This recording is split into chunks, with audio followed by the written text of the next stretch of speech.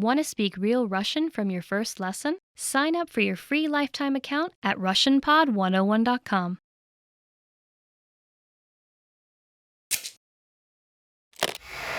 How are your Russian listening skills? First, you'll see an image and hear a question. Next comes a short dialogue.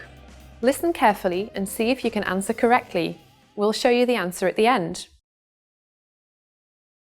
Мужчина и женщина говорят о принтерах в офисе. Где находится старый принтер? Где мы должны поставить новый принтер? Я думаю, что мы должны поставить его там, где сейчас находится старый.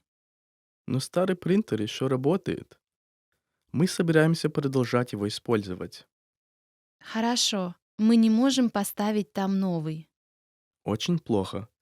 Было бы хорошо иметь новый принтер на книжной полке рядом с дверью, но там есть место только для одного принтера. Ладно, тогда я думаю, что мы должны поставить его на другом конце комнаты. Правильно. Как насчет рядом с окном? Звучит неплохо. Где находится старый принтер?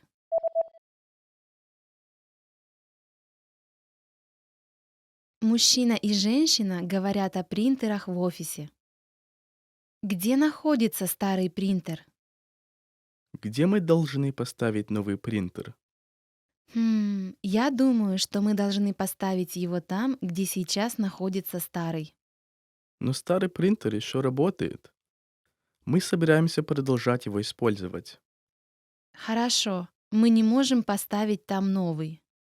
Очень плохо.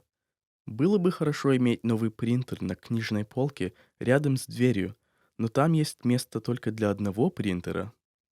Ладно, тогда я думаю, что мы должны поставить его на другом конце комнаты. Правильно. Как насчет рядом с окном? Звучит неплохо. Did you get it right? I hope you learned something from this quiz. Let us know if you have any questions. See you next time.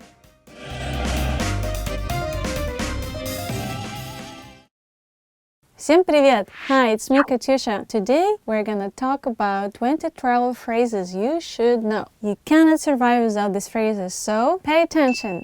Вы говорите по-английски? Do you speak English? Hi, excuse me, do you speak English? Простите, извините, вы говорите по-английски? Здесь ходит автобус из аэропорта в город? Is there a bus from the airport to the city? Здесь ходит автобус из аэропорта в город? Is there a bus from the airport to the city? Этот автобус идет в аэропорт? Is this the right bus for the airport? And when you want to get to the airport, you should ask, этот автобус идет в аэропорт? Is this the right bus to the airport? Где находится вокзал? Where is the train station? Где находится вокзал? Where is the train station? Извините, сколько оплата за проезд? Excuse me, what's the fare? When you want to take a train or a bus, you should ask, извините, а сколько стоит проезд? Excuse me, what's the fare? Не могли бы вы дать мне карту? Could I get a map? This should be the phrase you should always remember. Не могли бы вы дать мне карту? Could I get a map? I'm lost again. У меня есть бронь. I have a reservation. First thing you should say when you're at a hotel is у меня есть бронь. I have a reservation. Не могли бы вы дать мне скидку? Could you give me a discount? When you're in a shop, you can try asking. Не могли бы вы мне дать скидку? Could you give me a discount? Сколько это стоит? How much is this? Now this is a phrase which you can use everywhere. Сколько это стоит? How much is this? Можно померить? Can I try this on? Now when you're in a shop, you should say this. Можно померить? Can I try this on? Я бы хотел это. I'd like this. When you cannot decide what you want in the shop and finally you know what you want, you should say Я бы хотел это. I would like this. Вы принимаете кредитные карты? Do you take credit card? Before you pay, you should ask. Вы принимаете кредитные карты? Do you take credit cards?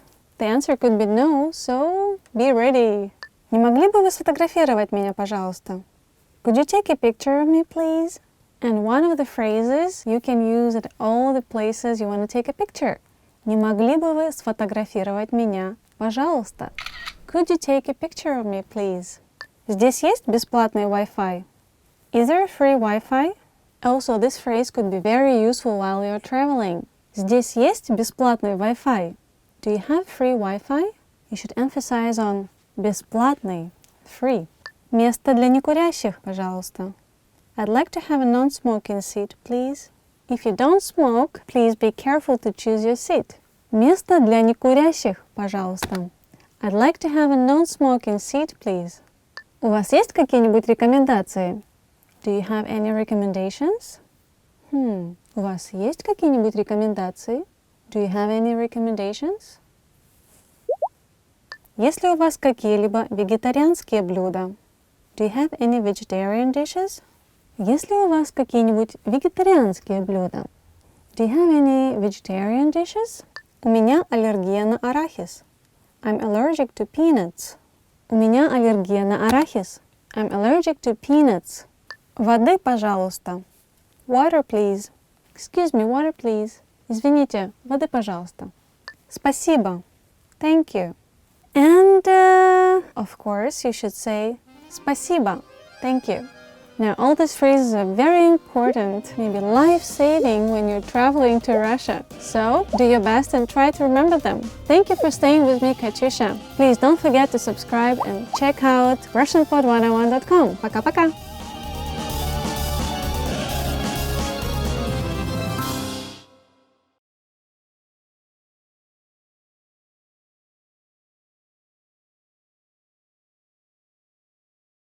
Hello everyone!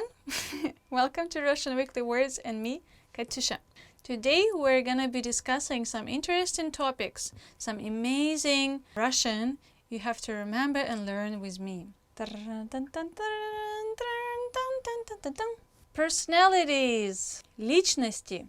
Личность is person, your unique character, right? Внутри тебя может быть несколько личностей. There could be a few personalities inside you. Sounds like schizophrenia. Вежливый, polite. Извините, вы бы не могли мне передать этот помидор? Excuse me, would you be so kind to pass this tomato to me?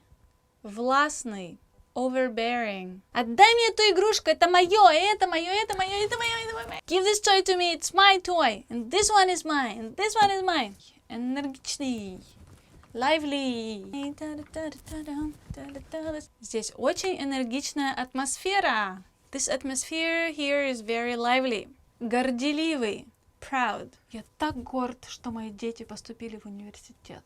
Очень горд. Oh, I'm so proud. I'm so proud of my children entered university. Надоедливый.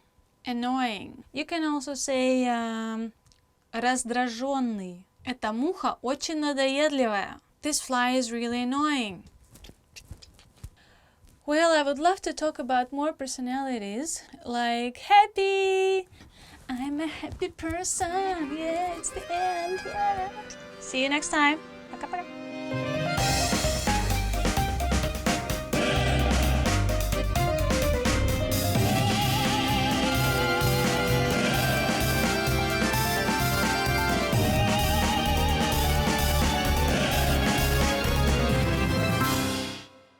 Hi everyone, and welcome to Russian Weekly Words again with me, Katya, or Katyusha. And today's topic is, ta-da! It's flavors. Wow, what a delicious topic. Flavors. Вкусы. Вкусы? Aha, here we go to flavors. Горький. Bitter.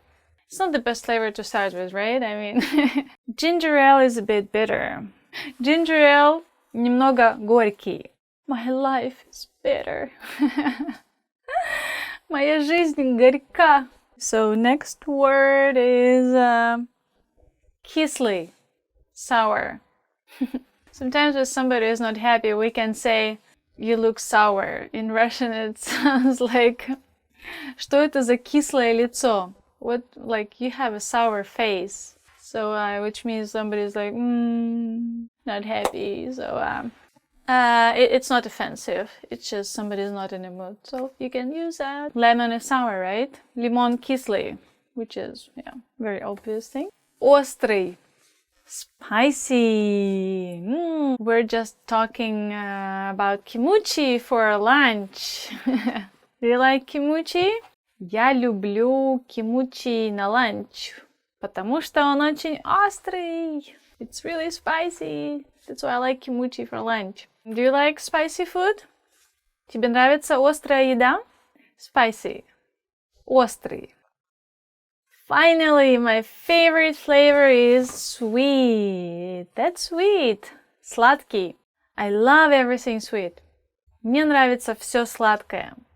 I prefer like really homemade sweets. You know this kind of donuts, like that look like dry bread? It's called bublyki.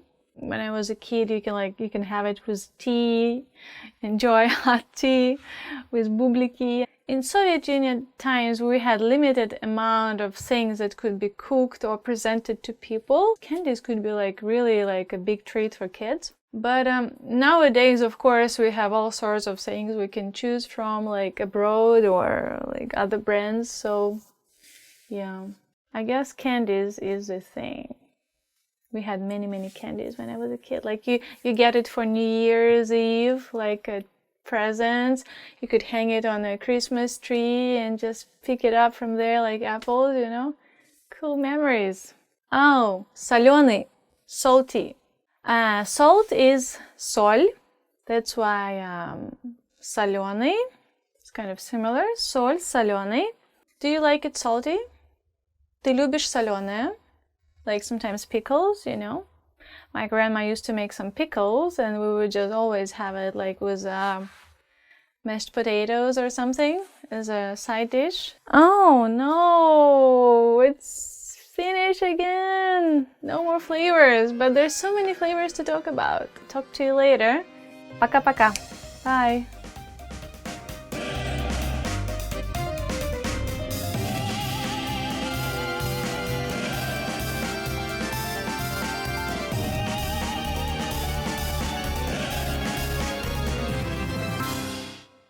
Hello again, and it's me, Katyusha, with you for Russian Weekly Words and to learn some words in Russian. So I hope you're excited, and I wonder what's our topic and theme is going to be about today. So let's have a look. As always, jobs.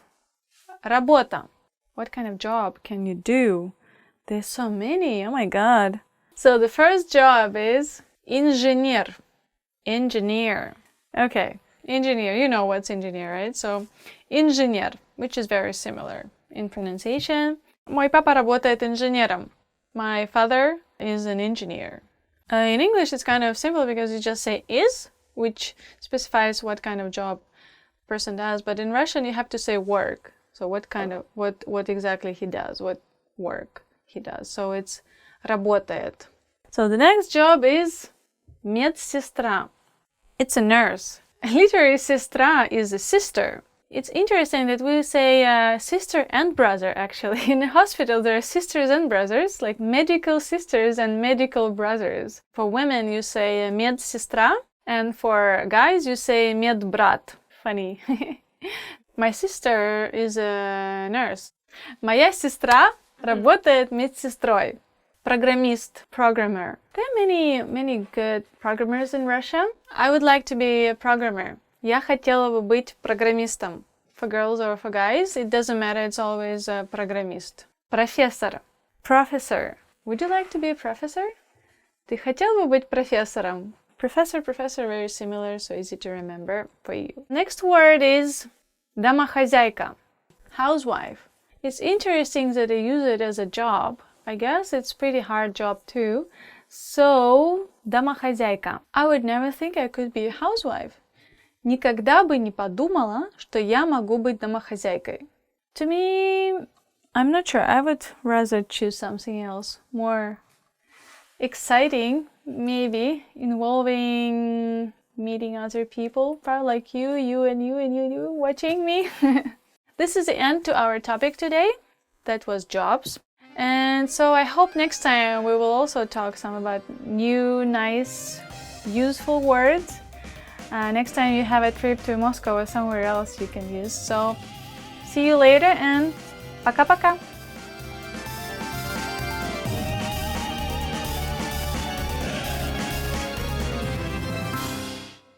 Want to speak real Russian from your first lesson? Sign up for your free lifetime account at RussianPod101.com.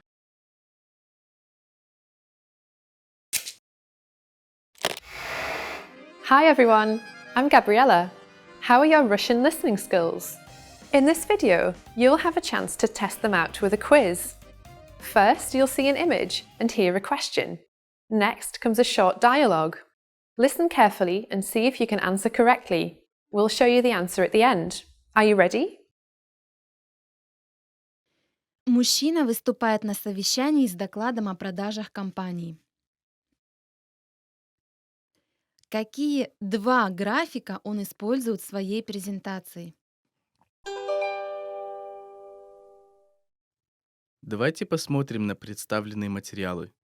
Левый график показывает динамику продаж нашей компании за последние 3 года, а также прогноз на текущий год.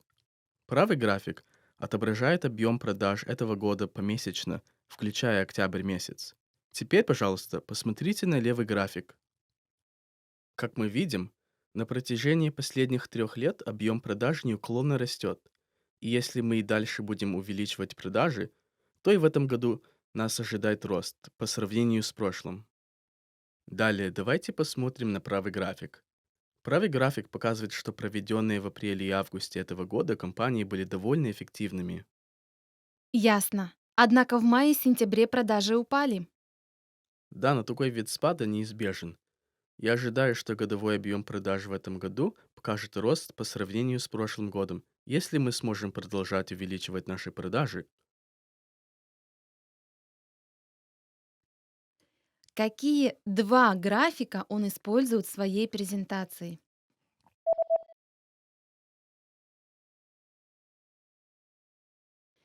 Мужчина выступает на совещании с докладом о продажах компании.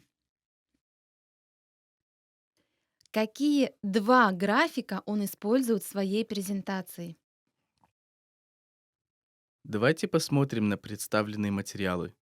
Левый график показывает динамику продаж нашей компании за последние 3 года, а также прогноз на текущий год.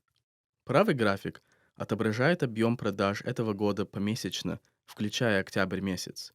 Теперь, пожалуйста, посмотрите на левый график. Как мы видим, на протяжении последних 3 лет объем продаж неуклонно растет. И если мы и дальше будем увеличивать продажи, то и в этом году нас ожидает рост по сравнению с прошлым. Далее давайте посмотрим на правый график. Правый график показывает, что проведенные в апреле и августе этого года компании были довольно эффективными. Ясно. Однако в мае и сентябре продажи упали. Да, но такой вид спада неизбежен. Я ожидаю, что годовой объем продаж в этом году покажет рост по сравнению с прошлым годом, если мы сможем продолжать увеличивать наши продажи. Did you get it right? I hope you learned something from this quiz. Let us know if you have any questions. See you next time.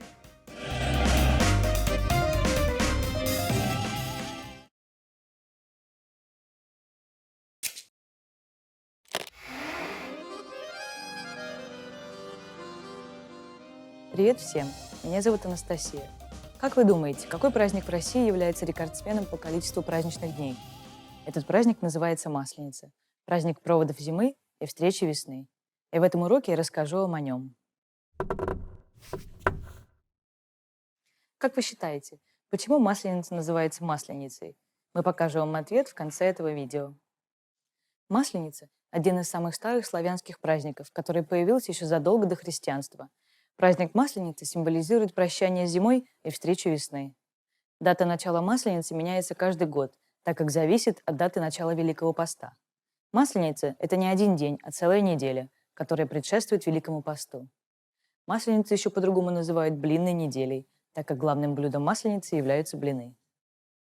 Каждый день Масленицы имеет свое название и значение. Понедельник называется встреча, вторник – заигрыш, среда – лакомка, четверг – широкий, пятница – тещины вечера, суббота – заловки на посиделки, а воскресенье – прощание. По традиции, в понедельник хозяйки начинали печь блины, главное блюдо масленицы. А во вторник парни приглашали девушек покататься на санях и ледяных горках. Парни искали себе невест, а девушки – женихов.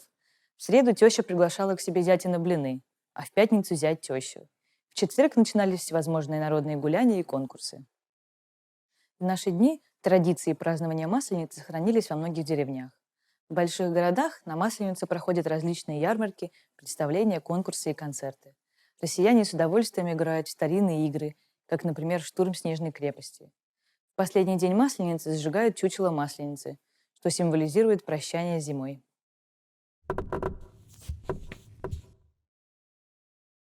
На Масленицу очень популярен следующий конкурс. Надо залезть на облитый водой столб и снять с него приз. А залезть на него очень непросто, так как вода замерзает, и столб становится очень скользким. Здесь требуется большая сила и ловкость. А теперь я отвечу на заданный ранее вопрос. Как вы считаете, почему Масленица называется Масленицей? Считается, что слово «масленица» произошло от слова «масло», с которым так любят есть блины. В наши дни блины жарят на сковородке и подают с разными начинками – с творогом, мясом, грибами, сгущенным молоком. Блины на Масленице едят также с медом, с джемом и даже с икрой. Как вам урок? Вы узнали для себя что-нибудь новенькое? А в вашей стране празднуют проводы зимы и встречу весны? Вы можете оставить для нас ваши комментарии на russianpod101.com. Увидимся в следующем уроке.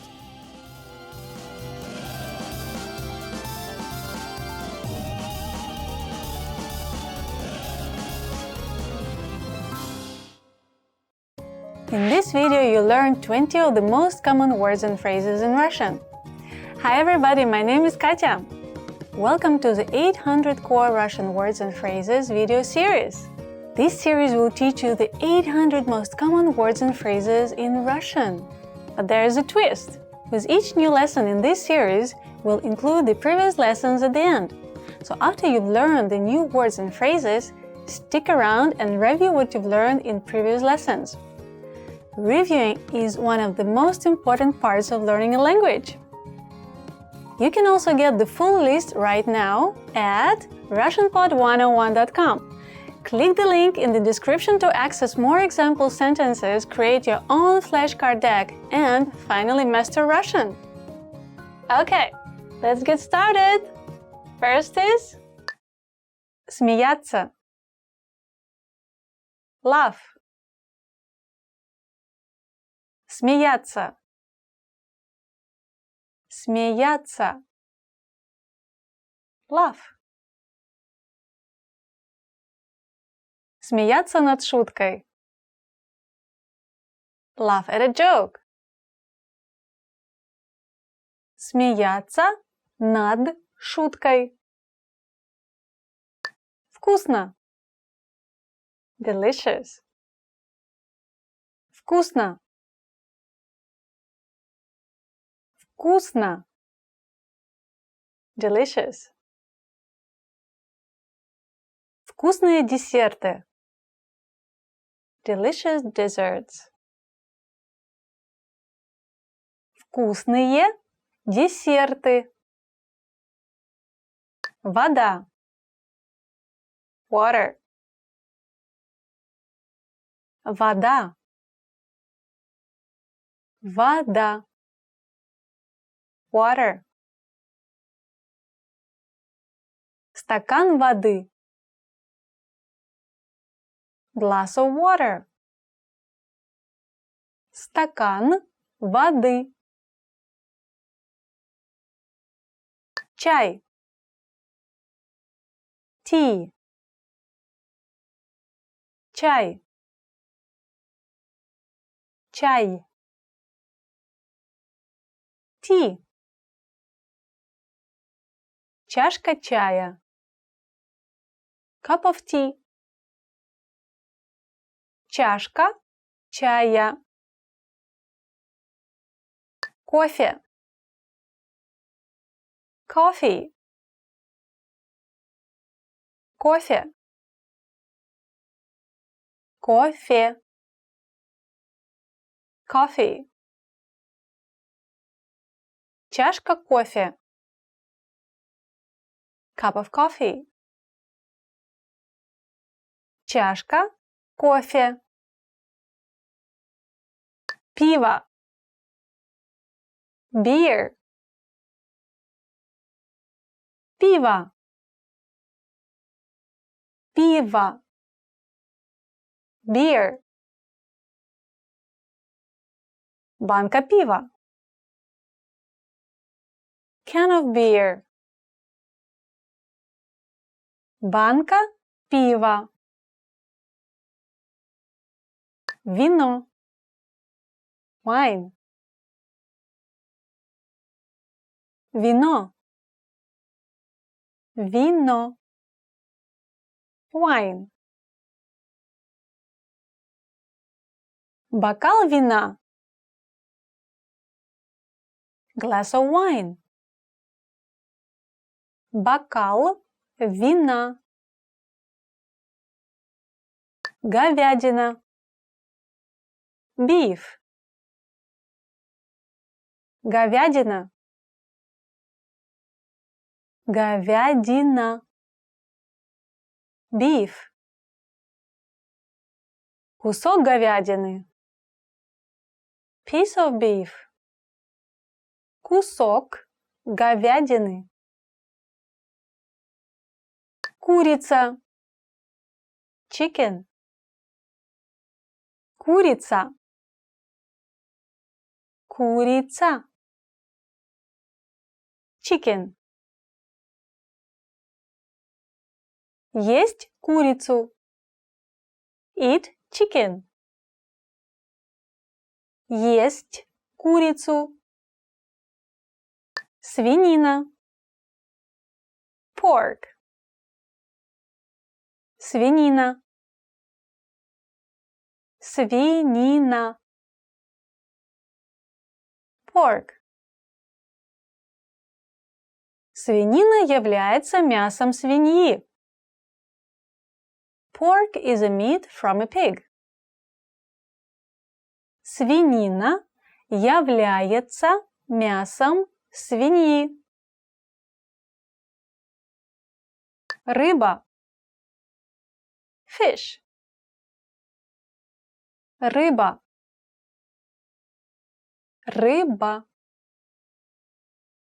Fish. Морская рыба. Saltwater fish. Морская рыба. Ягнятина. Lamb. Ягнятина. Ягнятина. Lamb. Ягнятина чрезвычайно вкусная. Lamb is extremely delicious. Ягнятина чрезвычайно вкусная. Врач. Doctor. Врач. Врач. Doctor. Если ты заболел, иди к врачу. If you get sick, go to the doctor. Если ты заболел, иди к врачу. Полицейский. Police officer. Полицейский. Полицейский. Police officer. Полицейский в форме. Police officer in uniform. Полицейский в форме. Учительница. Teacher. Учительница. Учительница. Teacher. Учитель в классе. Teacher in a classroom. Учитель в классе. Сотрудник. Employee. Сотрудник. Сотрудник. Employee. Льготы сотрудникам. Employee benefits. Льготы сотрудникам. Приходить. Come. Приходить. Приходить. Come. Приходить домой. Come home. Приходить домой. Смотреть. See. Смотреть. Смотреть. See.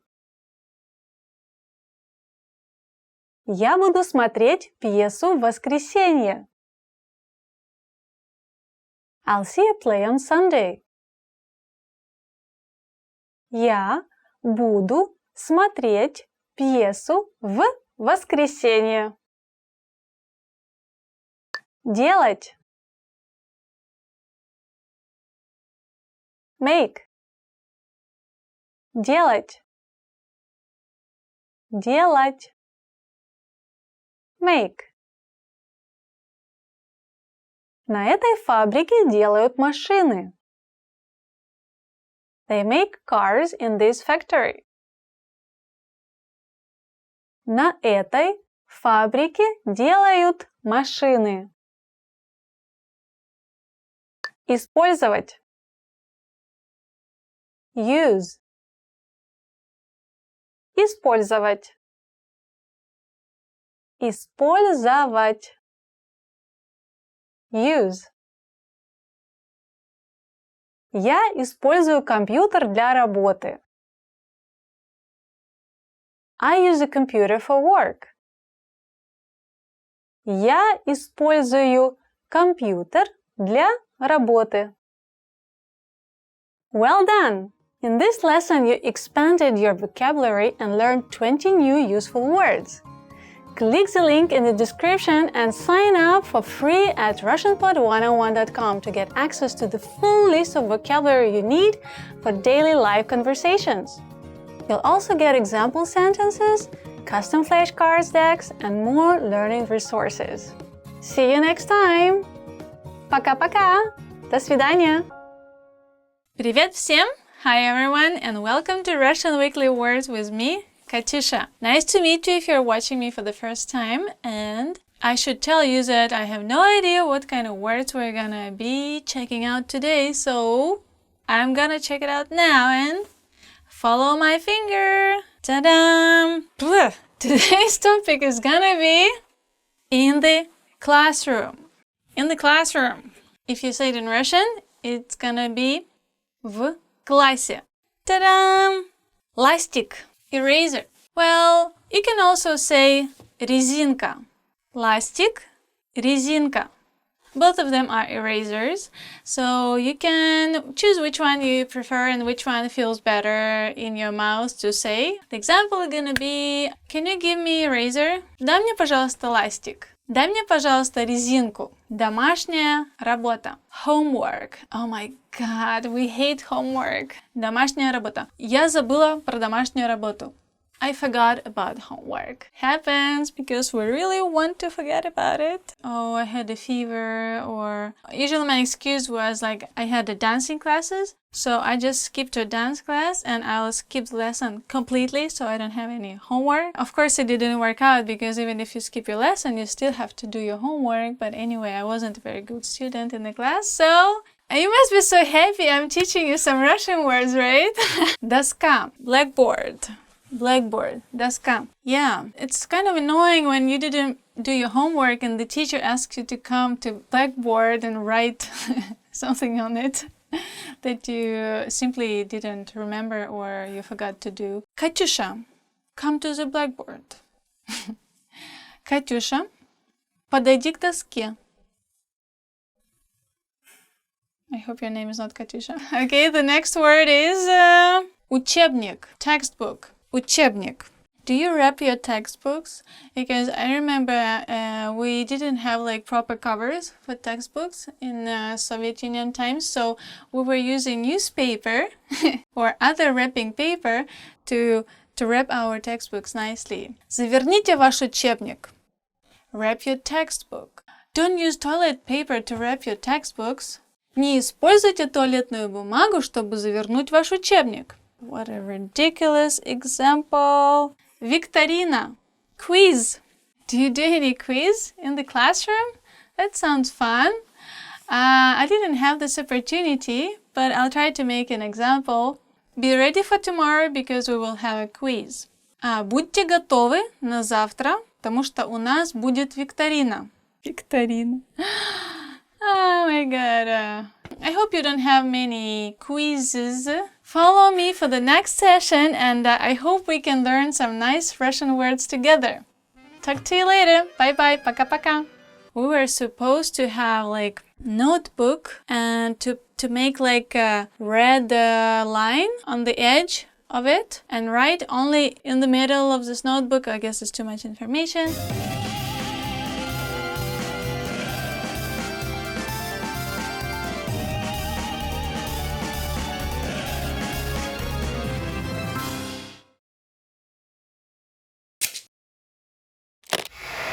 How are your Russian listening skills? First, you'll see an image and hear a question. Next comes a short dialogue. Listen carefully and see if you can answer correctly. We'll show you the answer at the end. Мужчина и женщина рассматривают фотографию. На какую фотографию они смотрят? Это фотография футбольной команды вашего сына, не так ли? Который из них ваш сын? Вот этот. О, он самый высокий в команде. Он выше, чем я. На какую фотографию они смотрят?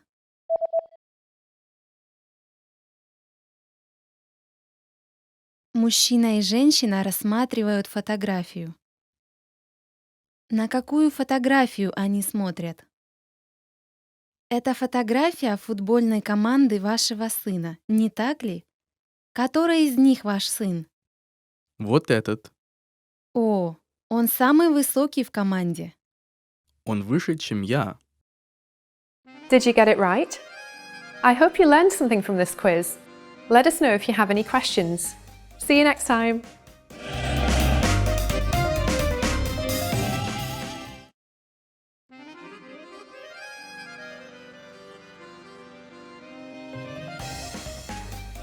Hi, welcome to Introduction to Russian.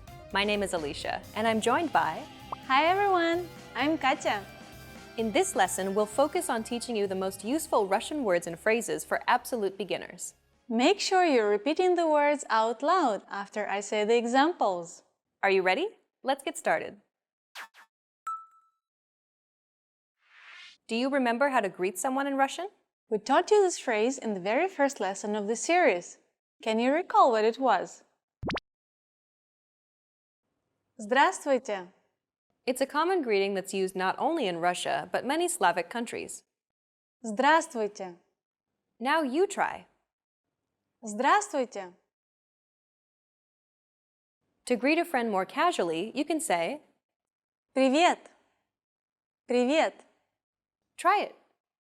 Привет. To greet someone more specifically, you can say, Доброе утро, which means good morning. Доброе утро. Добрый день, meaning good day. Добрый день. Добрый вечер, meaning good evening. Добрый вечер. One of the most useful phrases to learn is one that expresses gratitude. Let's learn how to say thank you in Russian. Спасибо. Спасибо. Try it. Спасибо. This expression is derived from two words, спаси, meaning save, and Бог, meaning God. It literally means save God, but this expression no longer has any religious connotations and is used to simply express gratitude.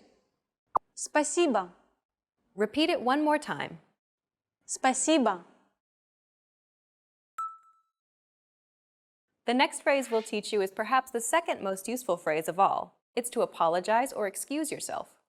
If you are apologetic for disturbing someone to make a request, you can say Извините, meaning sorry, or извините, пожалуйста, meaning excuse me, please. Извините. Try it. Извините. Извините, пожалуйста. Извините, пожалуйста. If you want to apologize for something you've done, such as stepping on someone's toes or bumping into someone, you can excuse yourself by saying Простите, meaning forgive me, or прошу прощения, meaning I'm sorry. Простите. Try it. Простите. Простите. Прошу прощения. Прошу прощения. In this final lesson, you learned how to greet someone, express gratitude, how to excuse yourself, and to apologize. And in this series, we introduced you to the basics of Russian pronunciation, grammar, writing, and more. Let's conclude with some parting advice from Katya and listen to some of her tips on how to learn Russian from a native Russian perspective. The sounds and pronunciation of a new language are always a huge stumbling block for new learners. I suggest getting familiar and practicing these sounds aloud from the very beginning so that you get used to Russian pronunciation.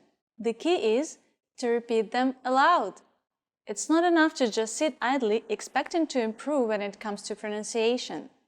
Check out our ultimate guide to Russian pronunciation to start perfecting your Russian as soon as possible. Another tip I recommend is to immerse yourself in Russian pop culture. Russians are funny people, and there are thousands and thousands of entertaining videos for you to watch online. Be entertained while familiarizing yourself with Russian mannerism, speech patterns, and intonation. Watching contemporary Russian videos, like our videos here at RussianPod101.com, will ensure that you're learning real, everyday Russian in the fastest and most effective way. You've reached the end of this Introduction to Russian course, but it's only the beginning of your journey to Russian fluency. Where do you go from here? Try our Ultimate Guide to Russian Pronunciation series to start familiarizing yourself with Russian sounds and perfect your Russian pronunciation. Or check out any of our other video series. We have many different categories for you to choose from. Good luck as you continue learning Russian, and I'll see you in another video. Bye! Bye!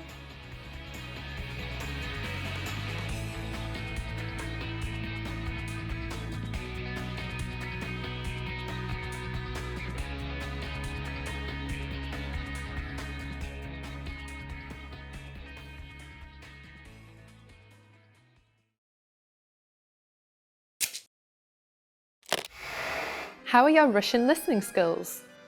First, you'll see an image and hear a question. Next comes a short dialogue. Listen carefully and see if you can answer correctly. We'll show you the answer at the end. Мальчик читает свой дневник. Что мальчик сделал в первую очередь в этот день? Сегодня была очень хорошая погода. После обеда я пошел в бассейн, а вечером я пошел смотреть кино. Кроме того, я учился утром. Это был очень хороший день. Что мальчик сделал в первую очередь в этот день?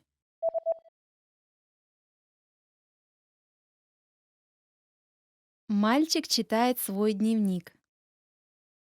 Что мальчик сделал в первую очередь в этот день? Сегодня была очень хорошая погода.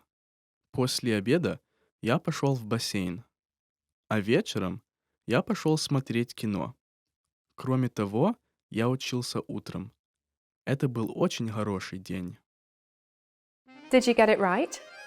I hope you learned something from this quiz. Let us know if you have any questions. See you next time.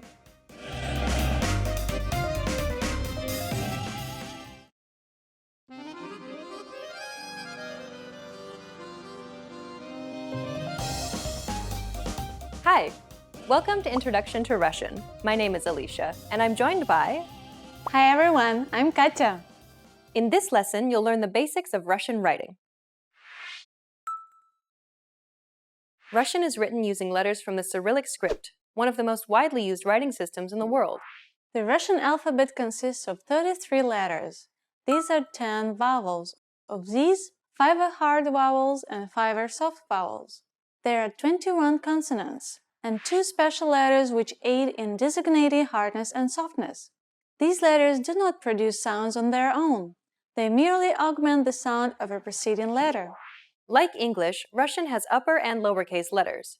Most letters look identical to each other, and the only difference is their size. You can learn about each individual letter and get some insights into each letter and how to properly write it in our Learn Russian Writing video series. In that series, Svetlana breaks the alphabet down in the easiest way for you to learn. We'll link to the series at the end of the video. Russian is written from left to right, just like English. Also similar to English, Russian is written in cursive letters when handwritten. It's called rapid or running script in Russian because the links between cursive letters significantly increase the writing speed. Unfortunately, this increase in speed and convenience often results in the omission of the stress marks on the letter yo. It's continuously being omitted in modern-day Russian, making it look like the letter ye instead. This is convenient for those who are fluent in Russian, because words can still be understood based on context, but this can be problematic for new learners of Russian.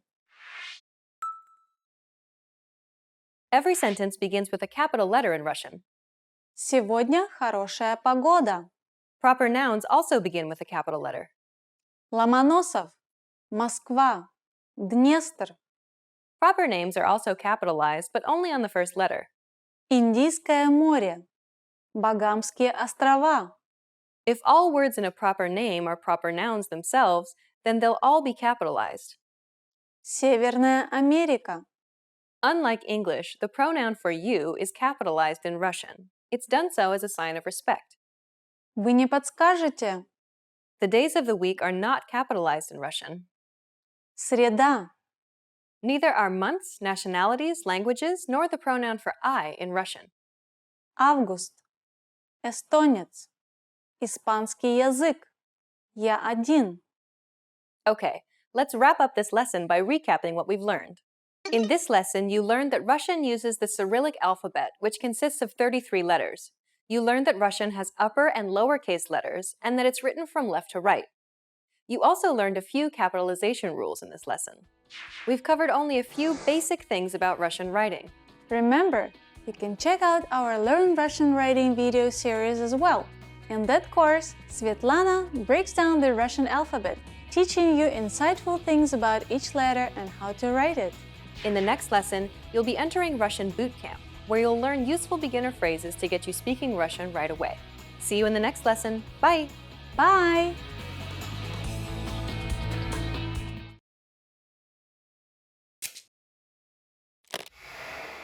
Hi everyone, I'm Gabriella.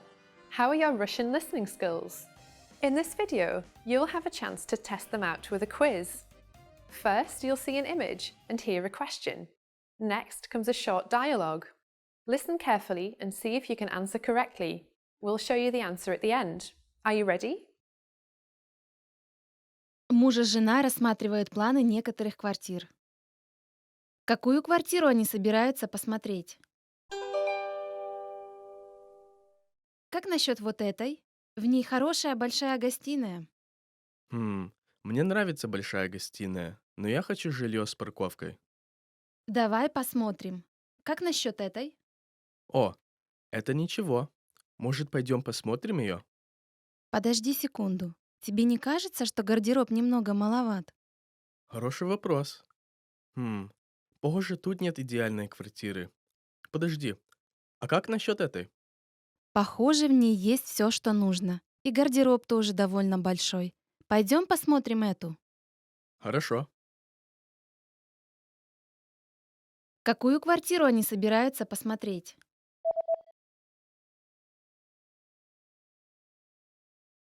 Муж и жена рассматривают планы некоторых квартир. Какую квартиру они собираются посмотреть? Как насчет вот этой? В ней хорошая большая гостиная. Хм, мне нравится большая гостиная, но я хочу жилье с парковкой. Давай посмотрим. Как насчет этой? О, это ничего. Может, пойдем посмотрим ее? Подожди секунду. Тебе не кажется, что гардероб немного маловат? Хороший вопрос. Похоже, тут нет идеальной квартиры. Подожди, а как насчет этой? Похоже, в ней есть все, что нужно. И гардероб тоже довольно большой. Пойдем посмотрим эту. Хорошо. Did you get it right? I hope you learned something from this quiz. Let us know if you have any questions. See you next time.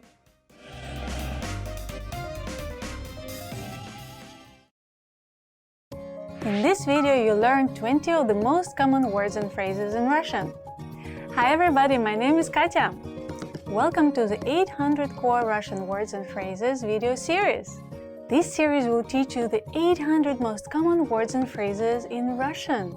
But there is a twist. With each new lesson in this series, we'll include the previous lessons at the end. So after you've learned the new words and phrases, stick around and review what you've learned in previous lessons. Reviewing is one of the most important parts of learning a language.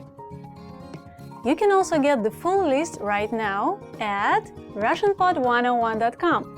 Click the link in the description to access more example sentences, create your own flashcard deck, and finally master Russian. Okay, let's get started. First is часы. Watch. Часы. Часы. Watch. У меня есть часы. I have a wristwatch. У меня есть часы. Очки. Glasses. Очки. Очки. Glasses. Мне нужно купить новые очки. I need to buy new glasses. Мне нужно купить новые очки. Пиджак. Jacket. Пиджак. Пиджак. Jacket. Этот пиджак слишком маленький.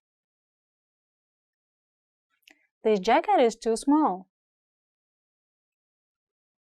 Этот пиджак слишком маленький.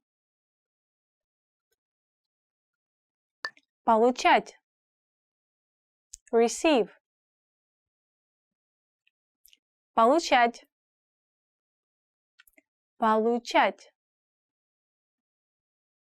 Receive. Я люблю получать письма. I like receiving letters.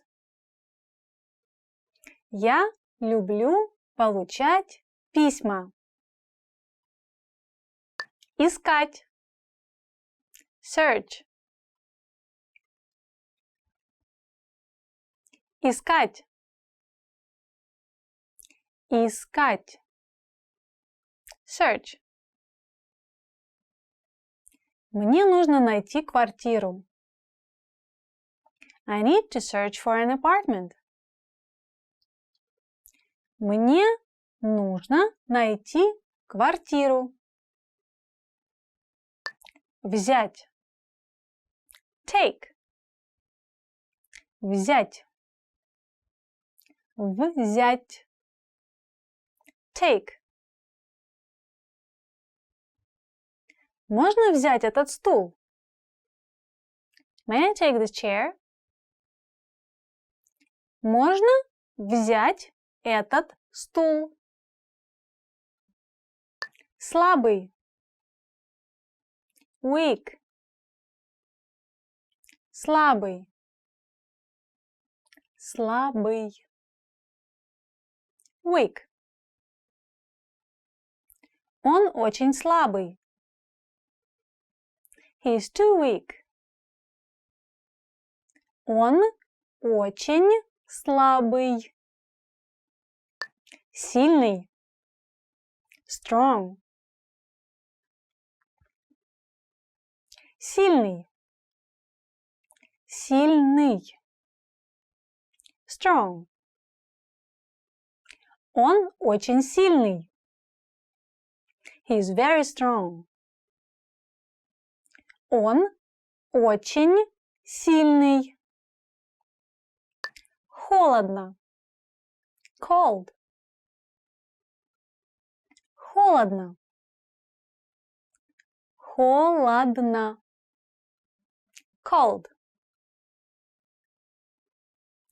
Завтра будет холодно. Tomorrow will be cold. Завтра будет холодно. Горячий. Hot. Горячий. Горячий. Hot. Кофе слишком горячий. The coffee is too hot. Кофе слишком горячий. Потешный. Funny. Потешный. Потешный. Funny. Какой потешный щенок? What a funny puppy. Какой потешный щенок? Персик. Peach. Персик. Персик. Peach. Моя дочь не любит персиковое варенье. My daughter doesn't like peach jam. Моя дочь не любит персиковое варенье. Апельсин. Orange. Апельсин. Апельсин. Orange. Я бы хотела съесть апельсин утром. I would love to have orange this morning. Я бы хотела съесть апельсин утром. Картофель. Potato. Картофель. Картофель. Potato. Многие русские выращивают картофель на даче. Many Russians grow their own potatoes at their dacha. Многие русские выращивают картофель на даче. Соя. Soybean. Соя. Соя. Soybean. Соя – разновидность бобовых. Soybean is a kind of bean. Соя – разновидность бобовых. Овощ. Vegetable. Овощ. Овощ. Vegetable.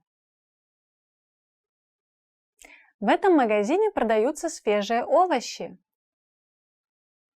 This store sells fresh vegetables.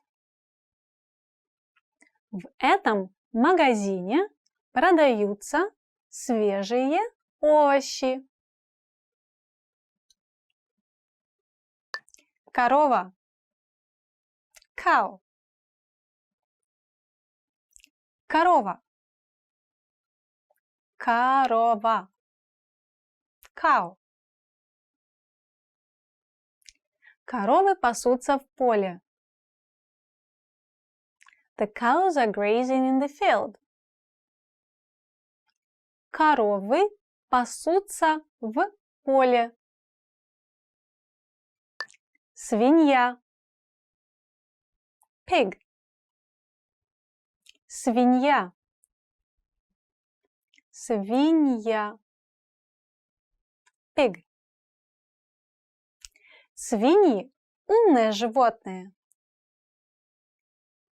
Pigs are intelligent animals. Свиньи – умные животные. Лошадь. Horse. Лошадь. Лошадь. Horse. Лошади ржут. Они ржут и-го-го. Horses whinny. They go neigh. Лошади ржут. Они ржут и-го-го. Снег. Snow. Снег. Снег. Snow. В лесу падает снег. The snow is falling in the woods. В лесу падает снег. Well done! In this lesson, you expanded your vocabulary and learned 20 new useful words. Click the link in the description and sign up for free at RussianPod101.com to get access to the full list of vocabulary you need for daily live conversations. You'll also get example sentences, custom flashcards decks, and more learning resources. See you next time! Пока-пока! До свидания! In this video, you learned 20 of the most common words and phrases in Russian. Hi everybody, my name is Katya. Welcome to the 800 Core Russian Words and Phrases video series. This series will teach you the 800 most common words and phrases in Russian. But there is a twist. With each new lesson in this series, we'll include the previous lessons at the end. So after you've learned the new words and phrases, stick around and review what you've learned in previous lessons. Reviewing is one of the most important parts of learning a language. You can also get the full list right now at RussianPod101.com. Click the link in the description to access more example sentences, create your own flashcard deck, and finally master Russian. Okay, let's get started. First is... Okay, let's get started. First is... Сегодня. Today. Сегодня. Сегодня. Today. Сегодняшнее домашнее задание. Today's homework. Сегодняшнее домашнее задание. Вчера. Yesterday. Вчера. Вчера. Yesterday. Вчера утром. Yesterday morning. Вчера утром. Завтра. tomorrow. Завтра. Завтра. Tomorrow. Завтра вечером. Tomorrow night. Завтра вечером. Неделя. Week. Неделя. Неделя. Week. В одной неделе 7 дней. One week has 7 days. В одной неделе 7 дней. Год. Year. Год. Год. Year. 1 год. 1 year. 1 год. Секунда. Second. Секунда. Секунда. Second. Секундочку. Just a second. Секундочку. Минута. Minute. Минута. Минута. Minute. 3 минуты. 3 minutes. 3 минуты. Час. Hour. Час. Час. Hour. 1 час. 1 hour. 1 час. Часы. Clock. Часы. Часы. Clock. Настенные часы висят на стене. The wall clock is hanging on the wall. Настенные часы висят на стене. Часы. O'clock. Часы. Часы. O'clock. В 3 часа. At 3 o'clock. В 3 часа. Календарь. Calendar. Календарь. Календарь. Calendar. 1 календарный год. 1 calendar year. 1 календарный год. Понедельник. Monday. Понедельник. Понедельник. Monday. Рабочая неделя начинается с понедельника. The work week starts on Monday. Рабочая неделя начинается с понедельника. Вторник.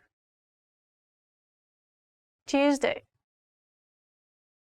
Вторник. Вторник. Tuesday. Вторник, 1 января. Tuesday, January 1st. Вторник, 1 января. Среда. Wednesday. Среда. Среда. Wednesday. Среда, 18. Wednesday, the 18th. Среда, 18. Четверг. Thursday. Четверг. Четверг. Thursday. Четверг, 3 января. Thursday, January 3rd. Четверг, 3 января. Пятница. Friday. Пятница. Пятница. Friday. Пятница, 8 декабря. Friday, December 8th. Пятница, 8 декабря. Суббота. Saturday. Суббота. Суббота. Saturday. Субботний вечер. Saturday night. Субботний вечер. Воскресенье. Sunday. Воскресенье. Воскресенье. Sunday. Воскресенье, 17. Sunday, the 17th. Воскресенье, 17. Делать. Do. Делать. Делать. Do. Делать все. To do it all. Делать все. Идти. Go. Идти. Идти. Go. Идти в парк. Go to the park. Идти в парк. Well done! In this lesson, you expanded your vocabulary and learned 20 new useful words. Click the link in the description and sign up for free at RussianPod101.com to get access to the full list of vocabulary you need for daily live conversations. You'll also get example sentences, custom flashcards decks, and more learning resources. See you next time! Пока-пока! До свидания! Want to speak real Russian from your first lesson? Sign up for your free lifetime account at RussianPod101.com. Hi everybody, I'm Katya from RussianPod101.com. Do you know how to say bye in Russian? In this lesson, you'll learn 3 parting expressions in Russian.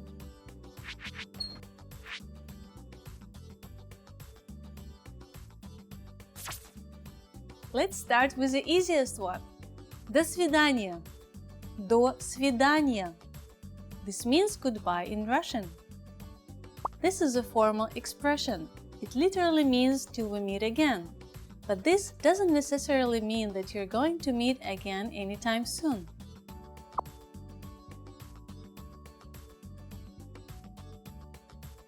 If you want to be more casual, there is a different phrase you should use. Пока. Пока. This means bye in Russian. This is a casual expression, so you can use it with your close friends.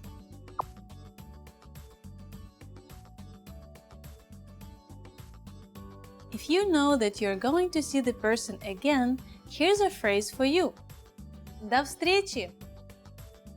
До встречи. This means see you soon in Russian.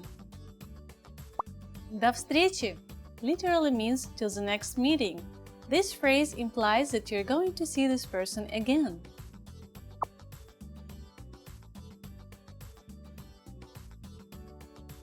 Let's wrap up this lesson by recapping what we've learned.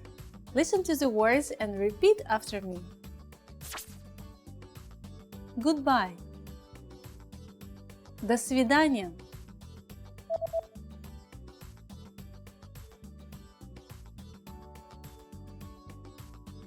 До свидания.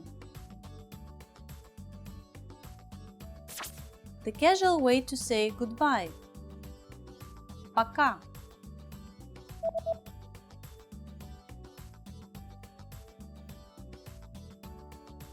Пока.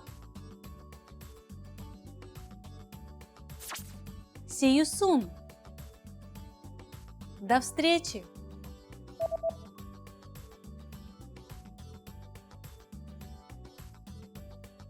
До встречи.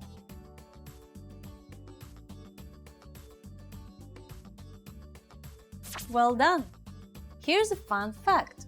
In Russia, it is customary for the host to serve you one final shot of alcohol before your trip home.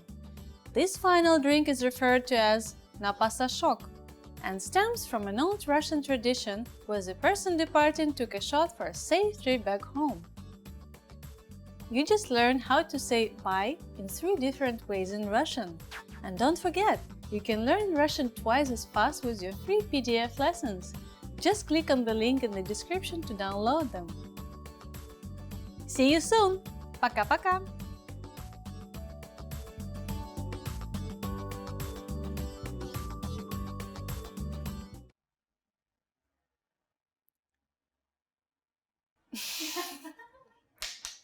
But this doesn't necessarily mean that you're going to meet again anytime soon. I'm sorry, it sounded very sad, like, is it really what's written there? In this video, you learned 20 of the most common words and phrases in Russian.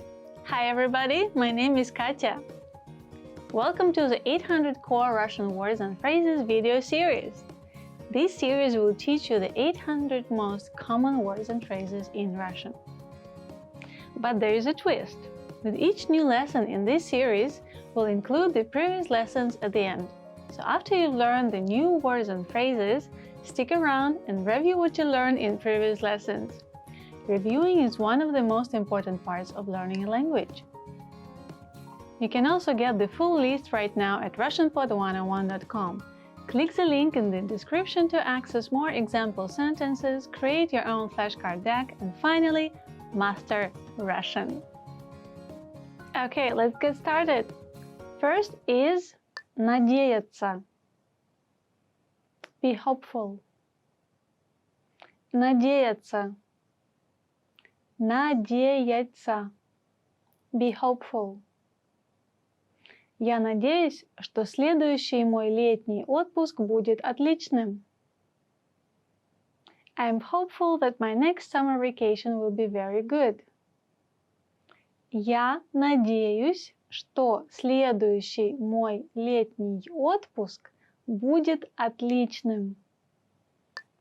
Глубокий. Deep. Глубокий. Глубокий. Deep. Море глубокое. The sea is deep. Море глубокое. Мелкий. shallow. Мелкий. Мелкий. Shallow. Не бойся, здесь очень мелко. Don't worry, the water is very shallow here. Не бойся, здесь очень мелко. Богатый. Rich. Богатый. Богатый. Rich. Его отец богатый человек. His father is a rich man. Его отец богатый человек. Бедный. Poor. Бедный. Бедный. Poor. Многие студенты бедны. Many students are poor. Многие студенты бедны. Монитор. Monitor. Монитор. Монитор. Monitor. Я бы хотел иметь монитор побольше. I'd like to have a bigger monitor. Я бы хотел иметь монитор побольше. Клавиатура. Keyboard. Клавиатура.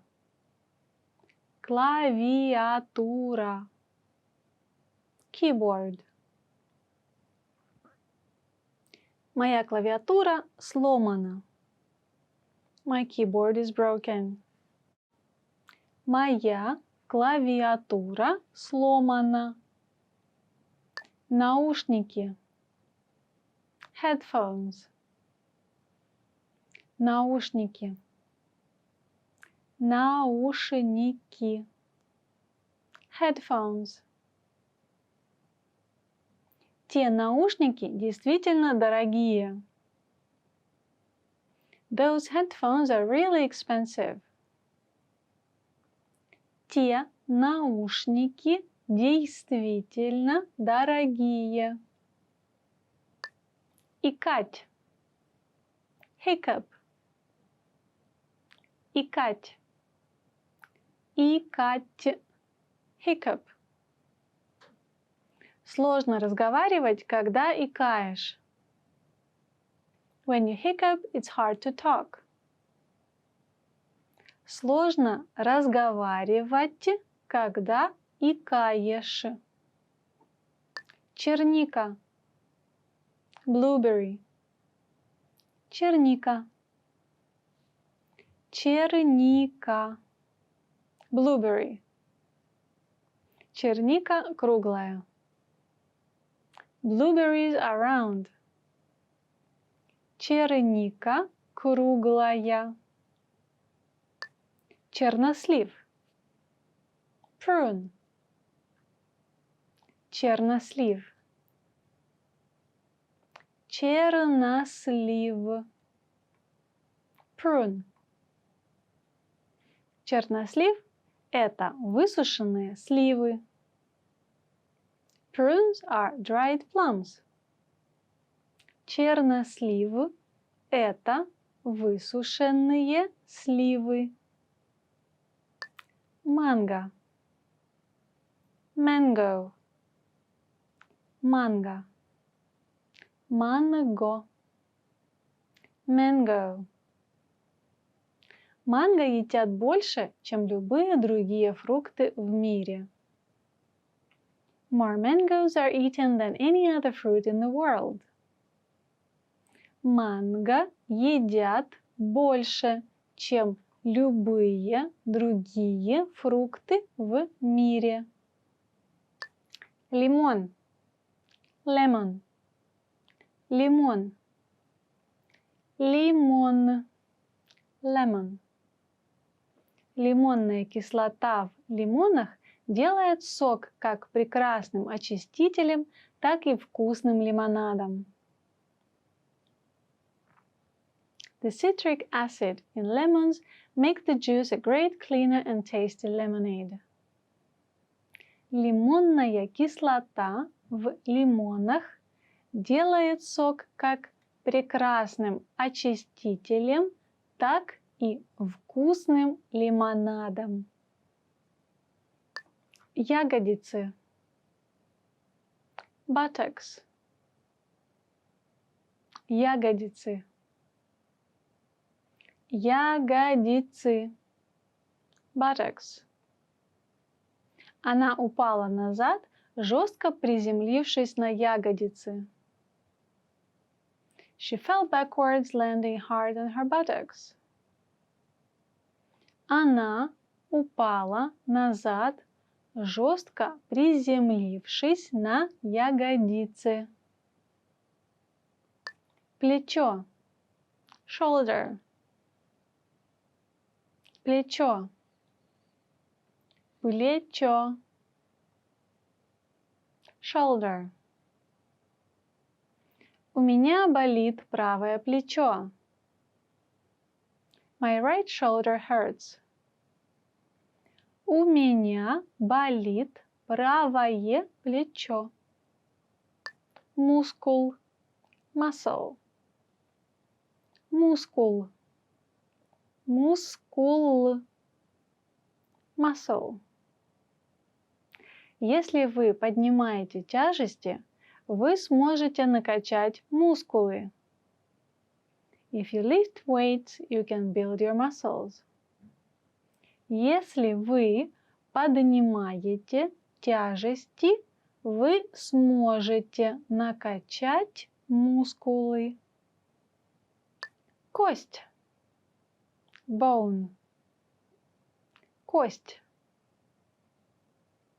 Кость. Bone.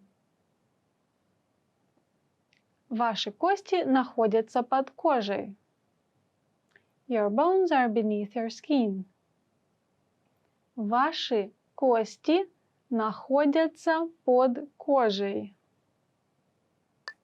Борода. Beard. Борода. Борода. Beard. У мужчины пышная борода, но мало волос на макушке. The man has a full beard, but little hair on the top of his head. У мужчины пышная борода, но мало волос на макушке. Сладкий картофель. Sweet potato. Сладкий картофель. Сладкий картофель. Sweet potato. Сладкий картофель хорошо печь или жарить. The sweet potato is great baked or fried. Сладкий картофель хорошо печь или жарить. Гриб. Mushroom. Гриб. Гриб. Mushroom. Я люблю грибы. I like mushrooms. Я люблю грибы. Well done! In this lesson, you expanded your vocabulary and learned 20 new useful words. Click the link in the description and sign up for free at RussianPod101.com to get access to the full list of vocabulary you need for daily live conversations. You'll also get example sentences, custom flashcard decks, and more learning resources. See you next time! Пока-пока!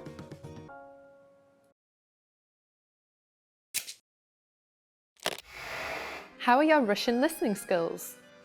First, you'll see an image and hear a question. Next comes a short dialogue. Listen carefully and see if you can answer correctly. We'll show you the answer at the end. Мужчина разговаривает с клиникой по телефону. До какого времени мужчина должен прийти туда? Здравствуйте. Чем я могу вам помочь? До скольки вы сегодня работаете? До 6 часов. Но, пожалуйста, придите до 5:30. Хорошо. До какого времени мужчина должен прийти туда?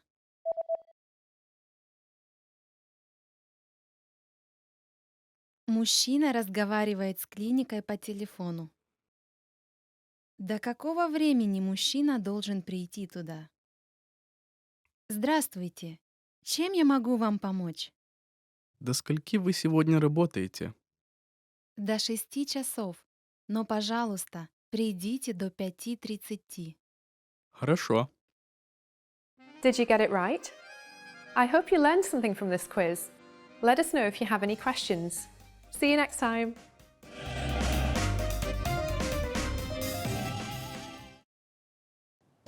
In this video, you learned 20 of the most common words and phrases in Russian. Hi everybody, my name is Katya. Welcome to the 800 Core Russian Words and Phrases video series. This series will teach you the 800 most common words and phrases in Russian. But there is a twist. With each new lesson in this series, we'll include the previous lessons at the end. So after you learn the new words and phrases, stick around and review what you learned in previous lessons. Reviewing is one of the most important parts of learning a language. You can also get the full list right now at RussianPod101.com. Click the link in the description to access more example sentences, create your own flashcard deck, and finally master Russian. Okay, let's get started. First is чайник, kettle, чайник, чайник, kettle.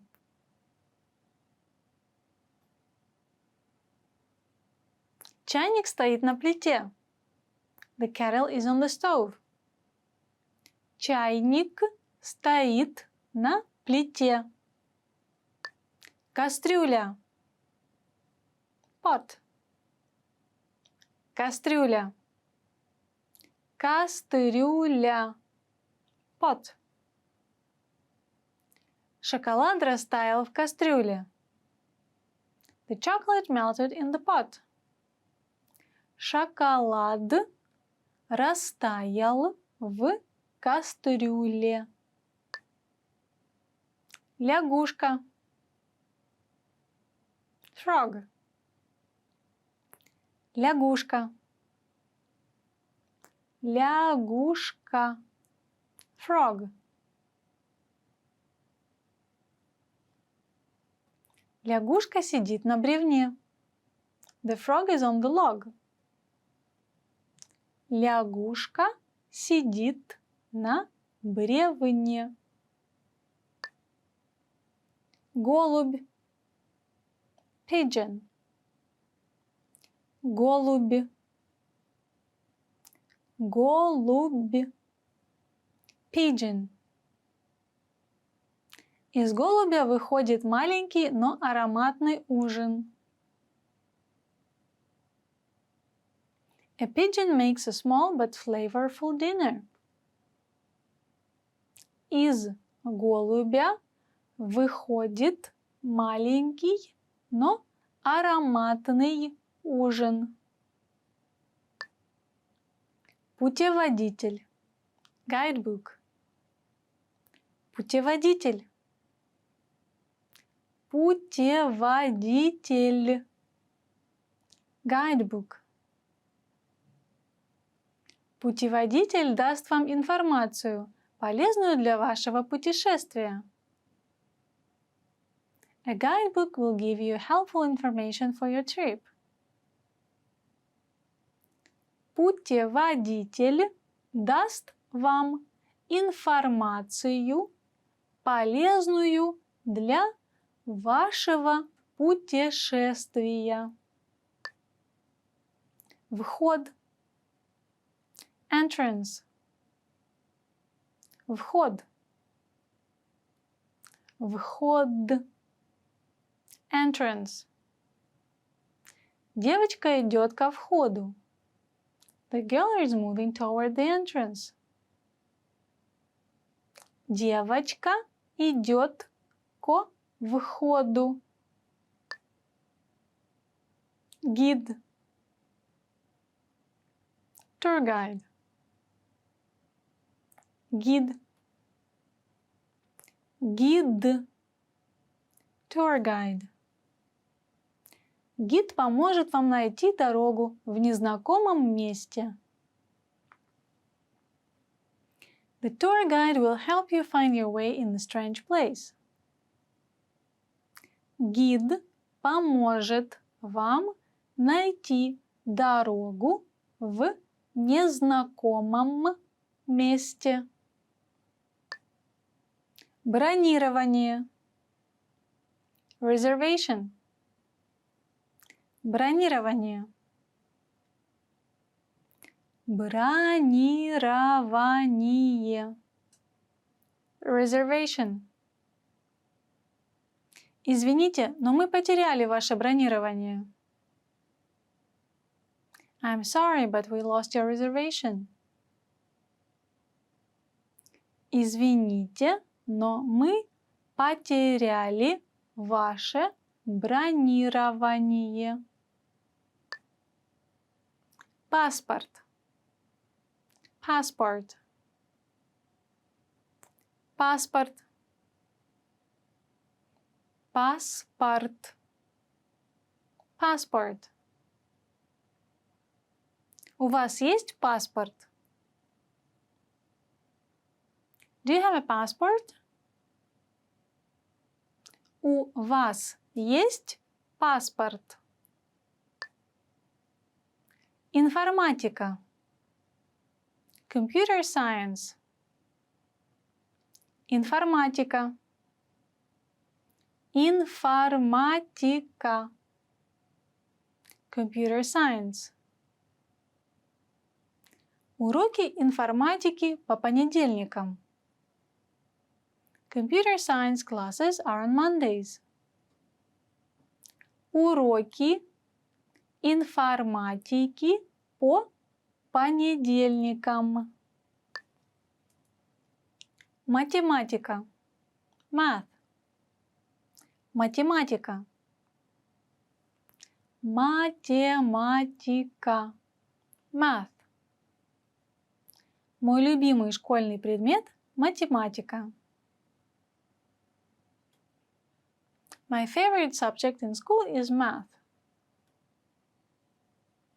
Мой любимый школьный предмет – математика. Чувствовать. Feel. Чувствовать. Чувствовать. Feel. Любить значит чувствовать себя живым. To feel love is to feel alive. Любить значит чувствовать себя живым. Рисовать. Draw. Рисовать. Рисовать. Draw. Я бы хотела что-нибудь нарисовать. I would like to draw something.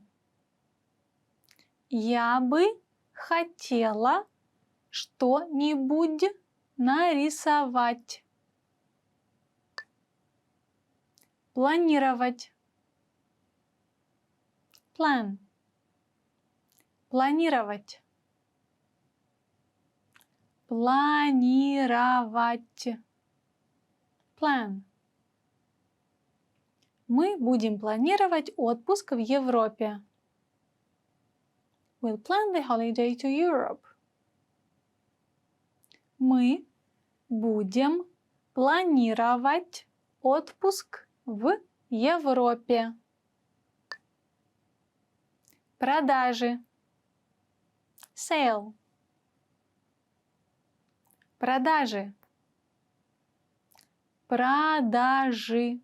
Sale. Этот график показывает продажи компании за последний квартал. This chart shows the company's sales in the last quarter. Этот график показывает продажи компании за последний квартал. Покупка. Shopping. Покупка. Покупка. Shopping. Вчера я ходила за покупками с моими подругами. Yesterday I went shopping with my girlfriends. Вчера я ходила за покупками с моими подругами. Четвертый. Fourth. Четвертый. Четвертый. Fourth. На мой 4-й день рождения мама подарила мне книгу.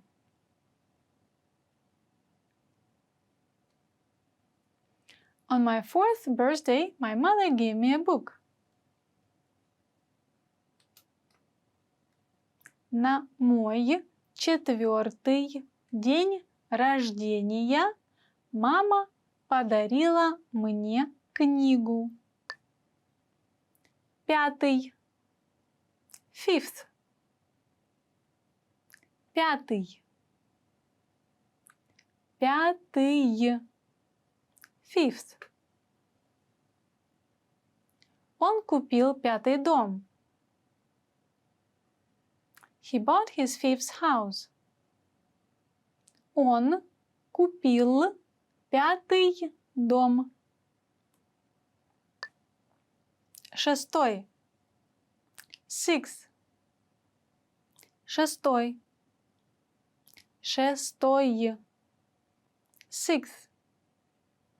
Я получил школьную форму на 6-й день рождения. I received school clothes for my 6th birthday. Я получил школьную форму на 6-й день рождения. 7. Seventh. 7. 7. Seventh. Все поют в течение 7-го иннинга в бейсбольном матче. Everyone sings during the 7th inning of the baseball game.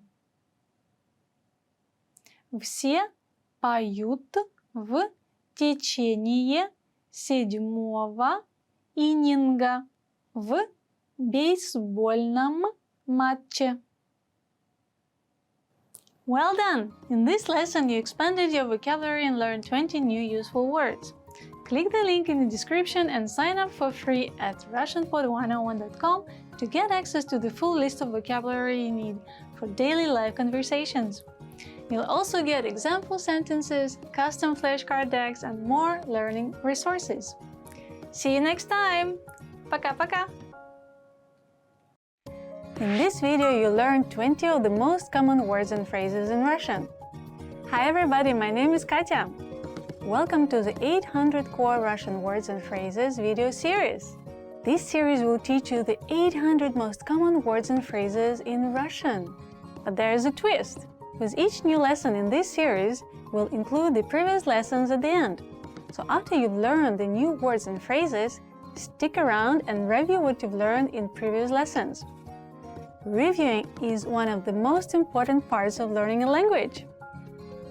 You can also get the full list right now at RussianPod101.com. Click the link in the description to access more example sentences, create your own flashcard deck, and finally master Russian.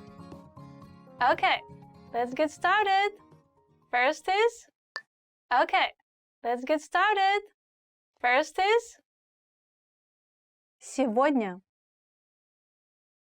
Today. Сегодня. Сегодня. Today. Сегодняшнее домашнее задание. Today's homework. Сегодняшнее домашнее задание. Вчера. Yesterday. Вчера. Вчера. Yesterday.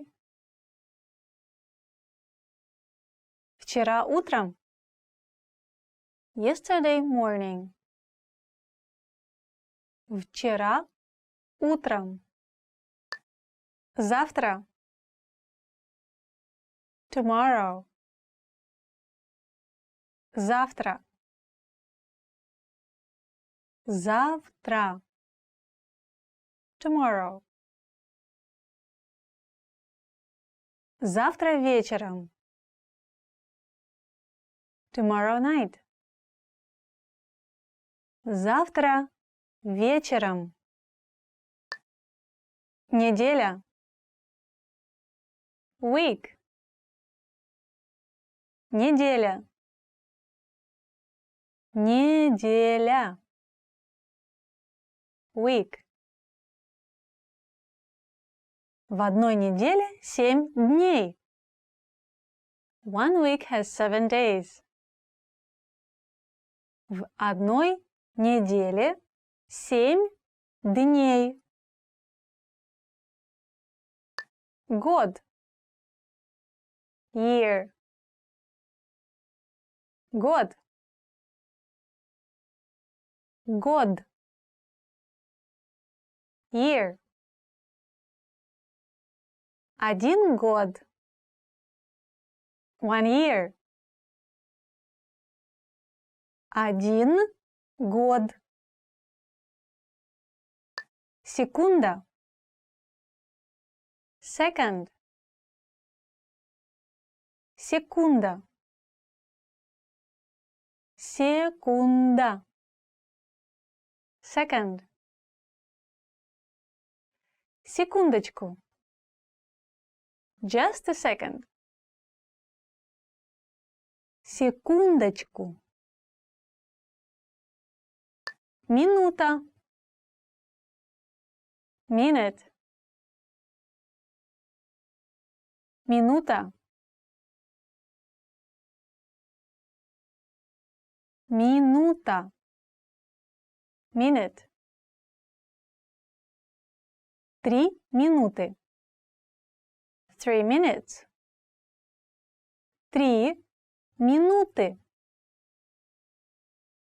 Час. Hour. Час. Час. Hour. 1 час. 1 hour. 1 час. Часы. Clock. Часы.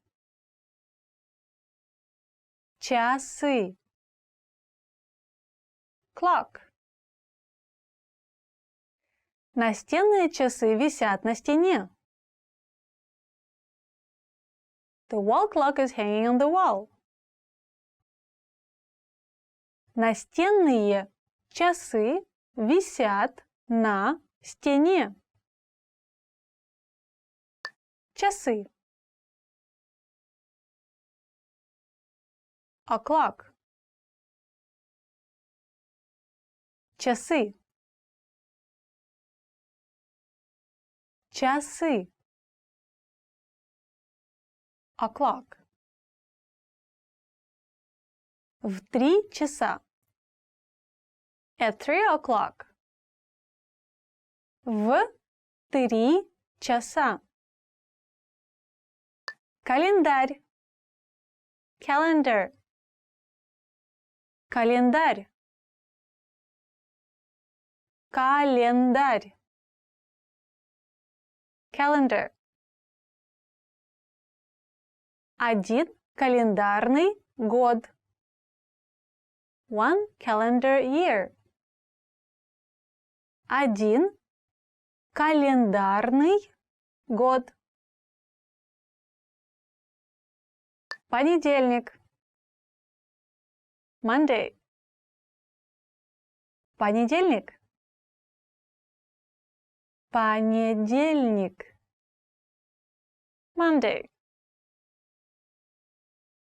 Рабочая неделя начинается с понедельника. The work week starts on Monday. Рабочая неделя начинается с понедельника. Вторник. Tuesday. Вторник. Вторник. Tuesday. Вторник, 1 января. Tuesday, January 1st. Вторник, 1 января. Среда.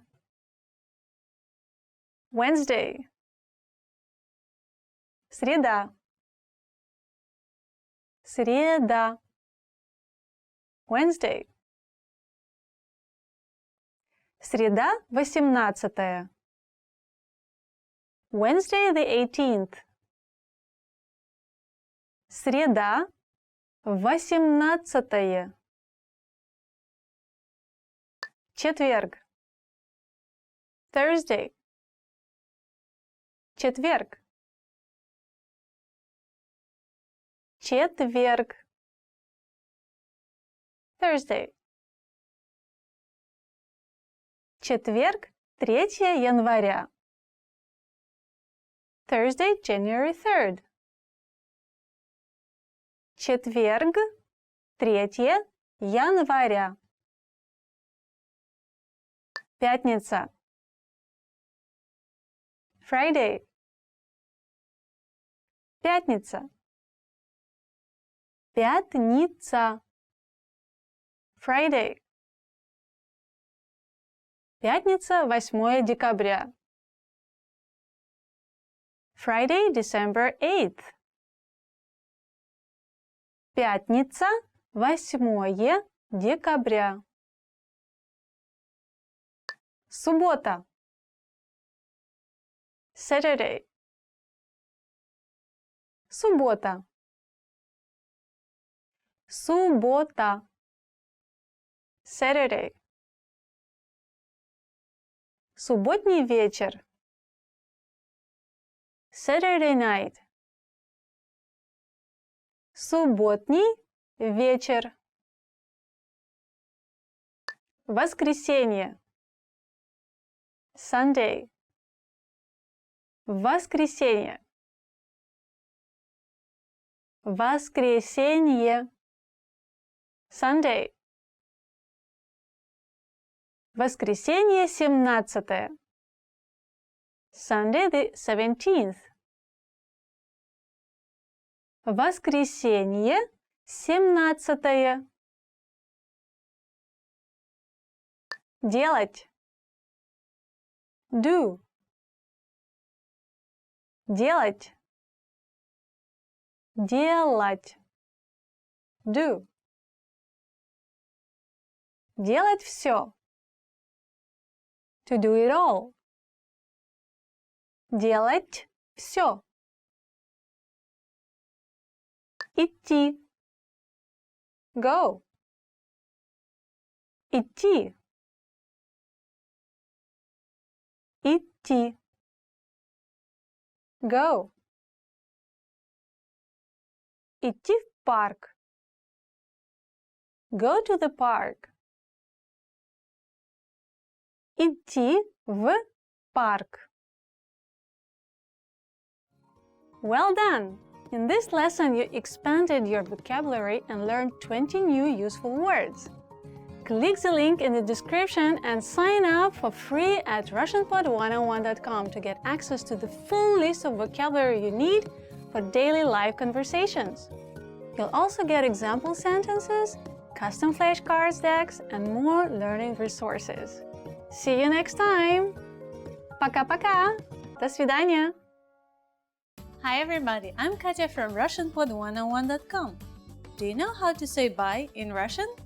In this lesson, you'll learn 3 parting expressions in Russian.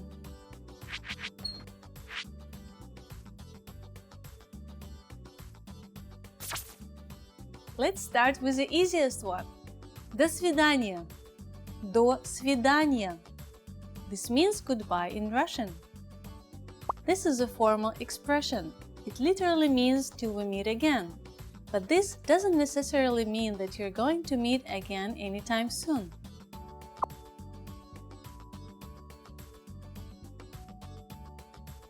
If you want to be more casual, there is a different phrase you should use. Пока.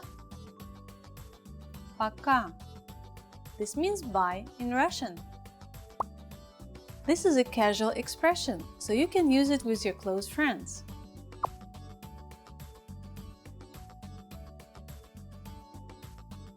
If you know that you're going to see the person again, here's a phrase for you. До встречи. До встречи. This means see you soon in Russian. До встречи literally means till the next meeting. This phrase implies that you're going to see this person again.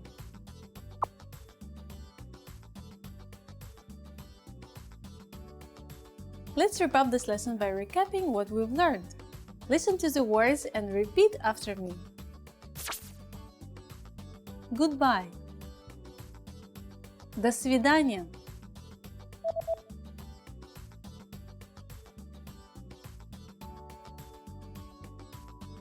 До свидания. The casual way to say goodbye. Пока.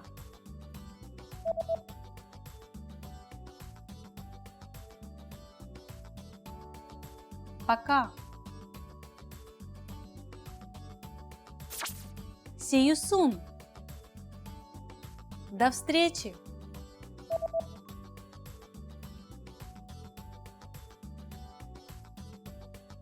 До встречи.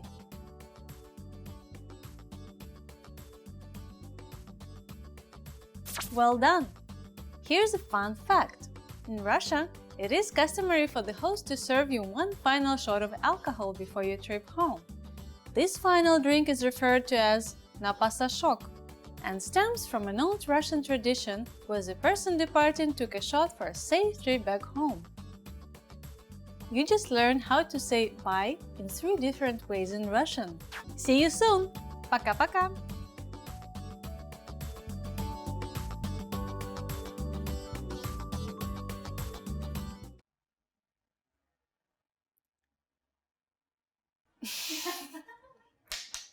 But this doesn't necessarily mean that you're going to meet again anytime soon. Sorry, it just sounded very sad. Like, is it really what's written there?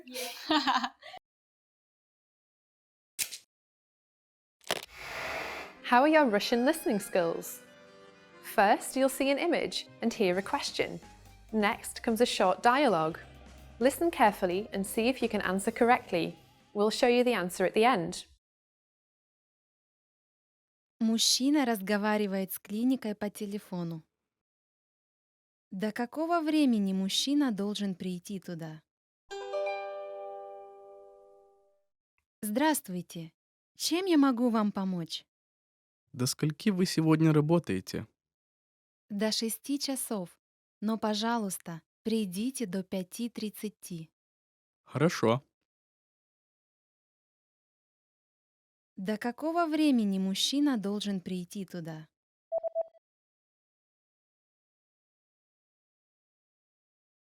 Мужчина разговаривает с клиникой по телефону. До какого времени мужчина должен прийти туда? Здравствуйте. Чем я могу вам помочь? До скольки вы сегодня работаете? До 6 часов. Но, пожалуйста, придите до 5:30. Хорошо. Did you get it right? I hope you learned something from this quiz. Let us know if you have any questions. See you next time.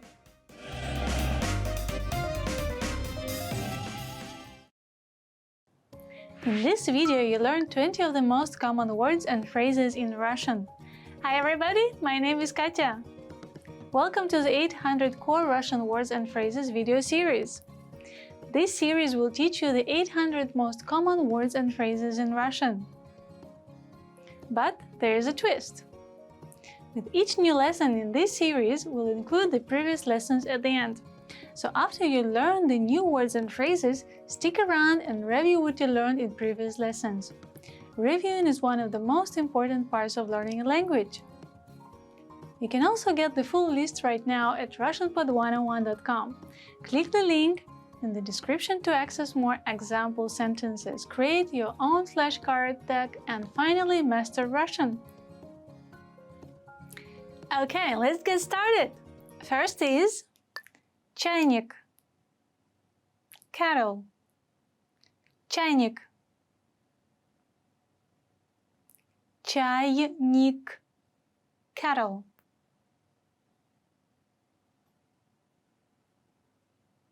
Чайник стоит на плите. The kettle is on the stove. Чайник стоит на плите. Кастрюля. Pot. Кастрюля. Кастрюля. Pot. Шоколад растаял в кастрюле. The chocolate melted in the pot.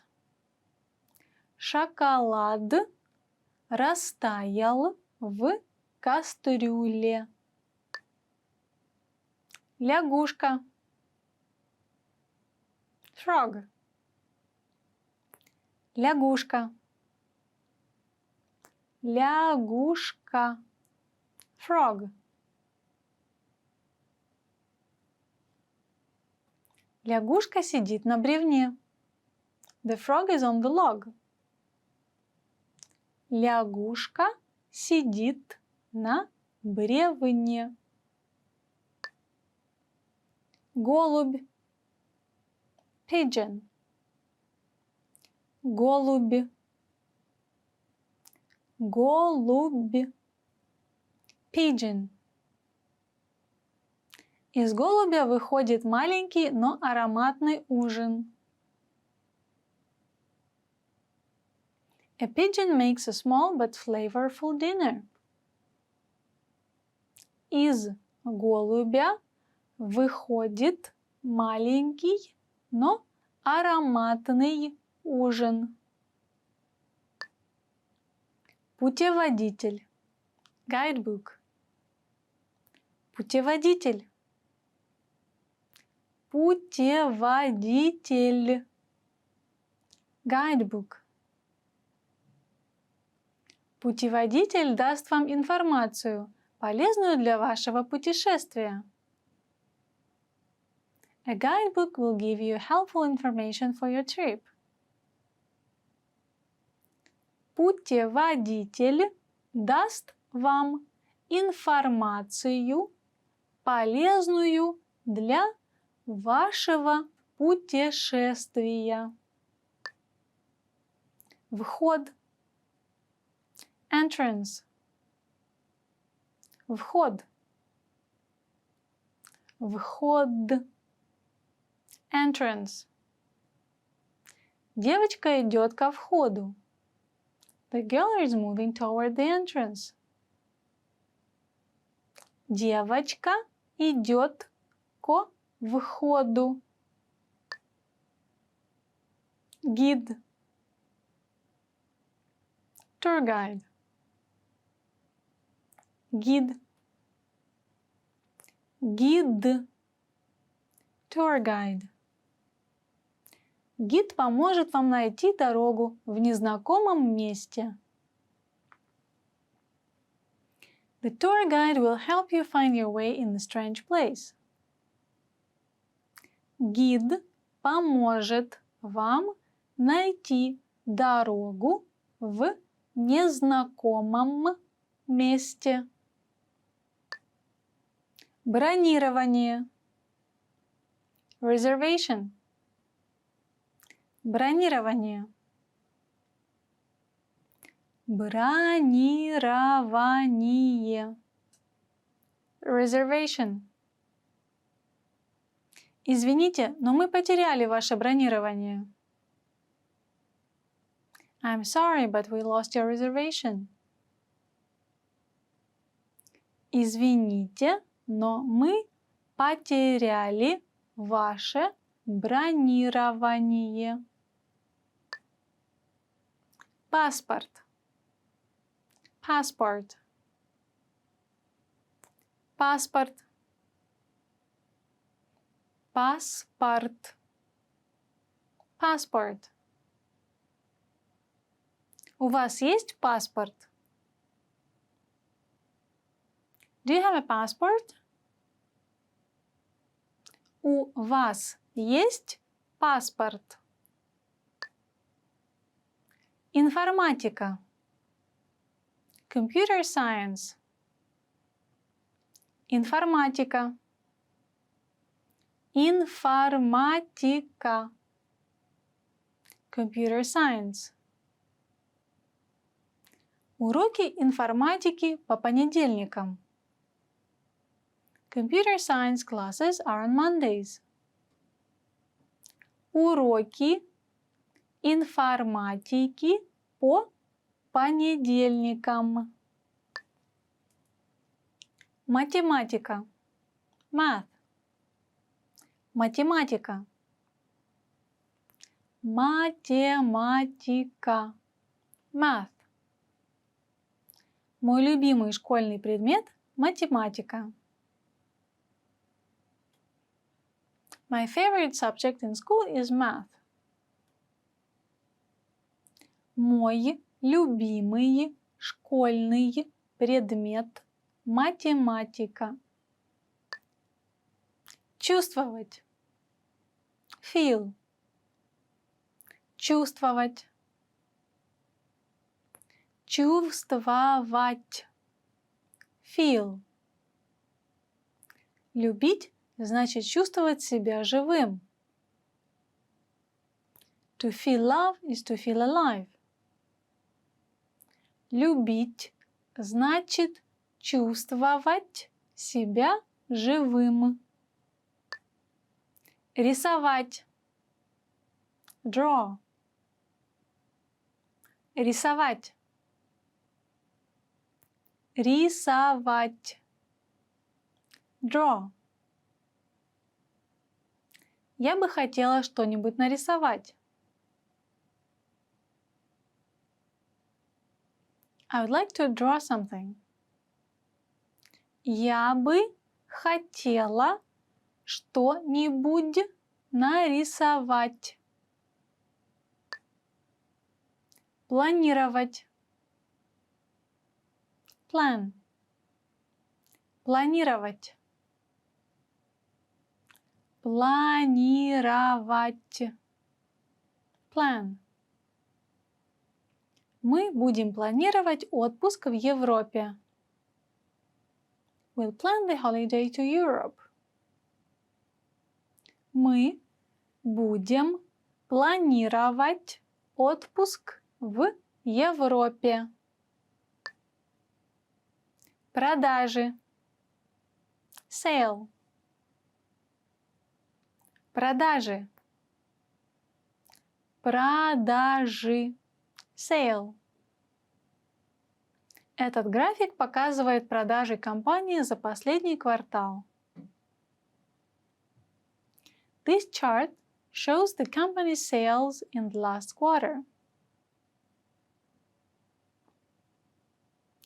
Этот график показывает продажи компании за последний квартал. Покупка. Shopping. Покупка. Покупка. Shopping. Вчера я ходила за покупками с моими подругами. Yesterday I went shopping with my girlfriends. Вчера я ходила за покупками с моими подругами. Четвертый. Fourth. Четвертый. Четвертый. Fourth. На мой 4-й день рождения мама подарила мне книгу.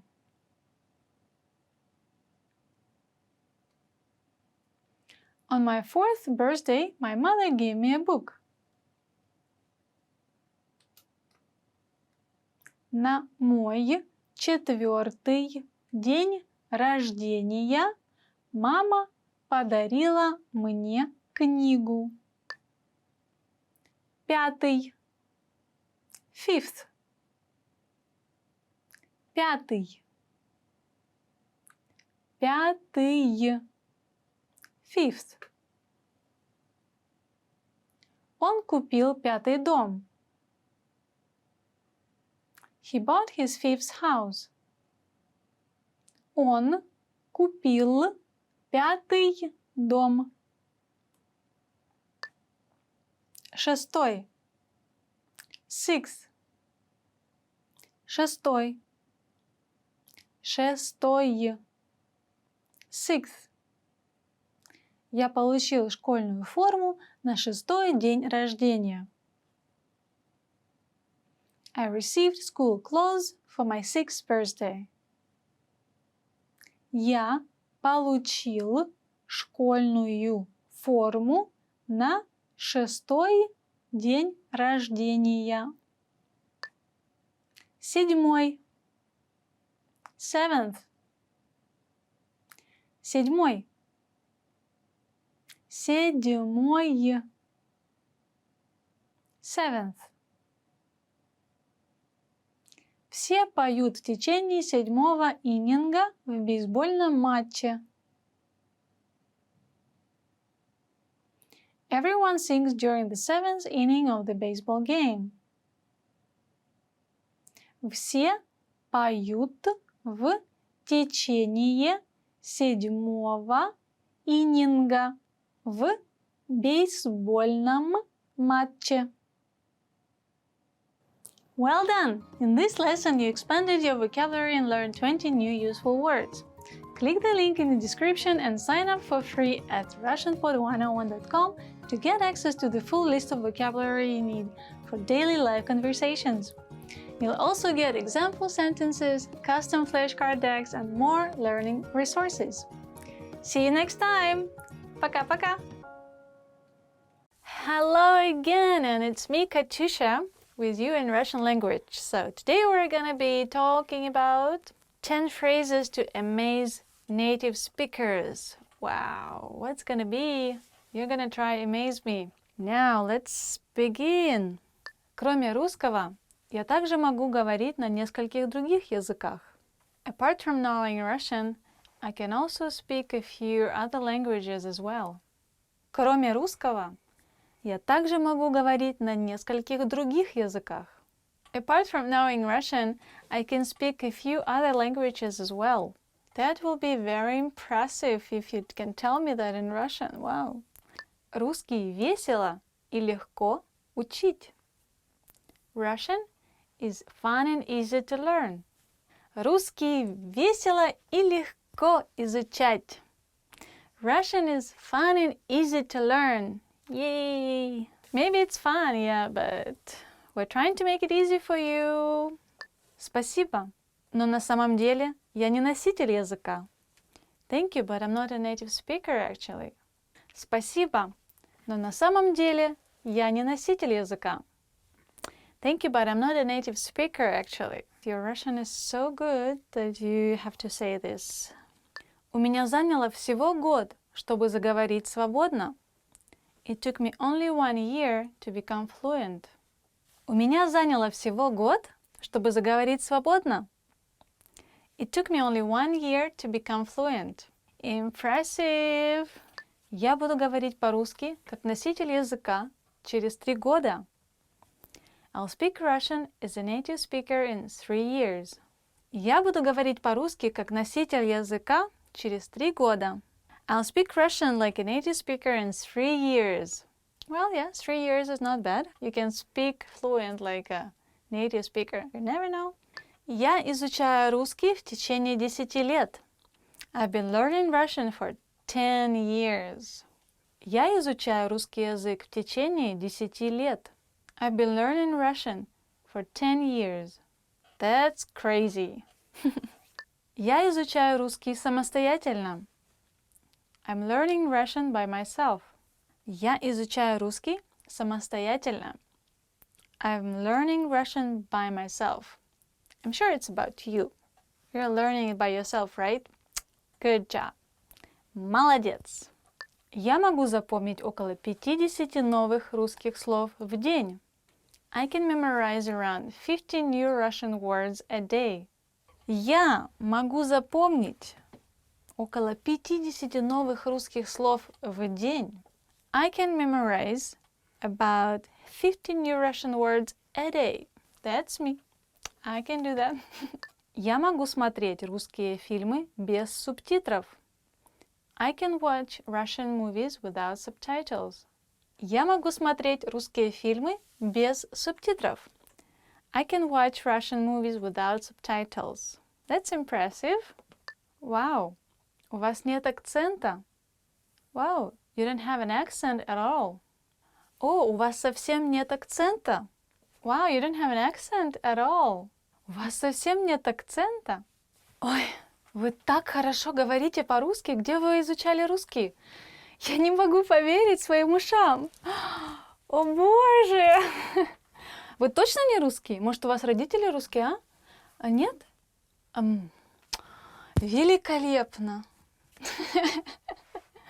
Amazing. You just amazed me with your Russian language abilities. Oh my God. I can't believe my ears. What I'm hearing. Maybe your parents are Russian?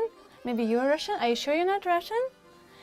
Okay, so it was 10 phrases to amaze native speakers and me, Katisha. Don't forget to subscribe.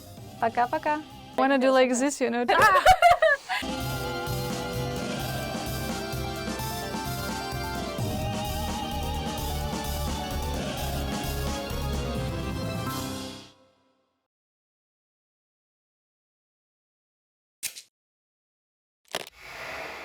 Hi everyone, I'm Gabriella. How are your Russian listening skills? In this video, you'll have a chance to test them out with a quiz. First, you'll see an image and hear a question. Next comes a short dialogue. Listen carefully and see if you can answer correctly. We'll show you the answer at the end. Are you ready? Мужчина ищет подарок на день рождения своей жены в ювелирном магазине. Какое ожерелье он собирается купить? Могу я вам помочь? Я ищу подарок на день рождения своей жены. Что бы вы посоветовали? Так, как насчет этого ожерелья? Оно выглядит немного длинным. А что насчет вон тех? У нас есть одно с подвеской в виде цветка и другое с сердцем. Я ищу что-нибудь более изысканное.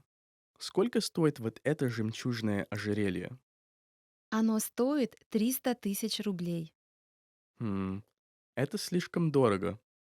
Хорошо, я возьму первое. Конечно. Вот, пожалуйста. Какое ожерелье он собирается купить?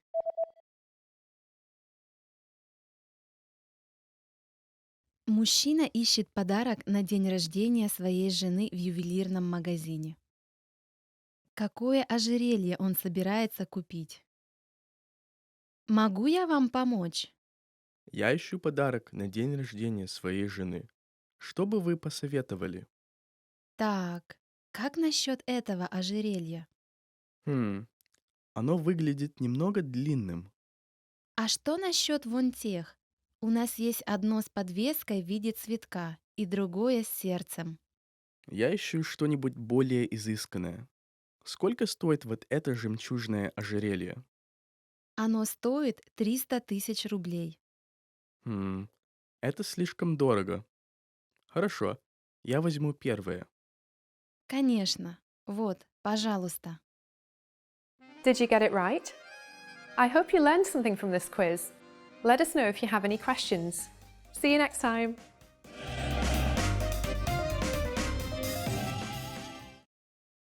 Are you ready, everyone? This is Katyusha with Russian Weekly Words. And let's figure out what are the next words we're going to learn today. And go! Colors. I love this theme. Very nice theme. Colors in Russian is цвета. Be careful because flowers in Russian is цветы, but colors is цвета. So the first color is белый. Белый. I don't have it right now, but maybe you do. Белый, white, we can see in many places around us. Мой холодильник белый. My fridge is white. Here we go, next color. Ta-da! Зеленый. Green. When you go to the nature, everything is green, right? Лес такой зеленый. The forest is so green. In Russian, it sounds very strange. Red. Красный. Красный – это мой любимый цвет. Red is my favorite color. As you can see, some red boots, red socks, red hat. The colors that suits everyone. Черный. Black. Man in black. Черный. So, if you want to look cool, you can always wear black. Я люблю одеваться в черное. I like to wear black. Я люблю одеваться в черное. I like to wear black. Oh, that's a cute one. The favorite girl's color. Розовый. Pink. Pink. We all see the world through the pink glasses. Мы смотрим на мир в розовых очках. I mean, we want to be optimistic, so pink is a good color, but don't overdo it, I guess. The end. Oh no, well, I hope you mix your colors, цвета, very well, and you look great. Just choose your own style and go with it. And I'll see you next time in my lessons, okay? See you, bye!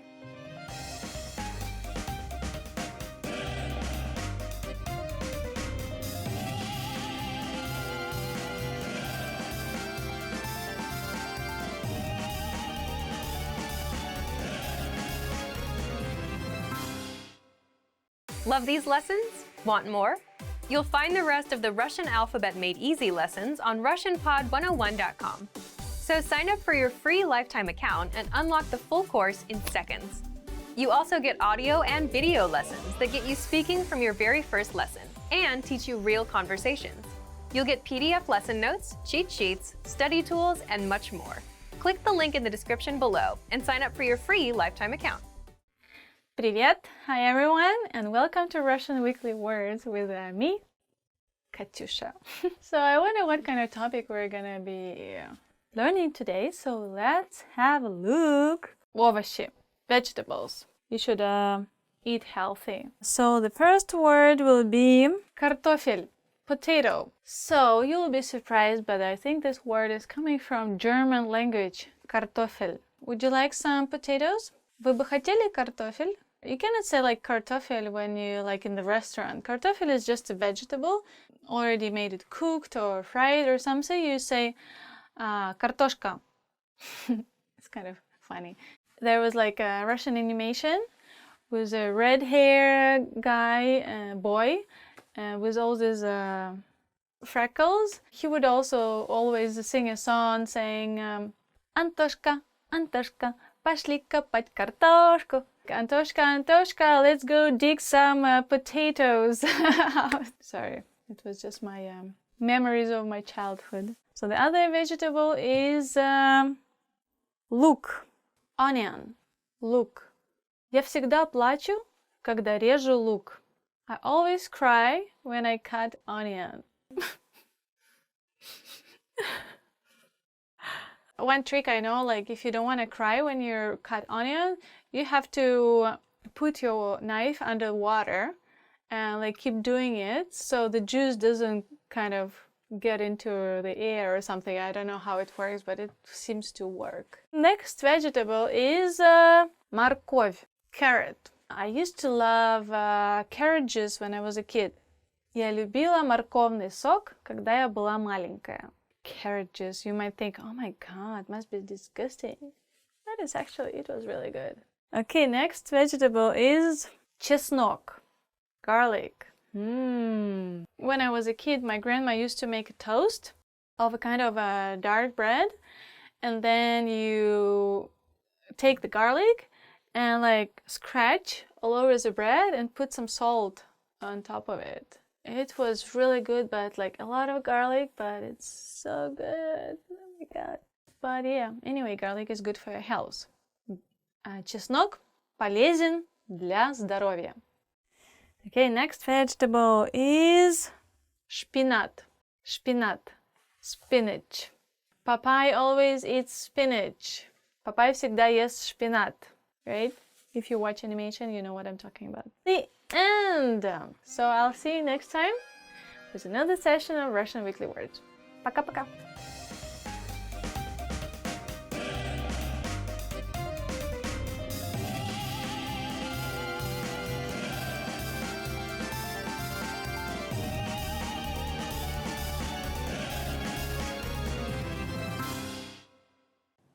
In this video, you learned 20 of the most common words and phrases in Russian.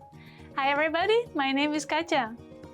Welcome to the 800 Core Russian Words and Phrases video series. This series will teach you the 800 most common words and phrases in Russian. But there is a twist. With each new lesson in this series, we'll include the previous lessons at the end.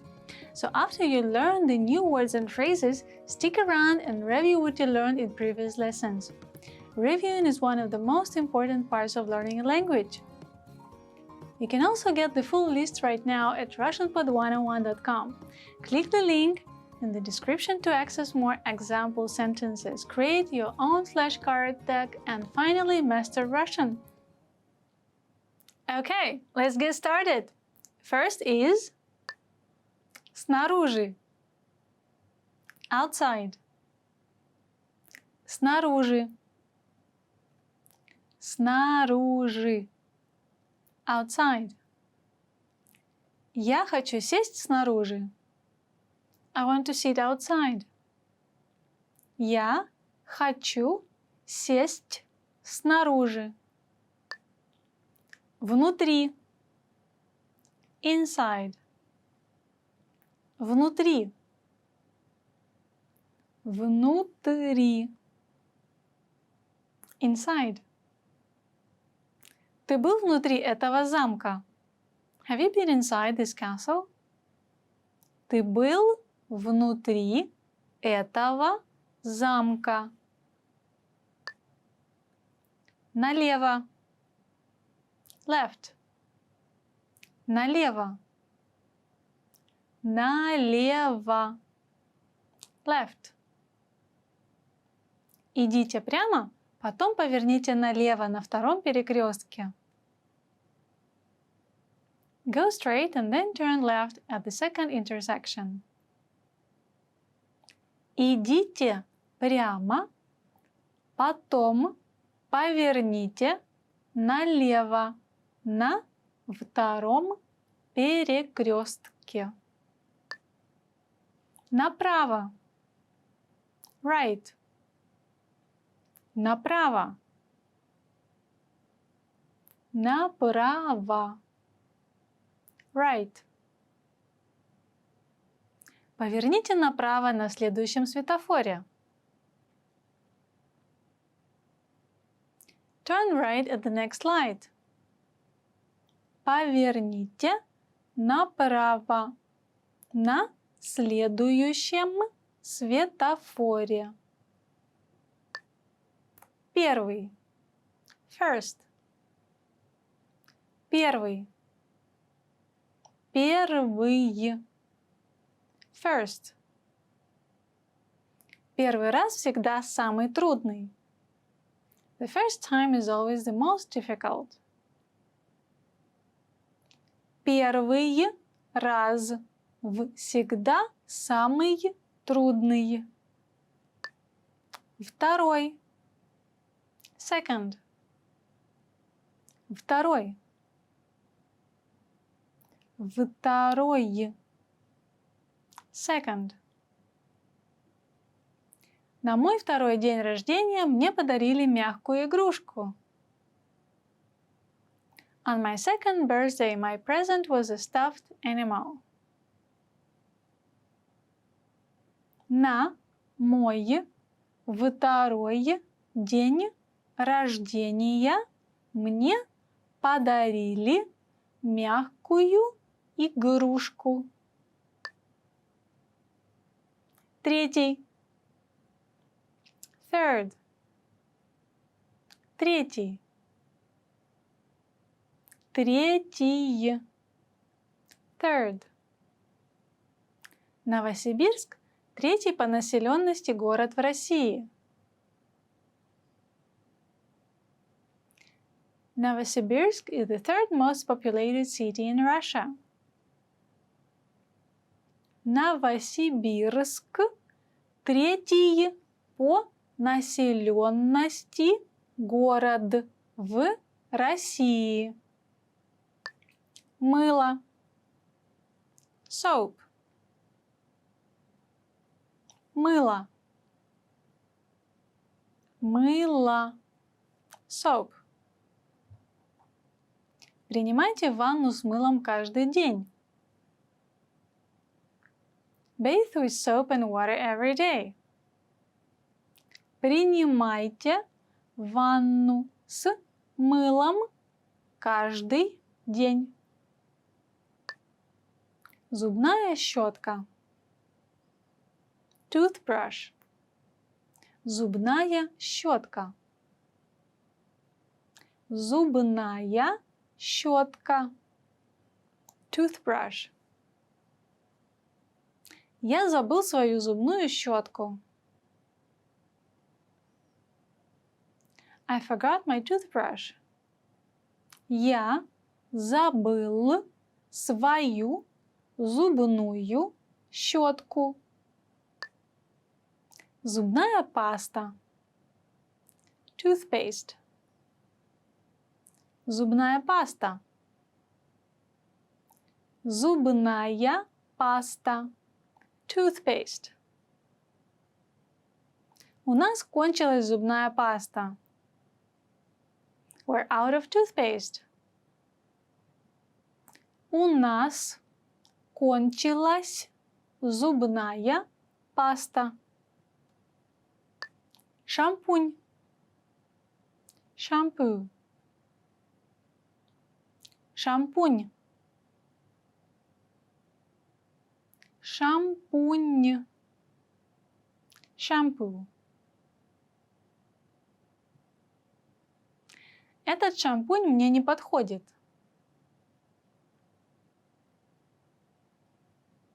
This shampoo isn't suitable for me. Этот шампунь мне не подходит. Информация. Information. Информация. Информация. Information. Информация дорого стоит. Information costs a lot.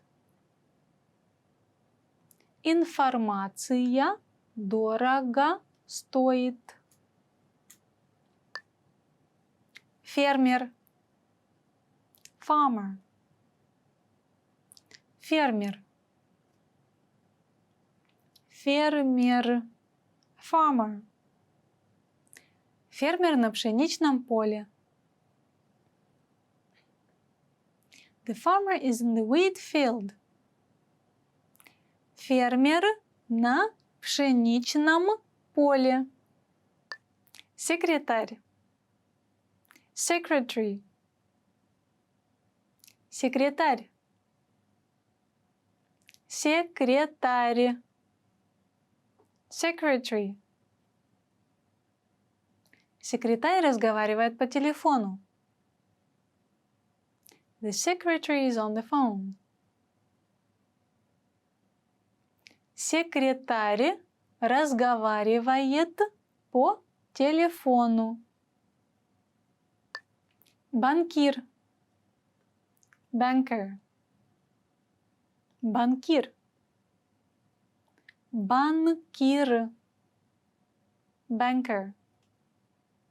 Я встретилась с 10 банкирами, прежде чем получила кредит на покупку дома.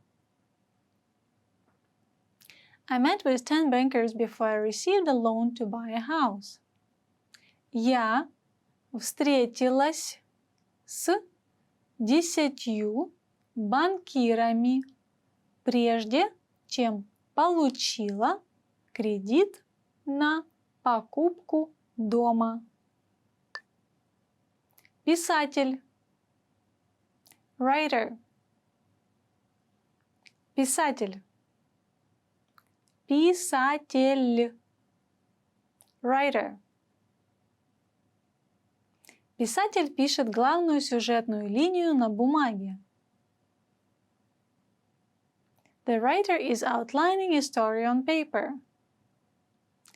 Писатель пишет главную сюжетную линию на бумаге. Пробовать. Try. Пробовать.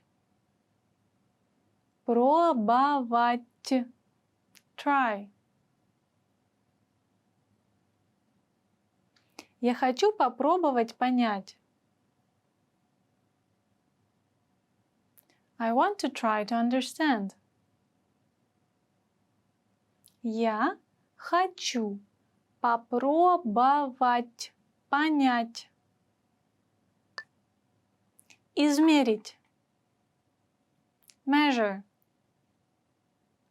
Измерить. Измерить. Measure. Можно приблизительно. Не нужно измерять до миллиметра. More or less is fine. You don't have to measure every millimeter. Можно приблизительно. Не нужно измерять до миллиметра. Держать. Keep. Держать. Держать. Keep. Я держу документы в папке. I keep the documents in the file. Я держу документы в папке. Ждать. Wait. Ждать. Ждать. Wait. Вам придется подождать полчаса. You will have to wait for half an hour. Вам придется подождать полчаса.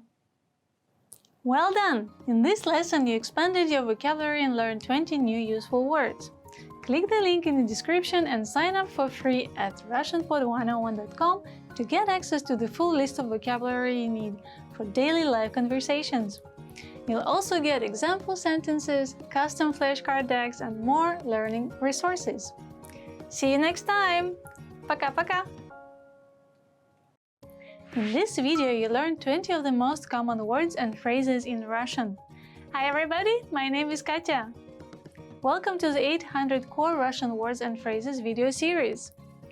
This series will teach you the 800 most common words and phrases in Russian. But there is a twist.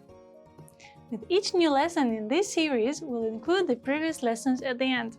So after you learn the new words and phrases, stick around and review what you learned in previous lessons. Reviewing is one of the most important parts of learning a language. You can also get the full list right now at RussianPod101.com. Click the link in the description to access more example sentences, create your own flashcard deck, and finally master Russian. Okay, let's get started. First is чистить. Brush. Чистить. Чистить. Brush. Иди чистить зубы. Go brush your teeth. Иди чистить зубы.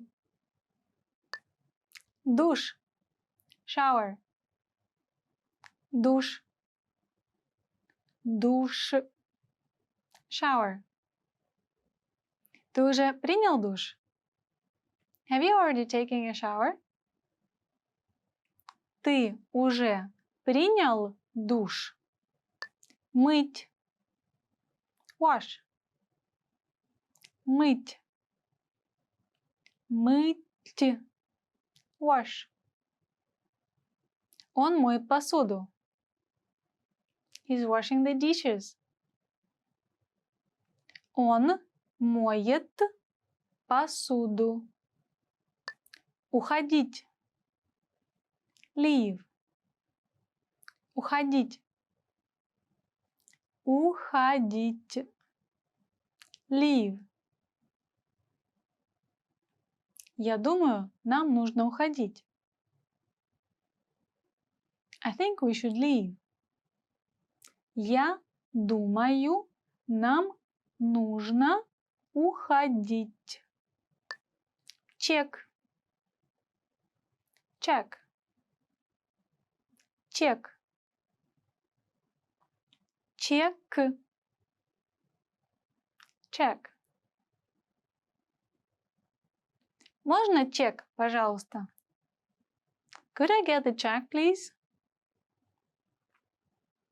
Можно чек, пожалуйста? 66. 66. 66. 66. 66. Я бежал 66 минут. I ran for 66 minutes. Я бежал 66 минут. 77. 77. 77. 77. 77. Его номер квартиры 77. His door number is 77. Его номер квартиры 77. 88. 88. 88. 88. 88. В компании 88 сотрудников. The company has 88 employees. В компании 88 сотрудников. 99. 99. 99. 99. 99. Его дедушке 99 лет. His grandfather is 99 years old. Его дедушке 99 лет. 100. 100. 100. 100. 100. Он прожил 100 лет. He has lived 100 years. Он прожил 100 лет. Гостиная. Living room. Гостиная. Гостиная. Living room. Давай выпьем чаю в гостиной. Let's have some tea in the living room. Давай выпьем чаю в гостиной. Столовая. Dining room. Столовая. Столовая. Dining room. Я люблю есть в столовой. I like to eat in the dining room. Я люблю есть в столовой. Коридор. Hallway. Коридор. Коридор. Hallway. Не бегайте по коридорам. Don't run in the hallways. Не бегайте по коридорам. Квартира. Apartment. Квартира. Квартира. Apartment. На каком этаже твоя квартира? Which floor is your apartment? На каком этаже твоя квартира? Дом. House. Дом. Дом. House. Дом, разделенный пополам, не выстоит. A house divided against itself cannot stand. Дом, разделенный пополам, не выстоит. Упражнение. Exercise. Упражнение. Упражнение. Exercise. Женщина делала упражнения на полу. A woman exercised on the floor. Женщина делала упражнение на полу. Открыть. Open. Открыть. Открыть. Open. Можешь открыть дверь? Can you open the door? Можешь открыть дверь. Послушать. Listen. Послушать. Послушать. Listen. В этом баре можно послушать отличную джазовую группу. You can listen to a great jazz band in this bar. В этом баре можно послушать отличную джазовую группу.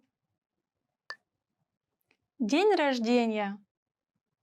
Birthday. День рождения. День рождения. Birthday. Когда твой день рождения? When is your birthday?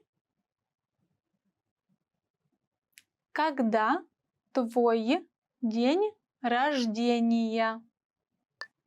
Выйти на пенсию. Retire. Выйти на пенсию. Выйти на пенсию. Retire. Мой отец собирается выйти на пенсию в следующем году. My father is going to retire next year. Мой отец собирается выйти на пенсию в следующем году. Well done! In this lesson, you expanded your vocabulary and learned 20 new useful words. Click the link in the description and sign up for free at RussianPod101.com to get access to the full list of vocabulary you need for daily live conversations. You'll also get example sentences, custom flashcard decks, and more learning resources. See you next time! Пока-пока! Hi everybody! Всем привет! It's me, Katyusha. Today our topic for RussianPod101.com will be 10 phrases to use when you're angry. I'm so angry. Let's see how it sounds in Russian. Это не твое дело. It's none of your business. Это не твое дело. It's none of your business. Got it? Зачем ты купила это дорогое платье? Это не твое дело. Why did you buy this expensive dress? It's none of your business. Заткнись. Shut up. Заткнись. Shut up. What kind of examples shall I bring you guys? Ты пьян. Заткнись. You're drunk. Shut up. Оставь меня в покое. Leave me alone. Оставь меня в покое. Leave me alone. Ну, пупсик, чего ты дуешься? Ну, иди сюда. Оставь меня в покое. Я сказала. I said leave me alone. Ты шутишь, что ли? Are you kidding me? Ты шутишь, что ли? Are you kidding me? Unbelievable. Hey, babe, can you share chocolate with me? Just a little piece, please. Are you kidding me? No way.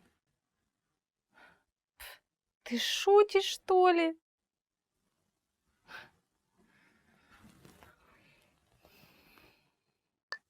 Мне все равно. Whatever. Мне все равно. Whatever. Извините, который час? Мне все равно. Excuse me, what time is it? Whatever. Хватит уже. Cut it out. Хватит уже. Хватит. Cut it out. Cut it out. Все, я поняла. Хватит уже. Okay, I got it. Cut it out. Я не хочу с тобой разговаривать. I don't want to talk to you. Я не хочу с тобой разговаривать. I don't want to talk to you. Катя. Я не хочу с тобой разговаривать. Hey, Katyusha, come on. I don't want to talk to you. Especially in Russian. Я расстроен. I'm upset. Я расстроен. Masculine. Я расстроена. Feminine. I'm upset. Я только что потеряла свой телефон. Я так расстроена, я так расстроена. I just lost my phone. I'm so upset. I'm so upset.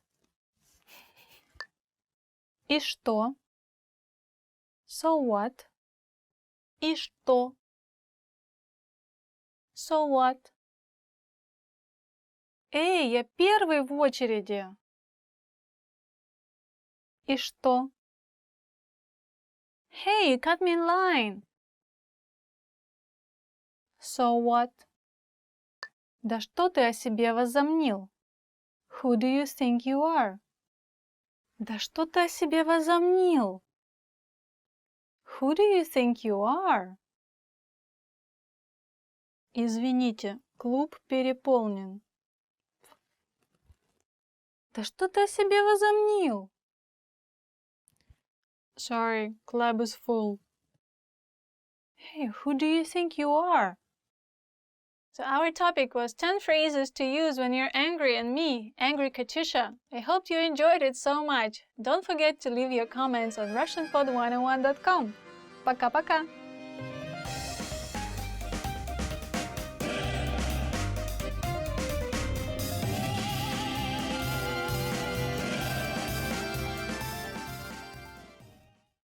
Hi everyone, this is me, Katusha, with you and RussianPod101.com. So today we're going to be talking about 10 ways how to remember words. So my 10 suggestions to you how to deal with Russian and make it easier to remember Russian words. Prepare yourself. It's not going to be easy to repeat these sentences because they're a little bit big, but I will help you to deal with it. So let's begin. Читая как можно больше, особенно газеты, я запоминаю слова. Reading as much as possible, especially newspapers, helps me to remember words.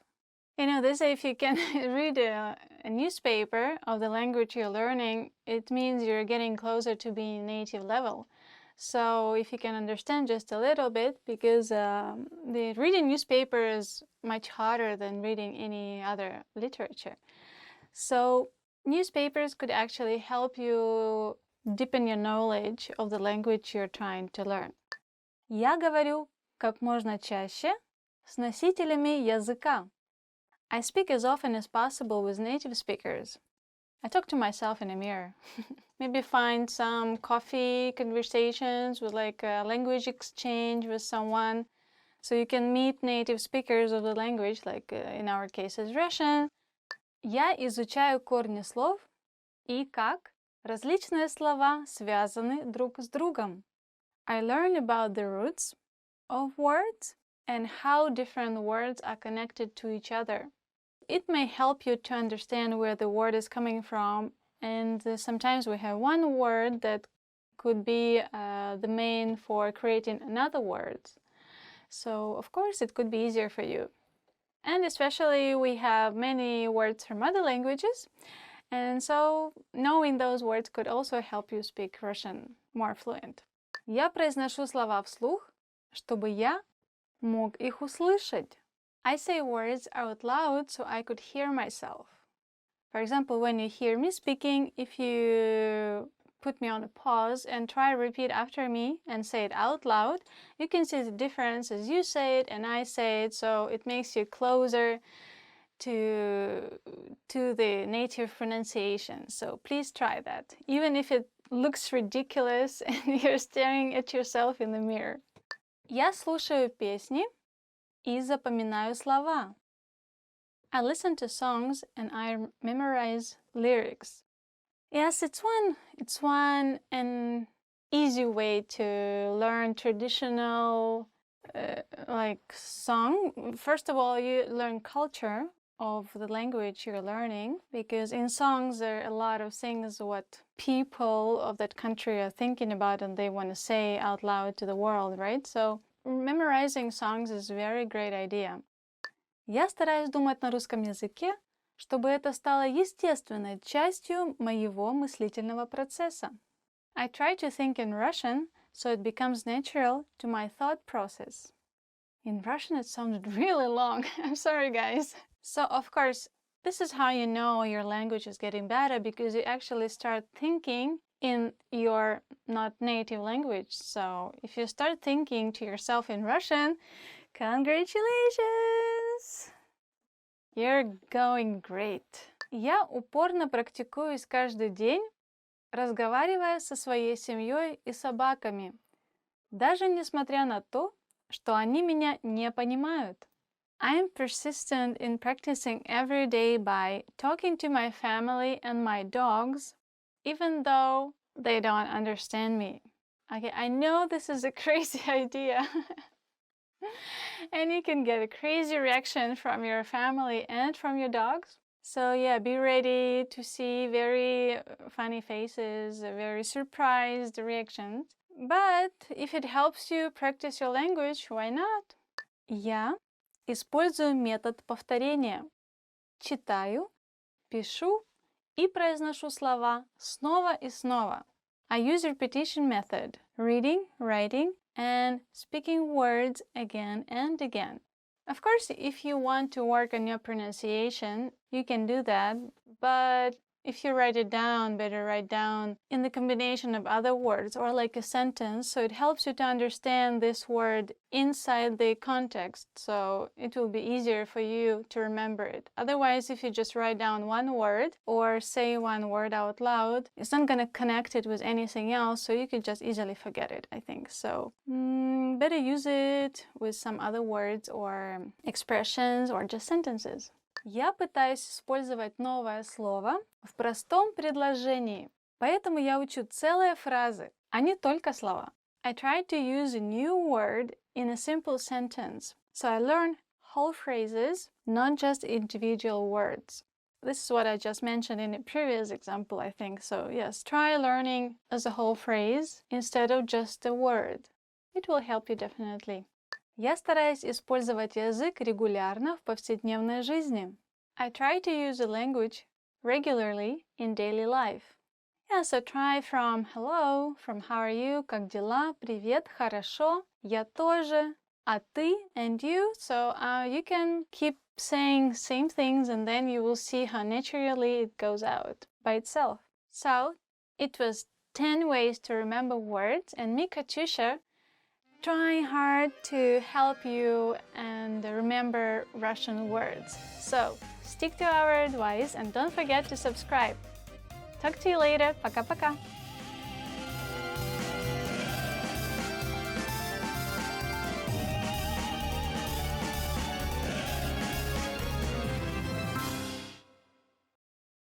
Woohoo! Hi everyone! Today, me, Katisha, and you are gonna be discussing 15 happy words. Let's check it out. Счастливый, happy. Счастливый, happy. Счастливый. There's actually CH, well, Russian CH, sch, but it sounds more like sh. So you say счастливый. Happy. My friend is happy to meet me. Мой друг счастлив меня встретить. Добрый. Kind. Добрый. Kind. Oh, you're so kind. Ой, ты такой добрый. You're so kind to me. Ты так ко мне добра. Thank you. Спасибо. Замечательный. Great. Замечательный. Great. It's a bit longer than English version. You just say great here, great there. But in Russian, no, you use it only something is really great. So you say, замечательно. Замечательный. Today's a great day. Сегодня замечательный день. Красивый. Beautiful. Красивый. Beautiful. So make someone happy and tell them they're beautiful. Oh, она такая красивая. She's so beautiful. Or, these flowers are so beautiful. Эти цветы такие красивые. Нравится. To like. Нравится. Like. I like to hang out with you. Мне нравится гулять с тобой. Мне нравится с тобой гулять. Смешной. Funny. Смешной. Funny. Ты такой смешной. You're so funny. Ты такой смешной. Or, in case of a girl, ты такая смешная. You're so funny, girl. Энергичный. Lively. Energetic. Энергия is energy. Your friend is so energetic. Твой друг такой энергичный. Like maybe you like looking at him and he's dancing 3 hours straight and you're like, твой друг такой энергичный. Your friend is so energetic. Wow. Full of energy. Восторженный. Excited. Восторженный. Excited. I was so excited to watch you dance. Я была восторжена, когда увидела, как ты танцуешь. I was so excited when I saw you dancing. Я была восторжена твоим танцем. Позитивный. Positive. Позитивный. Positive. I try to stay positive all the time. Я стараюсь быть позитивной все время. Я стараюсь быть позитивной постоянно. Расслабленный. Relaxed. Расслабленный. Relaxed. I'm very relaxed right now.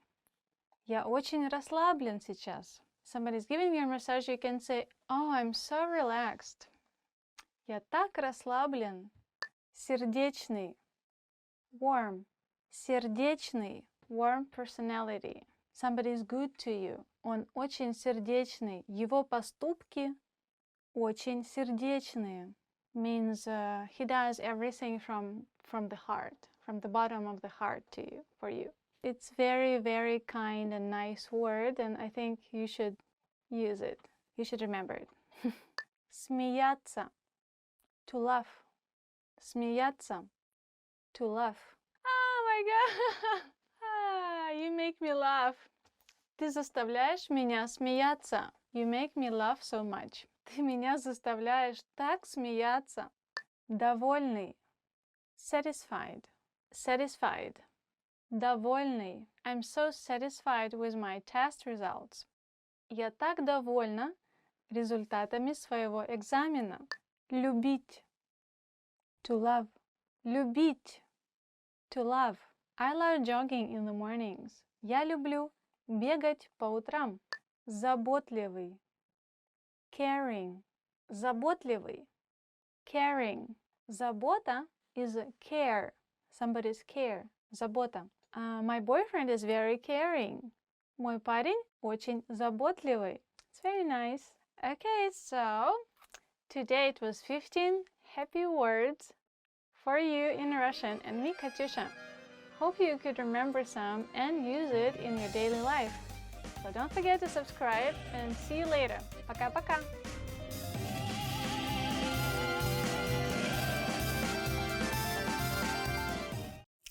In this video, you learned 20 of the most common words and phrases in Russian. Hi everybody, my name is Katya. Welcome to the 800 Core Russian Words and Phrases video series. This series will teach you the 800 most common words and phrases in Russian. But there is a twist. With each new lesson in this series, we'll include the previous lessons at the end. So after you've learned the new words and phrases, stick around and review what you've learned in previous lessons. Reviewing is one of the most important parts of learning a language.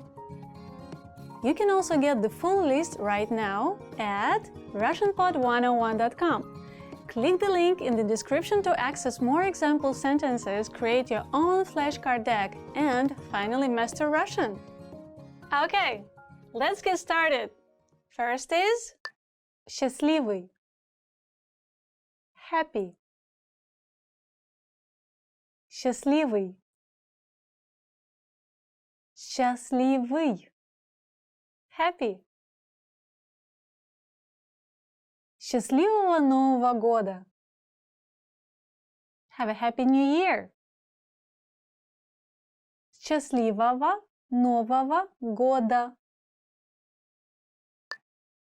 Грустно. Sad. Грустно. Грустно. Sad. На улице дождь, и мне очень грустно. It's raining outside, and I'm very sad. На улице дождь, и мне очень грустно. Сердитый. Angry. Сердитый. Сердитый. Angry. Мой отец сердит на меня.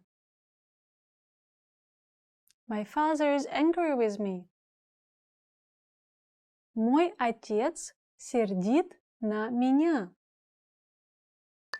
Одежда. Clothing. Одежда. Одежда. Clothing. Слои одежды. Layers of clothing. Слои одежды. Туфля. Shoe. Туфля. Туфля. Shoe. Мы померили туфли. We have tried on the shoes. Мы померили туфли. Носок. Sock. Носок. Носок. Sock. Сушить носки. Dry your socks. Сушить носки. Нижнее белье. Underwear. Нижнее белье. Нижнее белье. Underwear. Носки и нижнее белье лежат в верхнем ящике моего шкафа. My socks and underwear are in the top drawer of my dresser. Носки и нижнее белье лежат в верхнем ящике моего шкафа. Поговорить. Talk. Поговорить. Поговорить. Talk. Могу я поговорить с Катей? May I talk to Katya? Могу я поговорить с Катей? Давать. Give. Давать. Давать. Give. Дайте мне, пожалуйста. Give me, please. Дайте мне, пожалуйста. Низкий. Low. Низкий. Низкий. Low. У меня низкий уровень сахара в крови.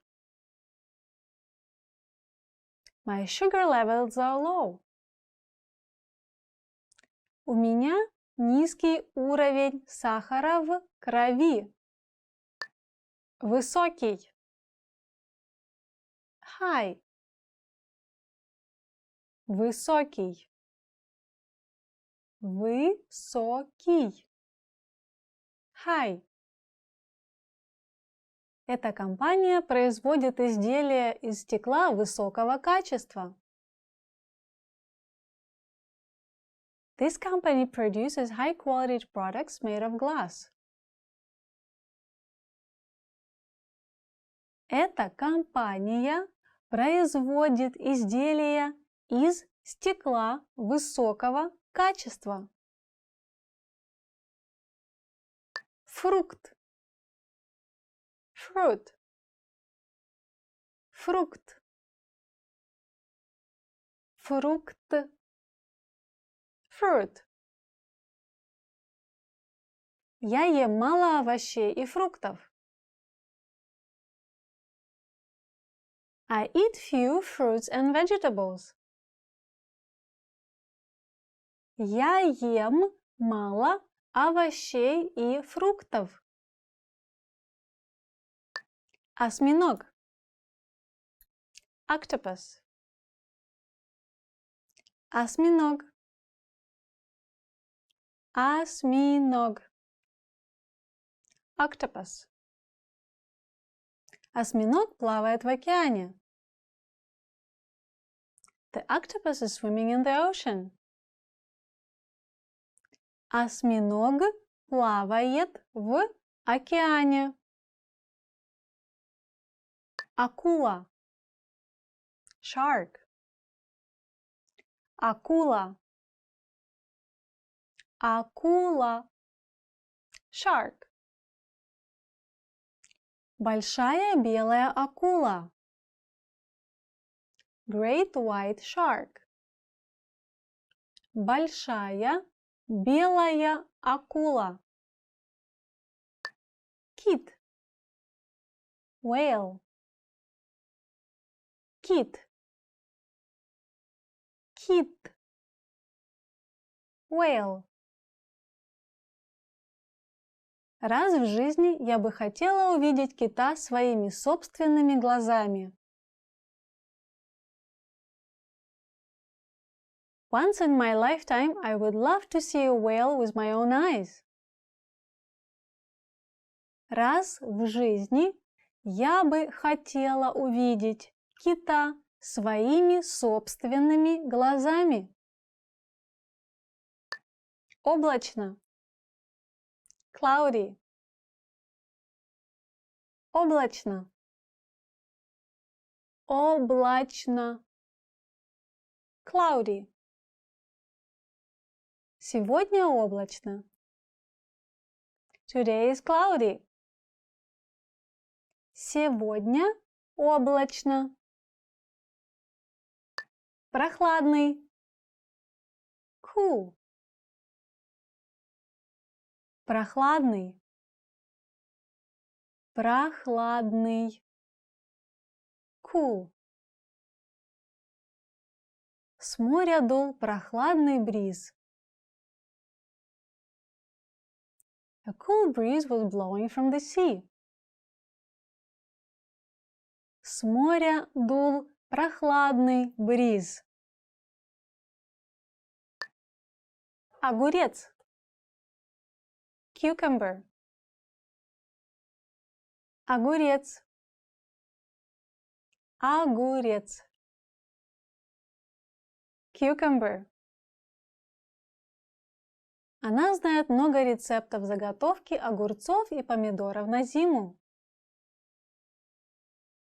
She knows a lot of recipes for conservation of cucumber and tomatoes for winter. Она знает много рецептов заготовки огурцов и помидоров на зиму. Болгарский перец. Bell pepper. Болгарский перец. Болгарский перец. Bell pepper. Самый распространенный болгарский перец – зеленый, красный и желтый.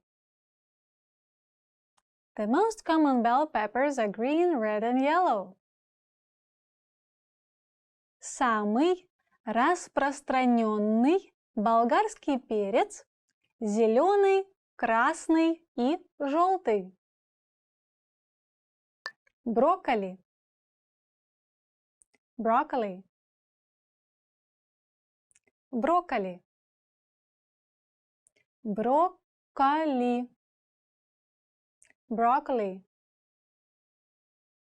Говорят, брокколи предотвращает рак. Broccoli is said to prevent cancer. Говорят, брокколи предотвращает рак. Well done! In this lesson, you expanded your vocabulary and learned 20 new useful words. Click the link in the description and sign up for free at RussianPod101.com to get access to the full list of vocabulary you need for daily live conversations.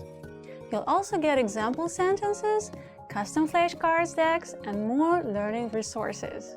See you next time! Пока-пока! До свидания! Hello everyone! My name is Katyusha. I will be with you today for Russian Weekly Words. We're gonna start together our first lesson, and it's very exciting! I don't know what's gonna be there, and I don't know any words I'm gonna teach you from now on, but let's have a look. Let me check. Takes a bit long time. Hobbies. Увлечение. Играть на музыкальном инструменте.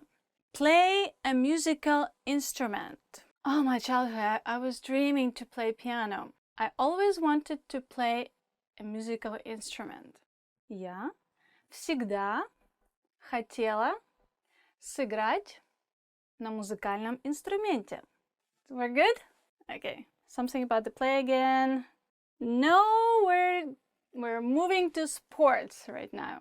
I like watching sports. Olympic Games, I'm waiting for it. Катание на коньках. Ice skating. Recently Japan is getting very strong in it, but of course Russia. To glide on skates, I would say, if we translate it like from word to word, we're ice skating. Мы катаемся на коньках. Let's go ice skating tonight on our sleepy iPad. Рисовать. Draw. Can you draw? I can draw a little bit on the napkin when I'm in a cafe or something like that, in a very artistic way of drawing.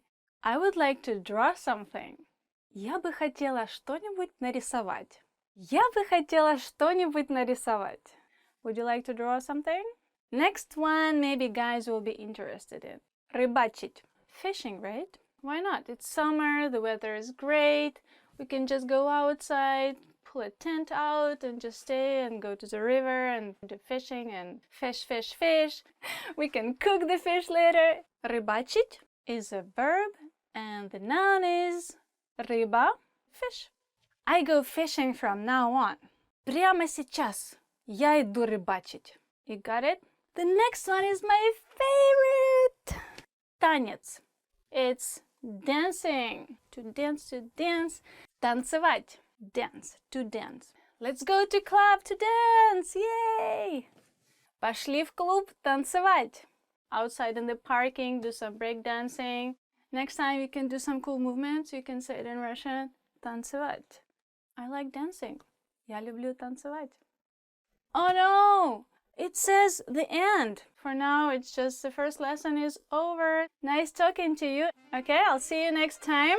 It was Katyusha with you. Bye. It's like tiger, you know, like lion. Rrr.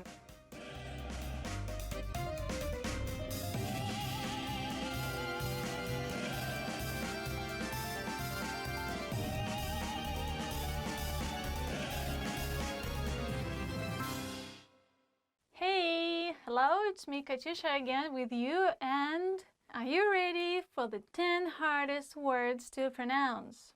10 hardest words to pronounce it. Russian pronunciation is not easy, so are you ready for the challenge? Now let's begin. Split. Come out to the surface. Split. Split. I bet you can't say that. I guess what's difficult about this sound is that V and S come together, one after the other. Split. Because split is swimming or floating. So something comes out from inside the water to the top, to the surface. So split. Split. Okay? Now you can say this word. Днем. In the afternoon. Well, here you have a hard D changing with the soft yo. So it sounds like днем. I prefer having my breakfast in the early afternoon. Я предпочитаю завтракать рано днем. Достопримечательность. Attraction. Достопримечательность. For example, when you're going to Paris or somewhere, you can see many different tourist attractions. Let's make a sentence. Eiffel Tower is one of the tourist attractions. Эйфелевая башня – одна из туристических достопримечательностей. Кремль – главная туристическая достопримечательность Москвы. Kreml is the main tourist attractions in Moscow. Did it sound too long? Well, sorry, that's Russian, guys. Ёжик. Hedgehog. Ёжик. Ёжик. Этот ёжик такой милый. This hedgehog is so cute. Здравствуйте. Hello. Здравствуйте. Actually, in the middle of this word, there's a letter V. You can see in the writing form, but when you say it, it disappears. So instead of здравствуйте, we just say здравствуйте. When you see someone for the first time or someone you don't know, you can say здравствуйте. Меня зовут Катя. Hello, my name is Katya. Пожалуйста. Please. Пожалуйста. This word is usually used in the beginning or in the end of the sentence. So if you want to ask for something, you can say, give me the receipt, please. Дайте мне чек, пожалуйста. Преподаватель. Teacher. Преподаватель. Well, basically teaching is преподавание, or to teach someone is преподавать. Basically to bring your knowledge to someone. My teacher was late to the class today. Сегодня мой преподаватель опоздал на урок. 5. 5. 5. 5. Give me 5. Дай мне 5. Yay! Чебурашка. Чебурашка. Чебурашка. It's a made-up word for the animation character. For example, I used to love watching Чебурашка. Когда я была маленькая, я обожала смотреть Чебурашку. Шишка. Pine cone. Шишка. Well, how shall I explain this? It's like when you're trying whistling, but you can't, so you say shh, you know? And then you just put another sh after, so shishka. Maybe it helps you. Shishka. There were many pine cones in the forest. В лесу было много шишек. Well, I'm happy you stayed with me, Katyusha, and with 10 hardest words to pronounce it in Russian. Hope you could manage the challenge, and I'll see you again next time. Stick to us, and don't forget to subscribe. Пока-пока.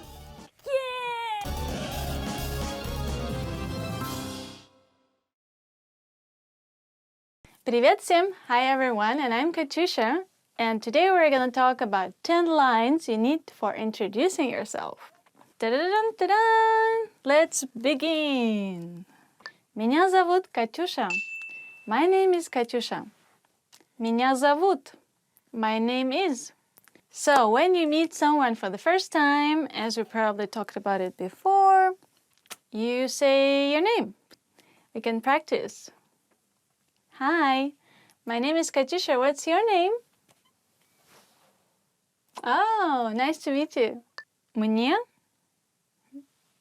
лет. I am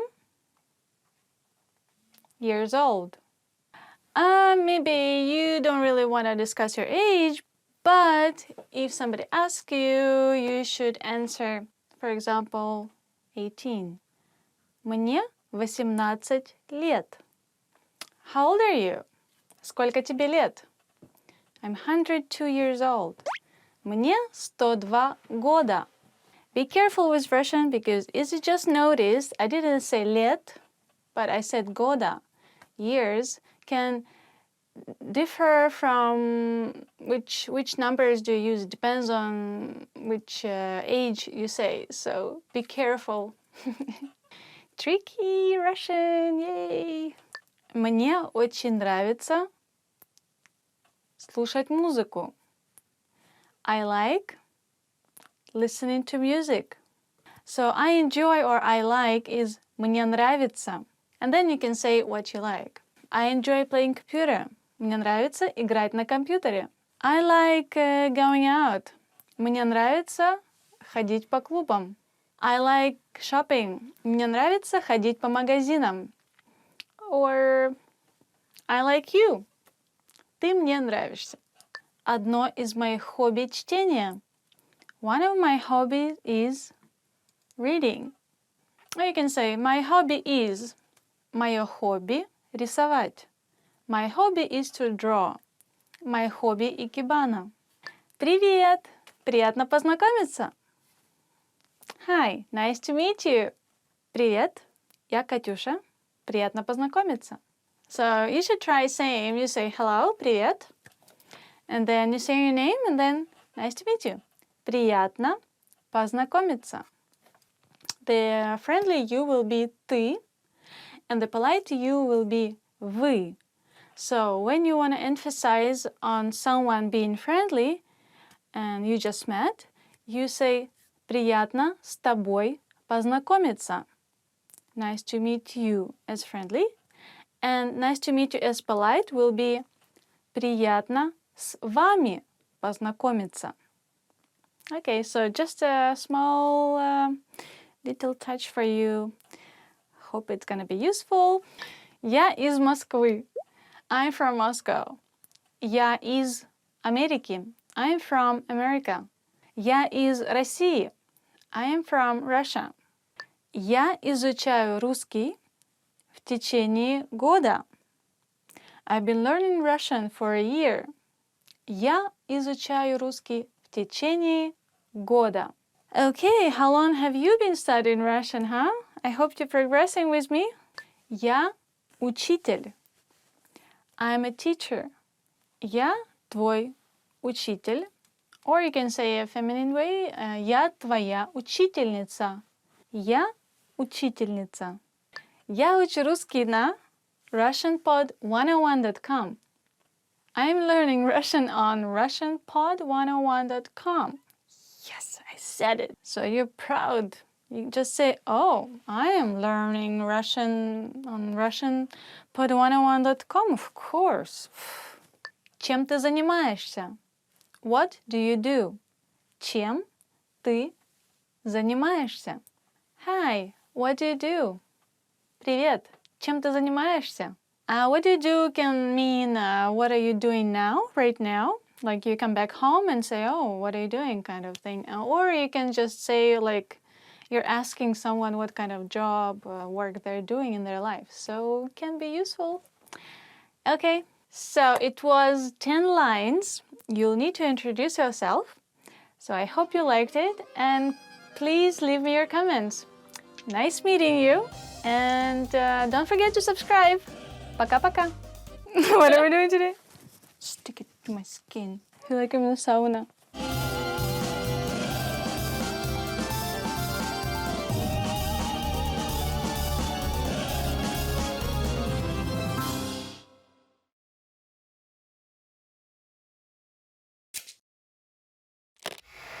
How are your Russian listening skills? First, you'll see an image and hear a question. Next comes a short dialogue. Listen carefully and see if you can answer correctly. We'll show you the answer at the end. Мужчина и женщина смотрят на меню в ресторане. Что мужчина заказал? Что бы вы хотели заказать? Эта пицца выглядит аппетитно. Я возьму ее. Я ел пиццу вчера, так что Правда? Тогда как насчет гамбургера? звучит неплохо. Я закажу его. Что мужчина заказал?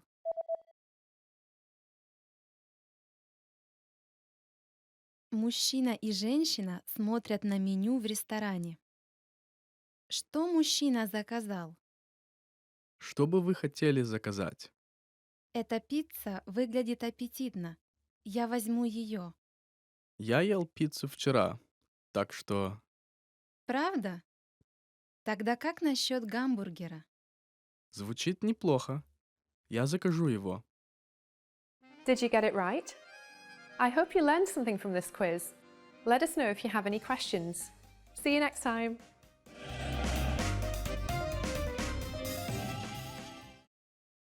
Hi everybody, this is Katyusha from RussianPod101.com. Do you know how to say thank you in Russian? In this lesson, you'll learn 3 different ways to say thank you and how to respond.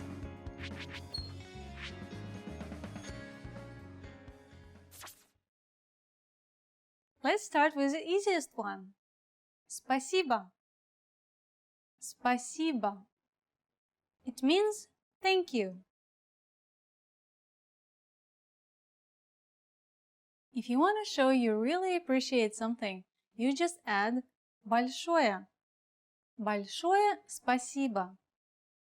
Большое спасибо. It means thank you so much. The word большое means big, so большое спасибо literally means big thanks. To sound like a pro, you can also add why you're thankful. For example, большое спасибо за помощь. Thank you very much for your help. What if you want to show your appreciation for something in a more formal way? Here's how you can say it. Спасибо за вашу заботу. Спасибо за вашу заботу. It means thank you for your kindness. Now you know 3 different ways to say thank you in Russian. But how do you respond if someone thanks you? If someone thanks you in Russian, simply say пожалуйста. It means you're welcome. Let's wrap up this lesson by recapping what we've learned. Listen to the expressions and repeat after me. Thank you. Спасибо.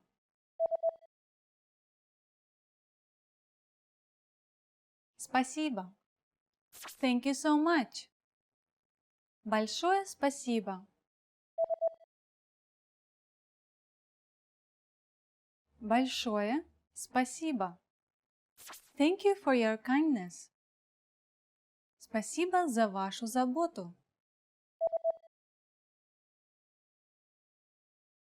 Спасибо за вашу заботу. And to respond, just say пожалуйста. Пожалуйста. Well done! When saying thank you in Russian, body language is very important. In any case, it's very important that your thanks be accompanied with a smile and direct eye contact. You just learned 3 different ways to say thank you and how to respond in Russian. And if you really want to become fluent and speak Russian from the very first lesson, go to RussianPod101.com.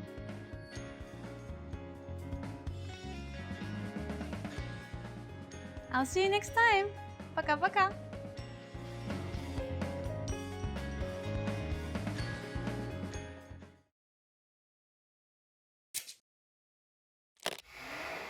Hi everyone! Welcome to the Ultimate Russian Pronunciation Guide.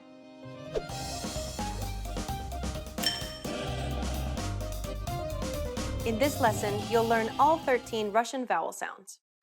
By learning all of these sounds, you'll be able to pronounce any vowel that could possibly appear in Russian. Are you ready? Then let's get started. There are a total of 13 vowel sounds in Russian, all of which can be broken down into 3 categories: hard indicating, soft indicating, and unstressed vowel sounds. First, let's take a look at all 5 hard indicating vowel sounds. The first vowel is А. Да. Атом. Трава. This vowel sound is identical to the A in far. Be sure to lower your jaw and allow the mouth to open completely. А. А.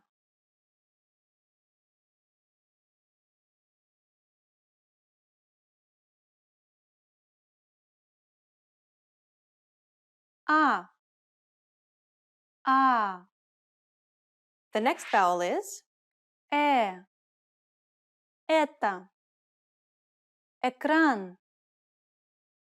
Жест. This vowel sound is identical to the E in education. Э. Э. Э. Э. The next vowel is Ты. Ты. Мы. Язык. raise the middle part of your tongue all the way to the roof of your mouth until there's only a tiny opening for air to travel through. The back of the tongue should be flat against the back roof of the mouth so that the tongue is tense. Try to create a narrow channel from the base of the throat all the way to the roof of the mouth. Your lips should remain neutral. Listen to Katya. И. И. И. И. The next vowel is О. Он. Облако. Овощи. This vowel sound is very similar to the O in or. Exaggerating the lip rounding may also help with the pronunciation of this sound. О. О. О. О. The final hard indicating vowel is У. Удочка. Муж. Пуля. This vowel sound is identical to the U in true. Be sure to raise the back part of your tongue all the way up against the back roof of your mouth.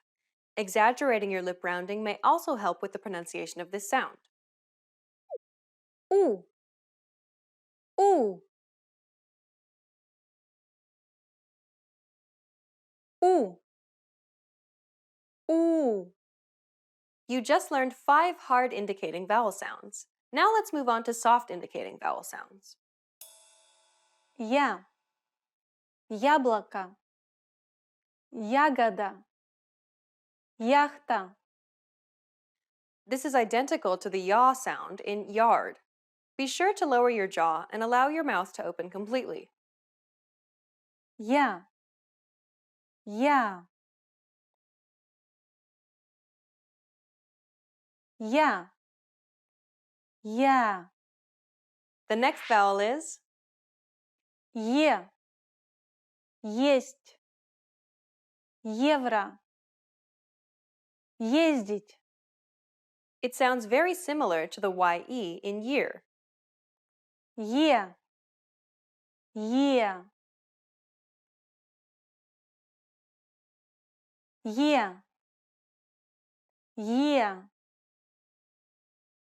The next vowel is И. Имя. Пить. Щи. It's identical to the double E sound in C. И. И.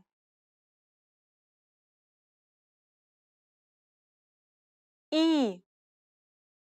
И. The next vowel is Ё. Тетя. Актер. Своё. It sounds very similar to the YO in your. Ё. Ё.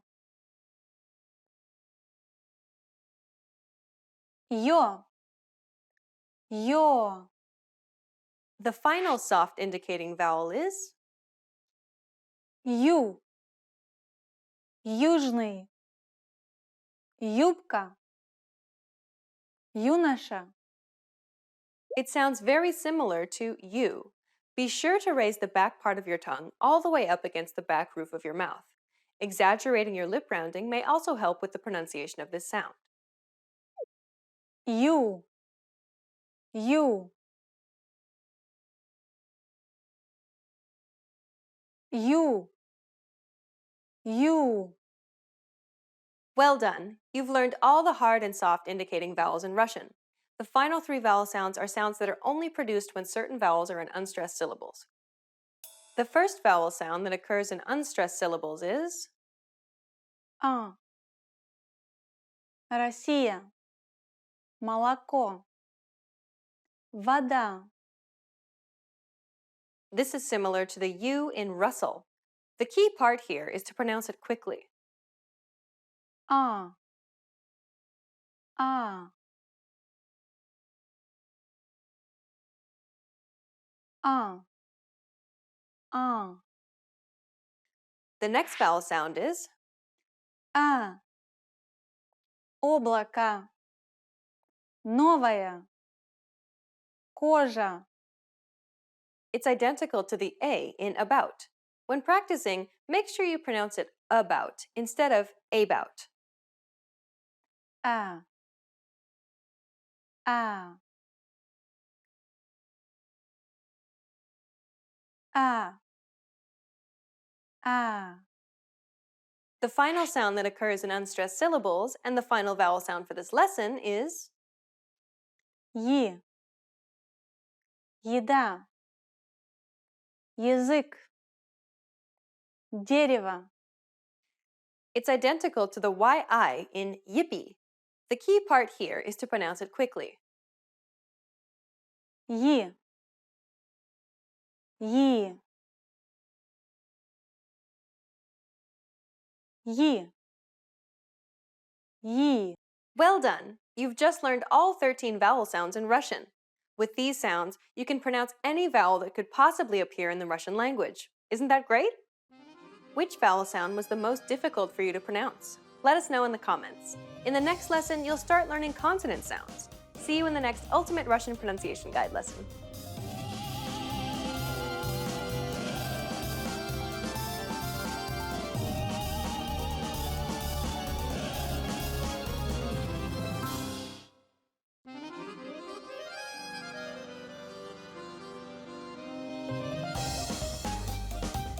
Hi, welcome to Introduction to Russian. My name is Alicia, and I'm joined by...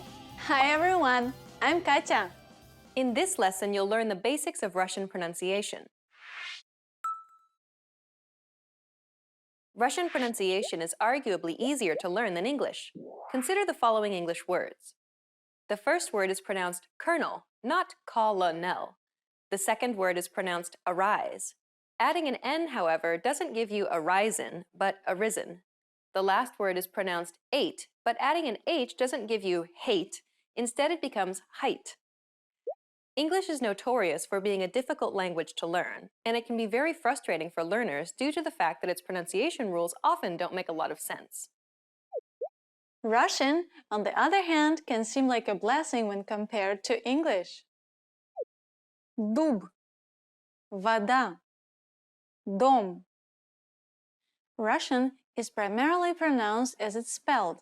There are some exceptions, but they're governed by more defined rules compared to English. Even loan words, like the greeting you learned in the previous lesson, are largely pronounced as written. Здравствуйте.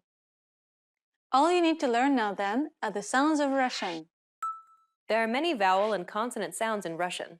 Luckily, Russian puts its letters into 2 main categories of sounds, hard and soft.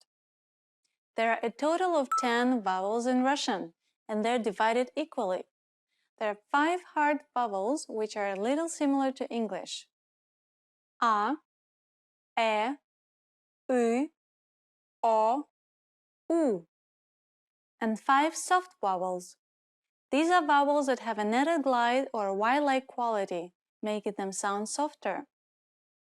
Я, Е, И, Yo, you. Please note, though, that the number of vowel sounds do not equal the number of vowel letters. There are actually more vowel sounds than represented by letters. Similar to vowels, consonant sounds can also be hard or soft. B, B, V, V, D, D, Z, Z. Unlike vowels, though, consonants aren't differentiated into separate letters based on their hardness or softness alone. A single consonant letter is used to represent two sounds, one hard M, and one soft. M. This is because Russian is actually read in blocks. We use the closest vowel which comes after the consonant to indicate whether to pronounce the consonant hard or soft. If the consonant is followed by a hard vowel, then the consonant is also pronounced hard. Ма, масло. On the other hand, if the consonant is followed by a soft vowel, then the consonant is also pronounced soft. Мя, мясо. The many contrasts between hard and soft consonant and vowels is what gives Russian its distinct gliding sound. We saw before how a relationship exists between letters and sounds based on their hardness. Voicing is another quality that's important to be aware of when learning Russian pronunciation. Voicing simply refers to whether or not your vocal cords are vibrating or not vibrating. English has voiced pairs as well. Consider the following letters: P, B, T, D, K, G. Do you notice the relationship between these letters? The letters in each pair are pronounced exactly the same, the only difference being that one requires your vocal cords to vibrate and the other to not vibrate. Sounds that do not require vibration of the vocal cords, like all the ones on the left-hand side, are considered voiceless, while sounds that do require vibration of the vocal cords, like all the ones on the right-hand side, are considered voiced. Consider the following example in Russian. This letter is pronounced G. But this word here isn't pronounced bog, but bog. Notice how the letter G is written, which is a voiced letter, but is actually pronounced as the letter K, a voiceless letter. So what ended up happening? The final consonant is a voiced consonant, but when the word is being pronounced, the letter is actually read using the voiceless counterpart instead. This occurs to all words that end in the final consonant in Russian. Final consonants are pronounced voiceless. So despite what's written, always pronounce the final consonant in Russian using the voiceless version. B, zub, z, без. The key to perfecting Russian pronunciation is to master hard and soft pairs and voiced pairs. Unlike many other languages, Russian pronunciation is heavily affected by sounds that are adjacent to each other, often adopting the sound qualities of the letters that surround them.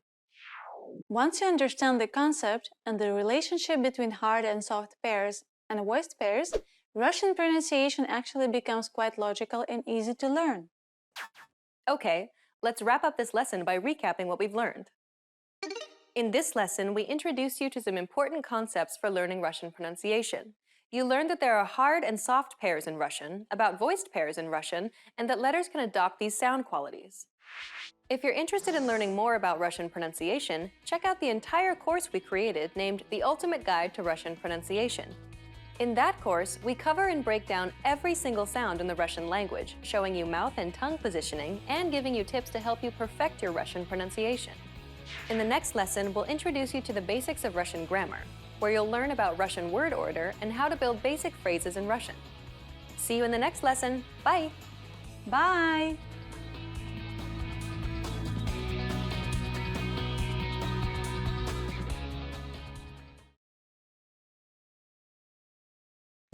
In this video, you learned 20 of the most common words and phrases in Russian. Hi everybody, my name is Katya. Welcome to the 800 Core Russian Words and Phrases video series. This series will teach you the 800 most common words and phrases in Russian. But there is a twist. With each new lesson in this series, we'll include the previous lessons at the end. So after you've learned the new words and phrases, stick around and review what you've learned in previous lessons. Reviewing is one of the most important parts of learning a language. You can also get the full list right now at RussianPod101.com. Click the link in the description to access more example sentences, create your own flashcard deck, and finally master Russian. Okay, let's get started. First is Здравствуйте. Hello. Здравствуйте. Здравствуйте. Hello. Здравствуйте. Вы Марина? Hello. Are you Marina? Здравствуйте. Вы Марина? Извините. Excuse me. Извините. Извините. Excuse me. Извините, где находится станция метро? Excuse me, where is the metro station? Извините, где находится станция метро? Прости меня. I'm sorry. Прости меня. Прости меня. I'm sorry. Прости меня, пожалуйста. Forgive me, please. Прости меня, пожалуйста. Спокойной ночи. Good night. Спокойной ночи. Спокойной ночи. Good night. Я пойду спать. Спокойной ночи. I'm going to bed. Good night. Я пойду спать. Спокойной ночи. Приятно познакомиться. Nice to meet you. Приятно познакомиться. Приятно познакомиться. Nice to meet you. Приятно познакомиться, сэр. Nice to meet you, sir.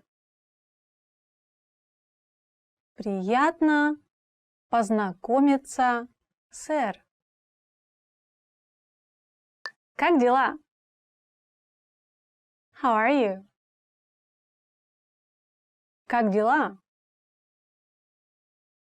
Как дела? How are you? Давно не виделись. Как дела? It's been a long time. How are you? Давно не виделись. Как дела? Да. Yes. Да. Да. Yes. Ты купил хлеб? Да. Отлично. Did you buy bread? Yes. Excellent. Ты купил хлеб? Да. Отлично. Нет. No. Нет. Нет. No. Знак нет. No sign. Знак нет. Спасибо. Thank you. Спасибо. Спасибо. Thank you. Спасибо, но... Thank you, but... Спасибо, но... Меня зовут... I'm Меня зовут. Меня зовут.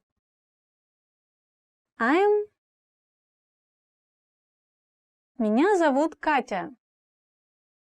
I'm Катя. Меня зовут Катя. До свидания. Goodbye. До свидания. До свидания. Goodbye. Спасибо, до свидания. Thank you, goodbye. Спасибо, до свидания. Плохой. Bad. Плохой. Плохой. Bad. Этот человек плохой. This man is bad. Этот человек плохой. Хороший. Good. Хороший. Хороший. Good. Хорошо для тела. Good for one's body. Хорошо для тела. Симпатичная. Pretty. Симпатичная. Симпатичная. Pretty. Наталья – симпатичная и общительная девушка. Наталья is a pretty and sociable girl.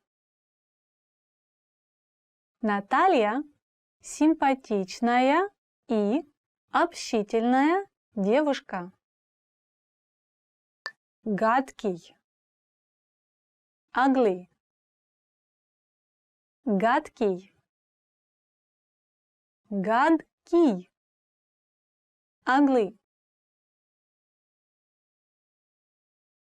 Гадкий утенок превратился в прекрасного лебедя. The ugly duckling became a beautiful swan.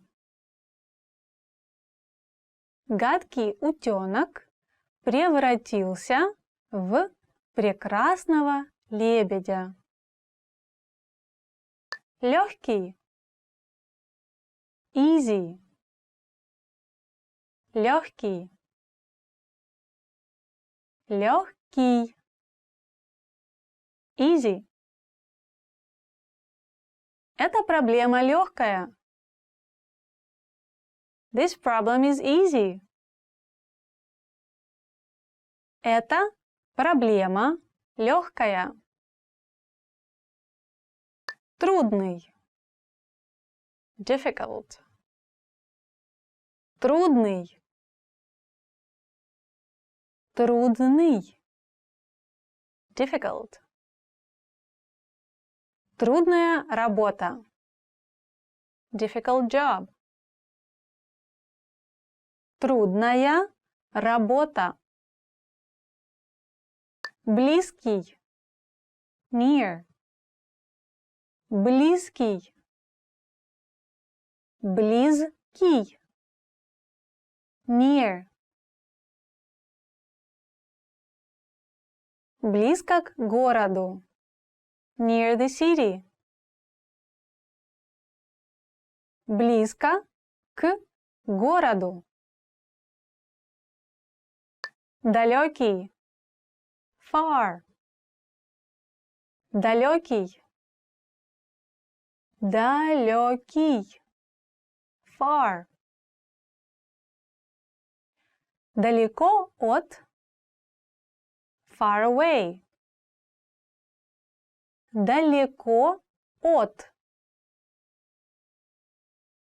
Маленький. Small. Маленький. Маленький. Small. Маленький цыпленок. Small chick. Маленький цыпленок. Well done! In this lesson, you expanded your vocabulary and learned 20 new useful words.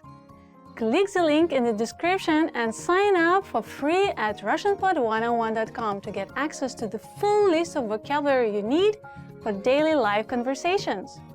You'll also get example sentences, custom flashcards decks, and more learning resources.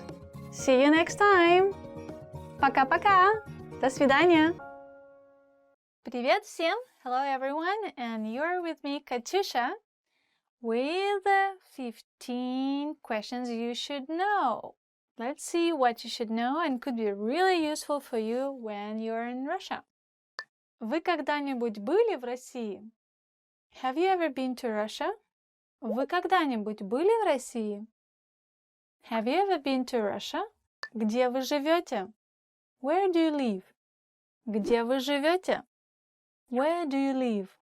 Где вы живете? Где? Where? Вы. Do you? Live. Живете. Где вы работаете? Where do you work? Где вы работаете? Where do you work? If you lost your direction, you can ask, for example, where is the station?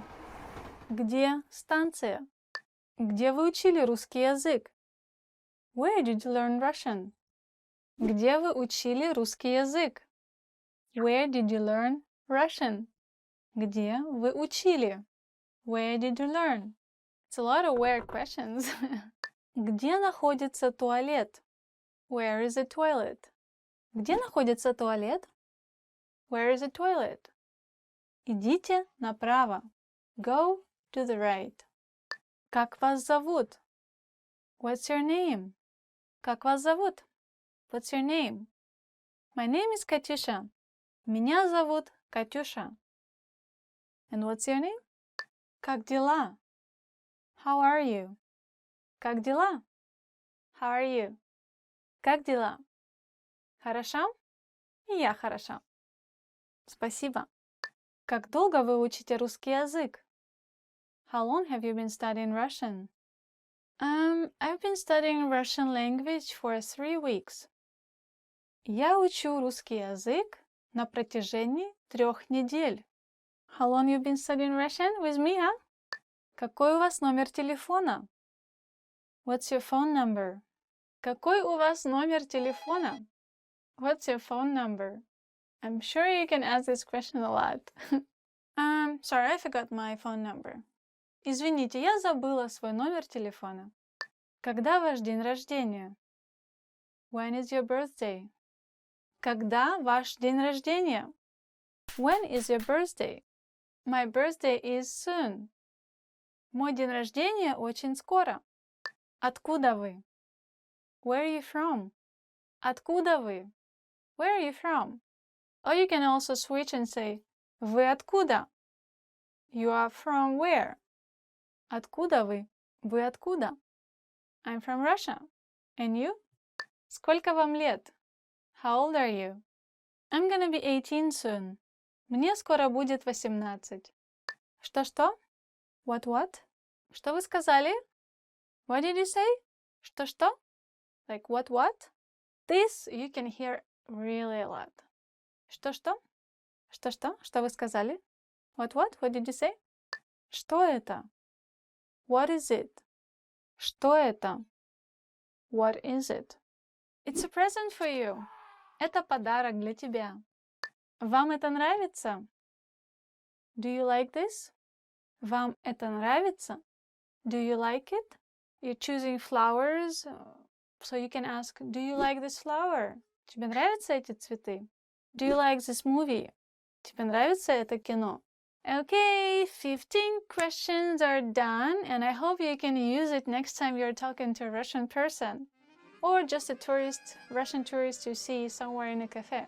Try contacting and try communicating, and don't forget to subscribe, okay? Пока-пока. Bye-bye. we did learn Russian language. The what question doesn't really. Next language. Next language.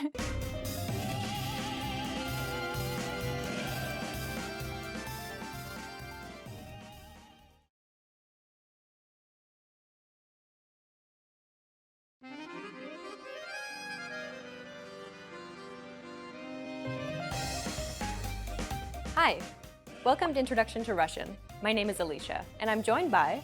Hi everyone, I'm Katya.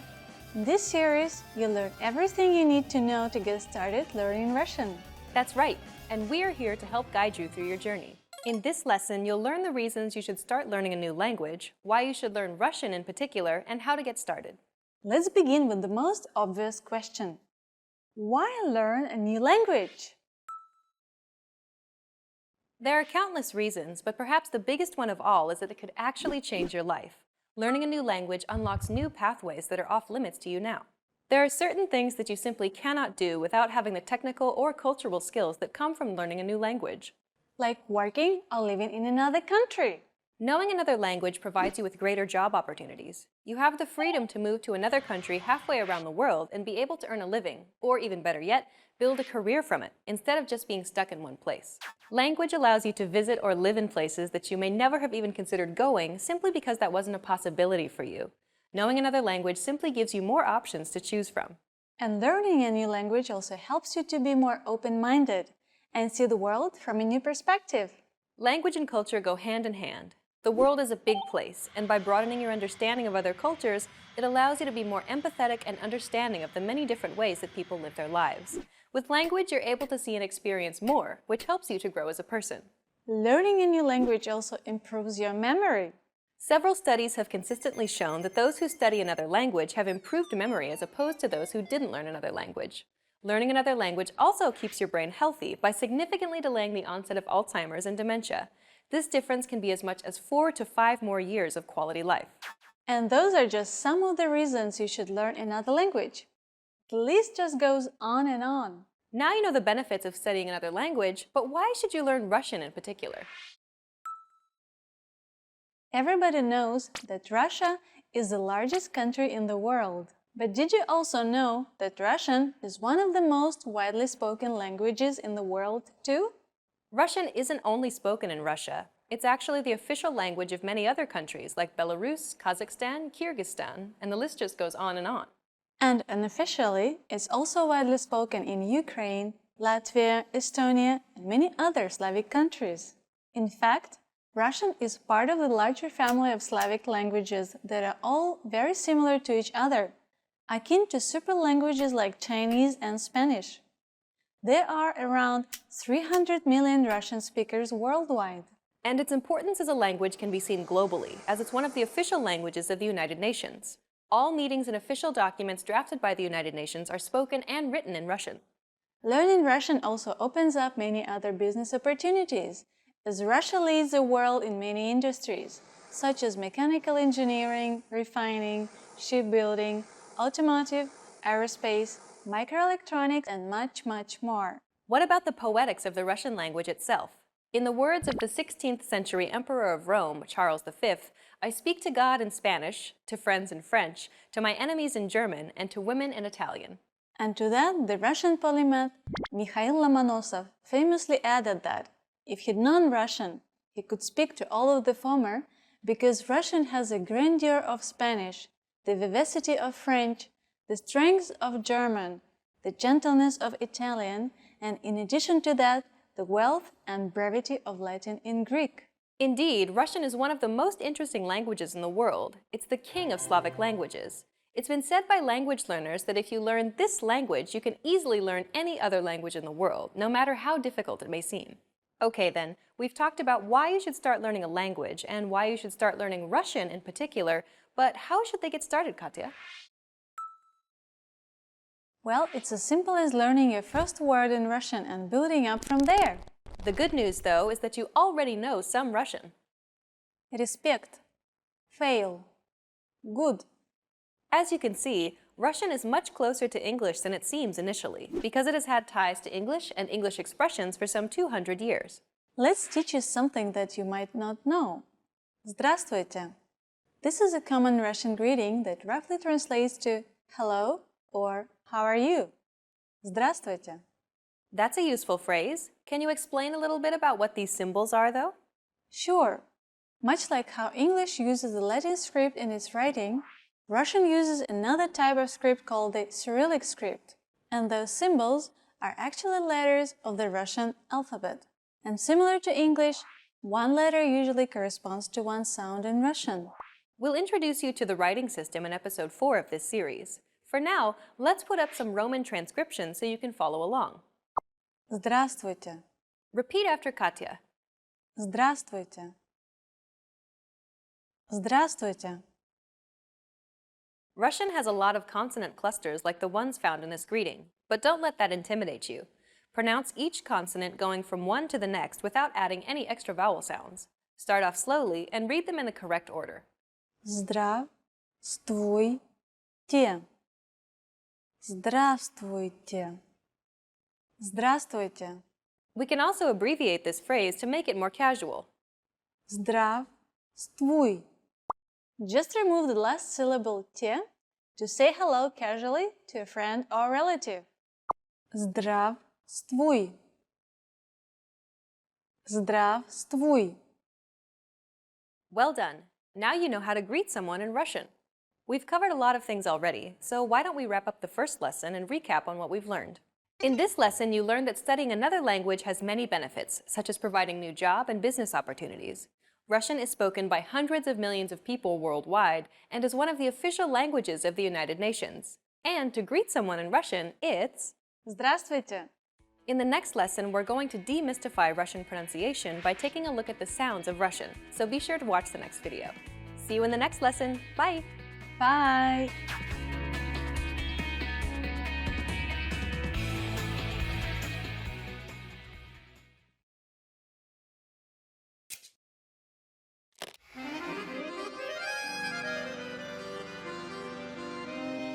Привет всем! С вами Светлана.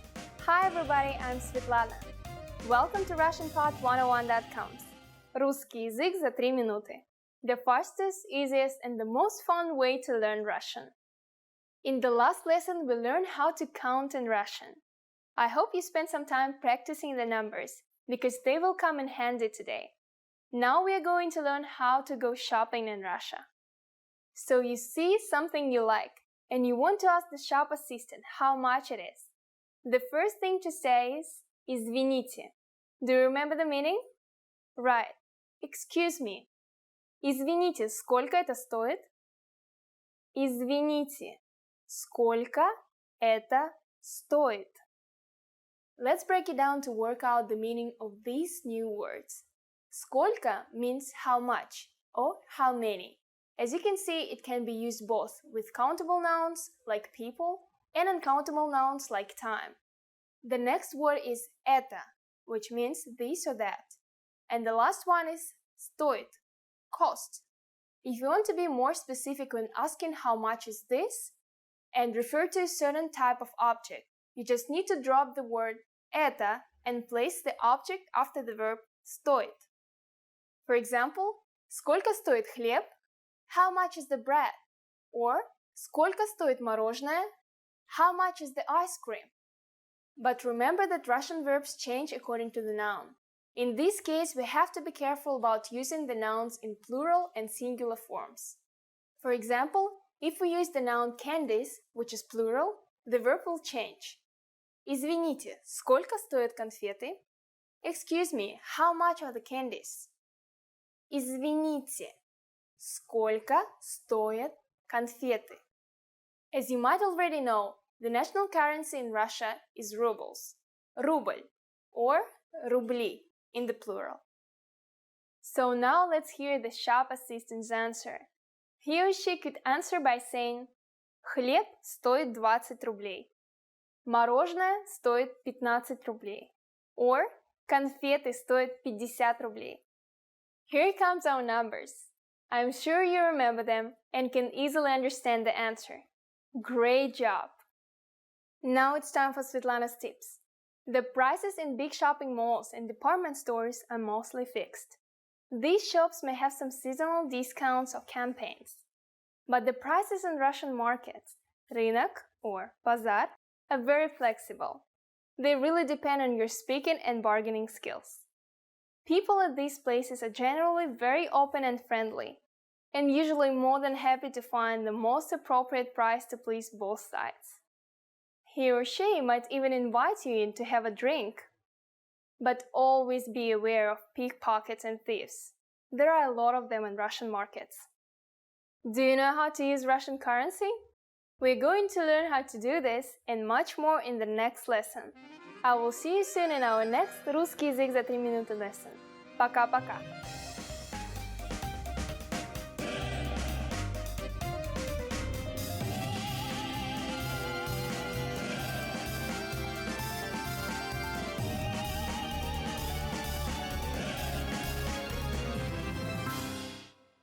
Hi everybody, my name is Katyusha and I'm here with you for top 25 Russian nouns. Now let's begin. Человек, man, человек. The tricky thing with this word is that in plural it changes completely. So one man is человек and many men is люди. Have you seen this man? Вы видели этого человека? Вы видели этого человека? Год, year. The year has passed so quickly. Год пролетел так быстро. Год пролетел так быстро. Время, time. This noun we're gonna use a lot of times. Every time you want to know what time it is now. So, excuse me, what time is it now? Извините, который сейчас час? Которое сейчас время? Again, when you ask for a time, you can use two synonym words, nouns in Russian, which is время, as we just learned, and час, literally means hour. Рука, hand. Рука, hand. One hand, two hands, руки. Give me your hand. Дай мне свою руку. Дай мне свою руку. Имя, name. What's your name? Как тебя зовут? Как тебя зовут? How people call you literally, which means by name. I hope it's not confusing for you. Раз, time, when counted. When we're counting something, one time, two times, three times. Сколько раз ты ходишь в зал? How many times do you go to a gym? Деньги, money. In Russia, we show this for money, деньги. So if you see somebody showing you this sign, it means they want some money from you. Give me some money. Дай мне деньги. Дай мне деньги. Жизнь, life. Life is so good. Жизнь прекрасна. You can use that when you feel good, when you feel happy. So you can say, жизнь прекрасна. Life is good. День, day. What a great day. Какой прекрасный день. What day is it today? Какой сегодня день? Голова, head. Голова. One head is good, but two is better. Одна голова хорошо, а две лучше. Одна голова хорошо, а две лучше. Друг, friend. Hello, my friend. Здравствуй, мой дорогой друг. Дом, home. Welcome to my home. Добро пожаловать в мой дом. Добро пожаловать в мой дом. Слово, word. Pay attention to which word you're using. Смотри за словами. Смотри за словами. Maybe it's not very literal translation, but it means watch your mouth or something like that. Место, place. Okay, let's pick the place for meeting. Давай выберем место для встречи. Давай выберем место для встречи. That's a great place to have a cup of tea. Это отличное место для чашечки кофе. Лицо, face. Face, лицо. Your face looks familiar. Твое лицо мне знакомо. Твое лицо мне знакомо. Неделя. Week. Call me next week. Позвони мне на следующей неделе. Позвони мне на следующей неделе. Нога. Leg. Or legs. Ноги. Now you have nice legs. У тебя красивые ноги. You have nice legs. У тебя красивые ноги. Мать. Мама. Mother. I really like talking to your mother.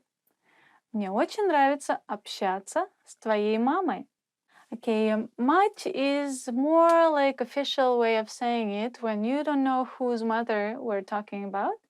But mama is more like friendly and personally if you really know your friend's mother in person. So you can say your mother, твоя мама.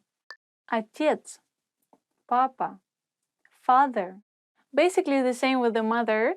You can say in the official way отец, your father, твой отец. Or you can say in a more friendly way твой папа, your father, твой папа. Твой папа любит рыбалку? Does your father like fishing? Твой папа любит рыбалку? Месяц, month. This word in two different meanings. One is, as I just mentioned about, month, and another one is the moon. The young moon is месяц, when it's not full moon, but the young kind of shape like it's eaten cheese. Today we're talking about the month of the year. Месяц года. What month of the year is it now? Какой сейчас месяц года? Час, hour. Basically, when somebody's asking you what time is it now, they're asking which hour is it now. So they can ask you, который сейчас час? What time is it now? Который сейчас час? It is 5 o'clock now. Сейчас 5 часов. In plural, it's changing a little bit, so it becomes часы. And again, it could be tricky because часы, the word, the noun часы, could be used for watch. Сестра, sister, сестра. Have you met his sister? She is very nice. Ты знаком с его сестрой? Она очень приятная девушка. Брат, brother. Please come, I will introduce you to my brother. Приходи, я познакомлю тебя со своим братом. Вода, water. I'm so thirsty, please give me some water. Я умираю от жажды, дай мне воды. Сумка, bag. Please take care of your bag. Пожалуйста, смотри за своей сумкой. So thank you guys for staying with us, and it was Top 25 Russian Nouns with me, Katusha, and I'll see you again for next time. Don't forget to subscribe. See you. Пока-пока. Вы когда-нибудь пробовали? Young month.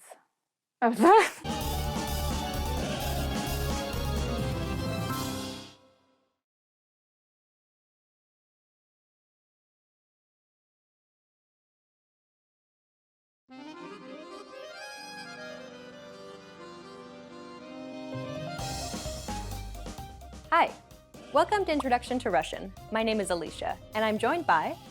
Hi everyone, I'm Katya. In this lesson, you'll learn the basics of Russian grammar. Word order refers to the order in which words are structured to form a sentence in a given language. Consider the English sentence, I ate an apple. But first, let's remove the article an here for simplicity, so we're just left with I ate apple. The basic word order for English is subject, verb, object, or SVO for short. If we break down the English sentence, I ate apple, we can see that the subject I is presented first, followed by the verb ate, and then finally the object apple is positioned last. This is the basic word order for sentences in English. Russian uses the same word order as English, SVO. Парень купил собаку. Парень, the subject, a guy, goes first. Купил, the verb bought, goes second. And собаку, the object dog goes last. This means that you can create any basic sentence in Russian simply by exchanging the English words for Russian words using a dictionary and still be understood. Isn't that easy? In fact, Russian word order is much more flexible than English. Compare the following examples. Cats eat mice. If we were to swap the subject with the object, we'd get mice eat cats. As you can see, the SVO word order in English is fixed. Changing the word order changes the meaning of the sentence completely. Russian, on the other hand, is much more flexible. Starting with the SVO word order, кошки едят мышей. We can swap the subject with the object like we did for English, and yet, мышей едят кошки. The meaning of the sentence remains the same. In fact, we could swap the sentence any which way and it still wouldn't change the core meaning of the sentence. Unlike English, Russian doesn't rely on the word order of the sentence to signify if a word is the subject or an object because it uses special word endings that act as markers to indicate the role of the word in the sentence. In this example, we use the word ending "ей" in мышей to indicate that mice is the object of the sentence. And so we can move it around anywhere in the sentence and it still be the object. Now you know how to create basic sentences in Russian, but how do you make a sentence negative? Negation in Russian is easy. Just add "не", meaning no, before the verb. Он спит. Он не спит. Я знаю. Я не знаю. Unlike English, Russian permits double negatives. So in English, you would say nothing happened. But in Russian, we would say nothing didn't happen. Ничего не произошло. You can form many basic negative sentences in Russian by placing no before the verb. Turning a sentence into a question in Russian is even easier than turning it into a negative sentence. Simply raise your pitch at the end of the question as you would in English. Unlike English, though, you do not need to rearrange the order of any words. Simply say the sentence and raise the pitch at the end. Ты понимаешь? Ты понимаешь? To ask more than yes or no questions, you'll need to learn question words. Some common question words are Что? Как? Кто? Какой? Когда? We'll cover more of this in future lessons on Russian grammar. Well done! Let's wrap up this lesson by recapping what we've learned. In this lesson, you learned that Russian sentences can be formed using an SVO word order, just like English. Additionally, Russian uses markers to indicate the role of a word in a sentence, which allows the word order to be much more flexible. You make a negative sentence by adding no before the verb. And to create basic questions in Russian, simply add a question mark and raise your pitch at the end of a sentence. We've covered only the absolute basics of Russian grammar. If you're interested in learning more, check out our Russian in 3 Minutes video series. In that course, we teach you useful phrases while covering the fundamentals of Russian grammar, and each lesson is only 3 minutes long. In the next lesson, we'll introduce you to the basics of Russian writing. See you in the next lesson. Bye! Bye!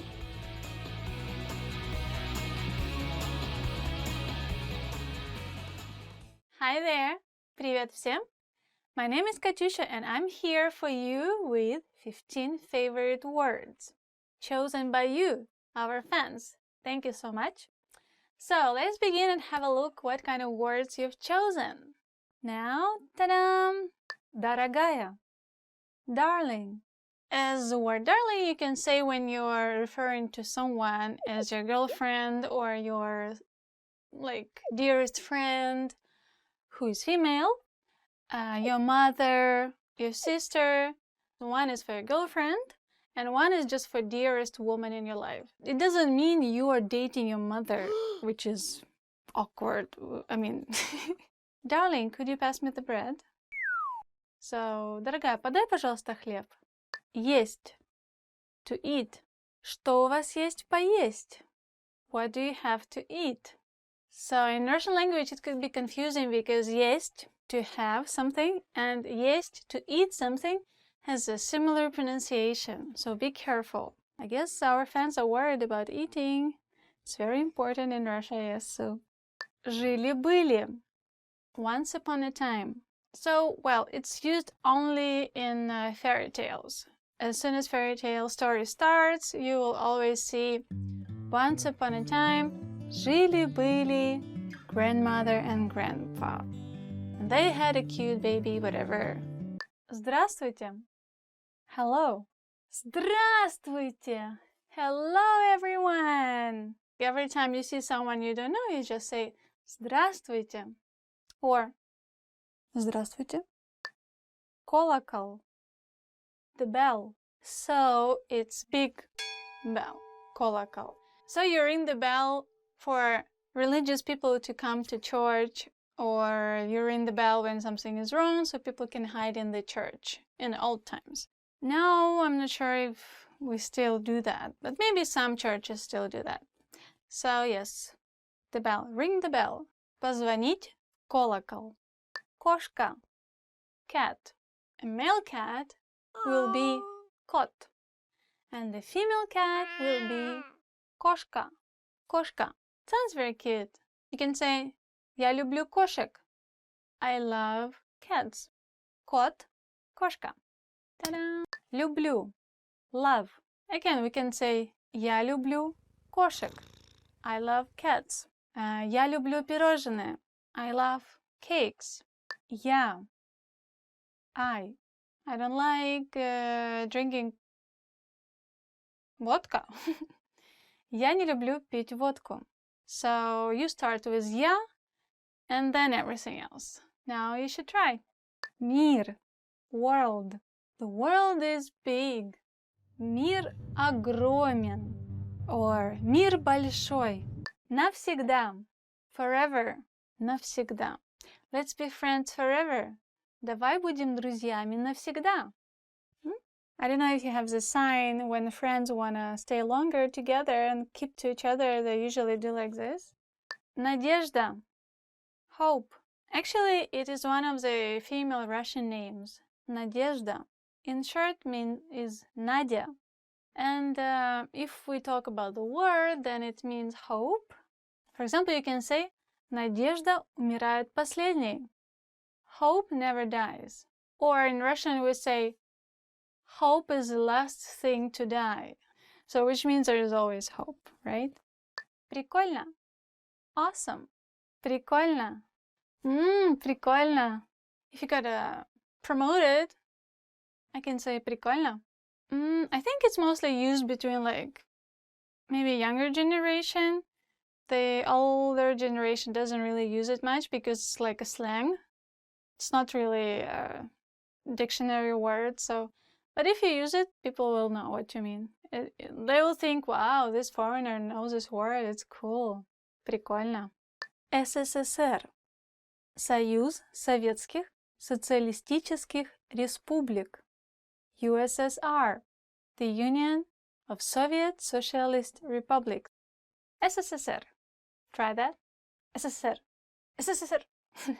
Okay, that's too fast. Sorry, guys. Союз Советских Социалистических Республик. We don't use it anymore. Only like you can hear from fathers or mothers still discussing the past. For example, you can say, oh, I've heard about USSR before. Да, я слышала о Союзе Советских Социалистических Республик. Хорошо. Good. Хорошо, что ты знаешь о Союзе Советских Социалистических Республик. It's good you know about USSR. Cool. Прикольно. Хорошо. Let's move to another word. Okay? Это вам не хухры-мухры. It's a big deal. Это вам не хухры-мухры.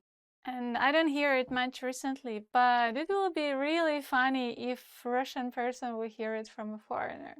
It will make them laugh, I think. Really. It's very cute. I wouldn't take it seriously if somebody told me that. Это вам не хухры-мухры. So, thank you for being with me, Katyusha. And keep in touch and stay tuned and don't forget to subscribe. Пока-пока.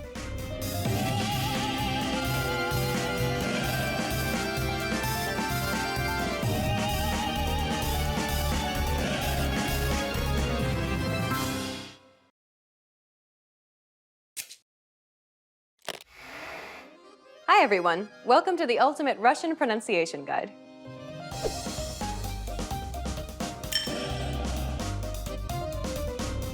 In this series, you'll master Russian pronunciation. Proper pronunciation is essential in Russian, and in this series, you'll learn it in a fast, comprehensive, and easy way. In this first lesson, you'll learn about the building blocks of the Russian pronunciation system that will help you in future lessons. The Russian alphabetical writing system is derived from the Cyrillic script, which is one of the most commonly used writing systems in the world. The Russian alphabet is made up of 33 letters, consisting of 21 consonants, 10 vowels, and 2 extra letters which act as modifiers.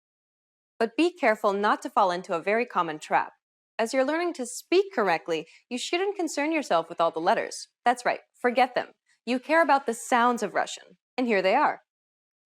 There are 37 consonant sounds and 13 vowel sounds. Each symbol that you see here represents a single sound determined by the IPA, which is a standardized way to represent sounds without the baggage that's usually involved with traditional letters. By using all of these sounds, you can form every single word in Russian. Have you noticed how most consonant sounds in Russian exist in pairs? К, ки, м, ме. In each pair, there is the original pronunciation of the consonant sound, k, and that same sound, but with an added y sound, Ки. Nearly all consonant sounds in Russian exist in this kind of pairing. So if you know how to pronounce the original sound, it's quite easy to figure out its counterpart simply by adding an additional y sound. Still seem complicated? Well, how about this? Of the 37 consonant sounds in Russian, you already know 15 of the original sounds. That's right. If you're a native English speaker, then you already make these sounds every day. You can also ignore 10 of the vowel sounds for the very same reason. With just a tiny bit of effort and creativity, you could effectively ignore 14 more consonant sounds simply by adding a y sound to the ones that you already know.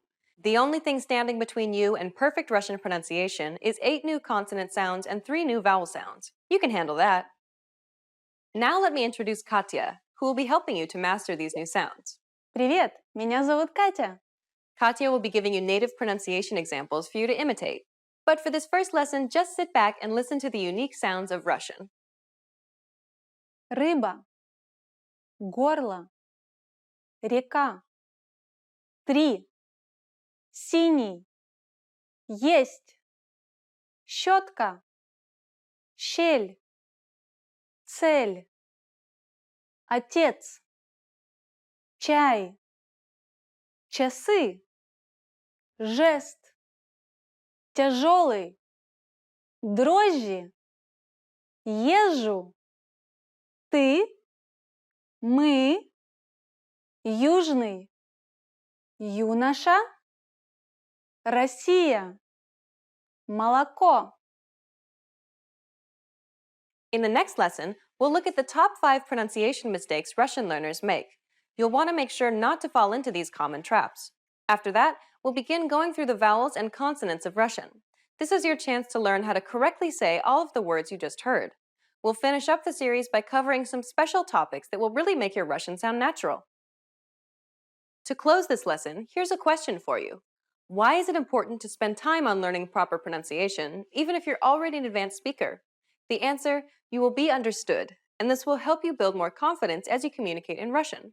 For beginners, you're creating a strong foundation to build on. And for more advanced students, this is your chance to improve your accent and lose any bad habits you may have picked up. What is the hardest part of Russian pronunciation? Tell us about it in the comments.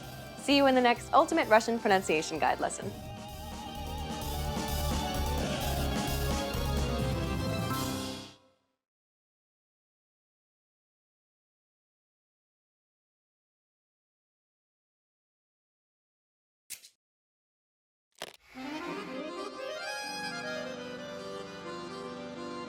Привет всем! С вами Светлана.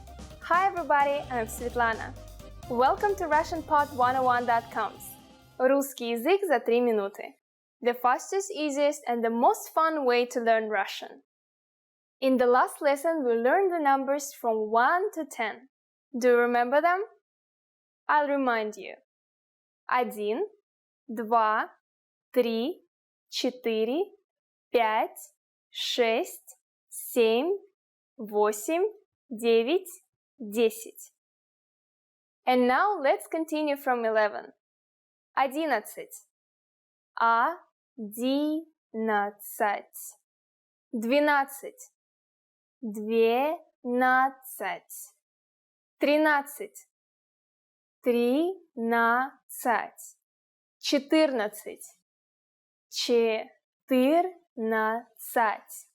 14.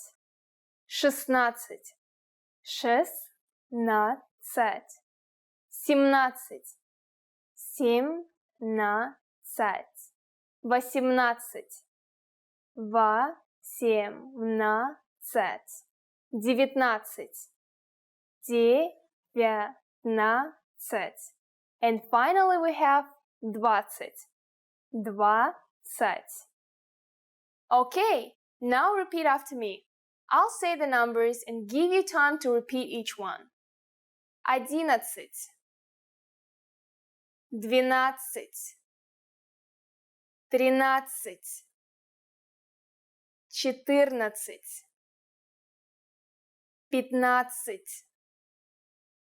15. 16. 17.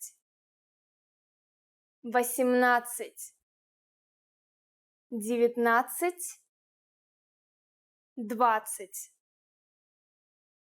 These numbers may seem harder to remember and pronounce than those in the previous lesson, but as you have probably noticed, the endings are the same. 19. The suffix "цать" is the modified word for 10. 10. Цать. Counting from 15 till 19, you simply eliminate the last letter from the original word and add "нацать." In the case of 14, you eliminate the letter "е." Let's not stop at 20. Let's learn how to count up to 100. First, I'll give you the tens. 30. 30.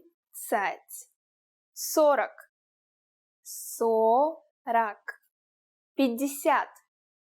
50. 60. 60. 70. 70. 80.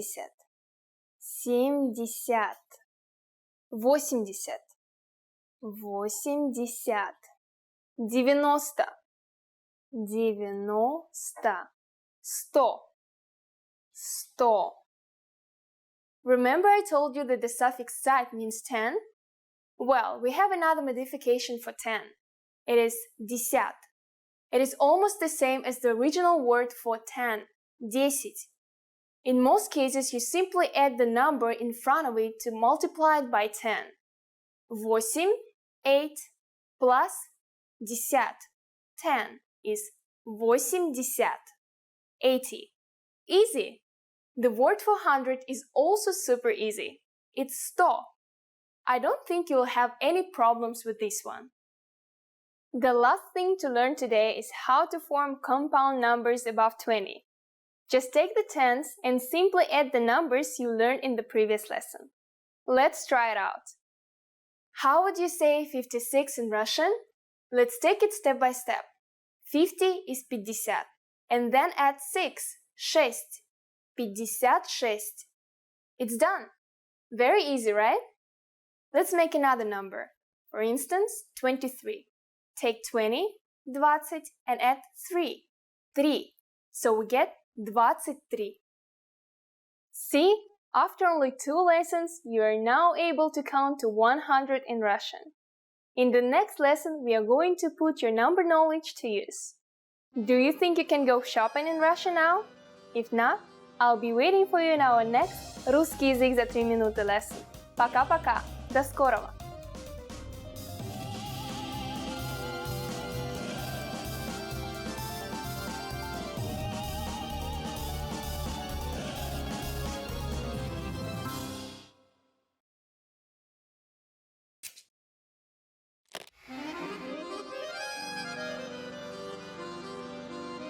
Привет всем! С вами Светлана. Hi everybody, I'm Svetlana. Welcome to RussianPod101.com. Русский язык за 3 минуты. The fastest, easiest, and the most fun way to learn Russian. In the last lesson we learned the phrase «Извините, вы говорите по-английски?»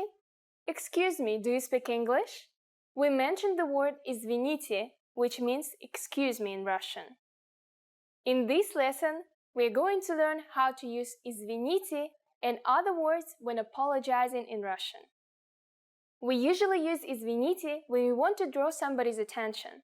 Perhaps you want to order something in the restaurant or simply ask the time. For example, извините, который час? Excuse me, what time is it?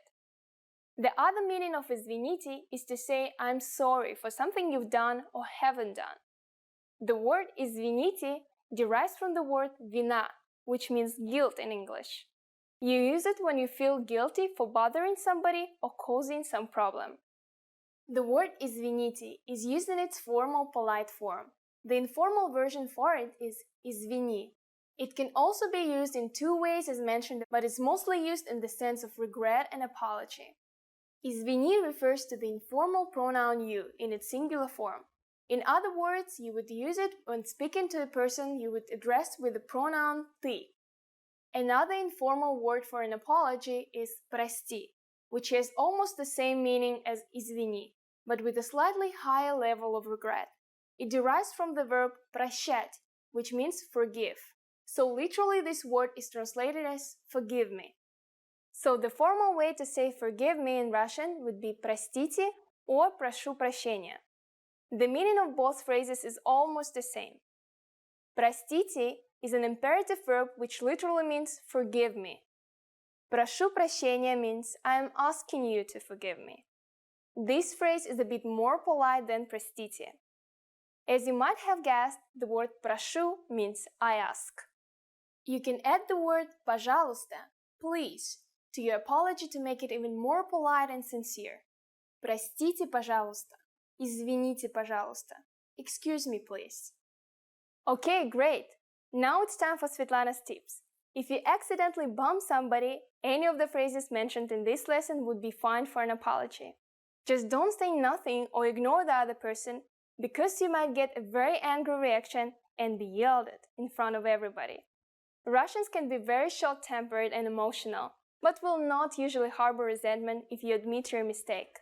It is always easier to say a simple word of apology straight away rather than try to cool an angry Russian down. Okay, that's it for this lesson. Can you count in Russian? In the next lesson, we'll learn the numbers from 1 to 10. I'll be waiting for you in our next Русский язык за 3 минуты lesson. Пока-пока!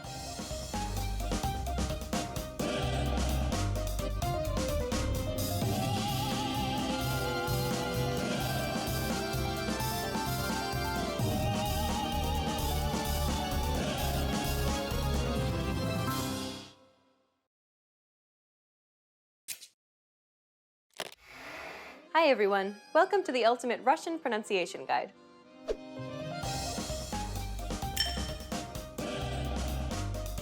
In this lesson, you'll learn the top 5 Russian pronunciation mistakes to avoid. These are common mistakes that Russian learners tend to make, so pay close attention and make sure that you don't make these same mistakes too. Are you ready? Then let's get started. This is a rare sound that doesn't exist in many languages. Many Russian learners are unable to pronounce this vowel simply because it's unfamiliar to them. When Russian learners attempt to pronounce this vowel, they tend to pronounce it as I instead of U. This is an issue because the former sound is another vowel in Russian. Consider these two words. Бить, быть.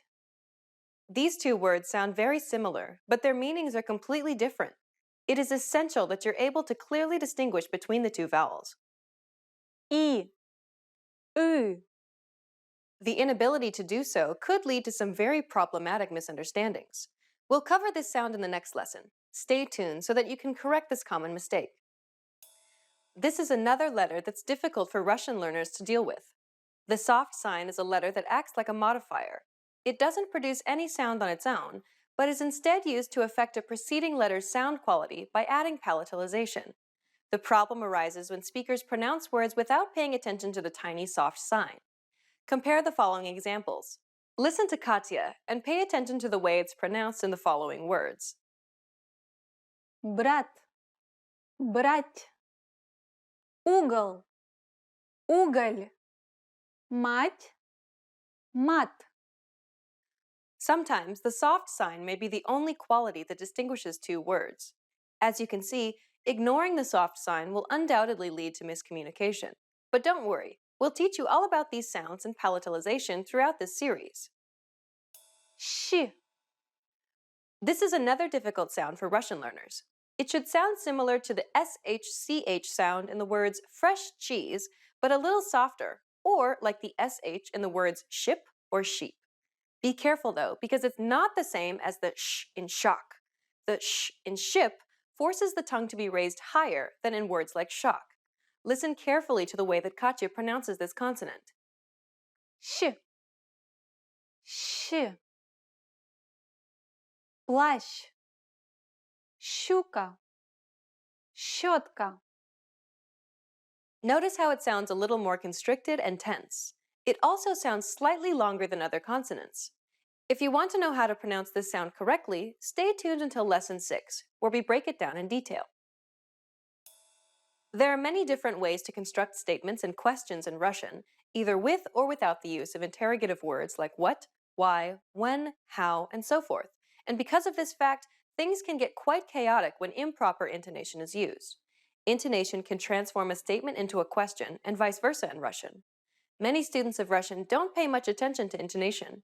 Without the proper intonation, however, it's very difficult for native listeners to judge whether the utterance is a statement or a question. Compare the following examples. Это музей. Это музей? The first example is a statement, meaning, this is a museum. The second is a question, meaning, is this a museum? As you can see, changing the intonation alone can change the meaning of a sentence entirely. Improper use of intonation can lead to very problematic communication. Try to pay attention to the way native Russians pronounce sentences and try to imitate them. Don't beat yourself up if you don't get it straight away, though, because intonation usually comes naturally the more you study a language. Й. И. Many letters in Russian look very similar, and this can be a difficult problem for new learners. This is particularly true for these two letters. Й. Is a consonant, and it sounds like the Y sound in boy. И. Is actually a vowel, even though it looks very similar to the previous letter. It sounds like the I sound in visa. Consider the following examples. Мой. Мои. Твой. Твои. Clearly, failing to recognize these two letters will result in the wrong pronunciation. Try to be mindful of these two letters and other letters that may look alike in Russian. Now you know the top 5 Russian pronunciation mistakes to avoid. Try to be careful so that you don't make these same mistakes. In the next lesson, we'll start learning Russian vowel sounds. What's your biggest challenge with Russian pronunciation? Is it one of these top 5 mistakes? Let us know in the comments. Stick with us and you'll overcome it quickly. See you in the next Ultimate Russian Pronunciation Guide lesson.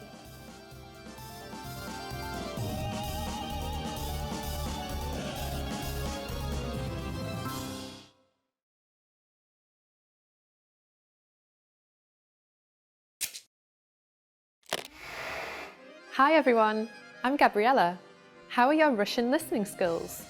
In this video, you'll have a chance to test them out with a quiz. First, you'll see an image and hear a question. Next comes a short dialogue. Listen carefully and see if you can answer correctly. We'll show you the answer at the end. Are you ready? Женщина спрашивает кое-что у продавца в книжном магазине. Какую книгу хочет посмотреть женщина? Извините, могу я взглянуть на книгу вон на той полке? Которую книгу вы хотите посмотреть? Книгу о машинах. Подождите, пожалуйста. Вот эту? Верно. Вот, пожалуйста. Какую книгу хочет посмотреть женщина?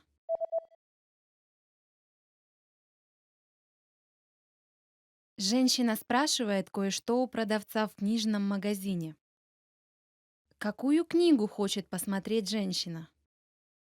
Извините, могу я взглянуть на книгу вон на той полке?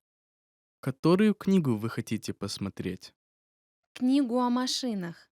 Подождите, пожалуйста. Вот эту? Верно. Вот, пожалуйста. Did you get it right? I hope you learned something from this quiz. Let us know if you have any questions. See you next time.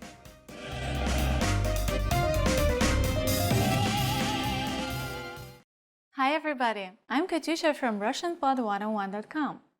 Do you know how to say I love you in Russian? In this lesson, you'll learn 3 different ways to say I love you and a special phrase for Valentine's Day.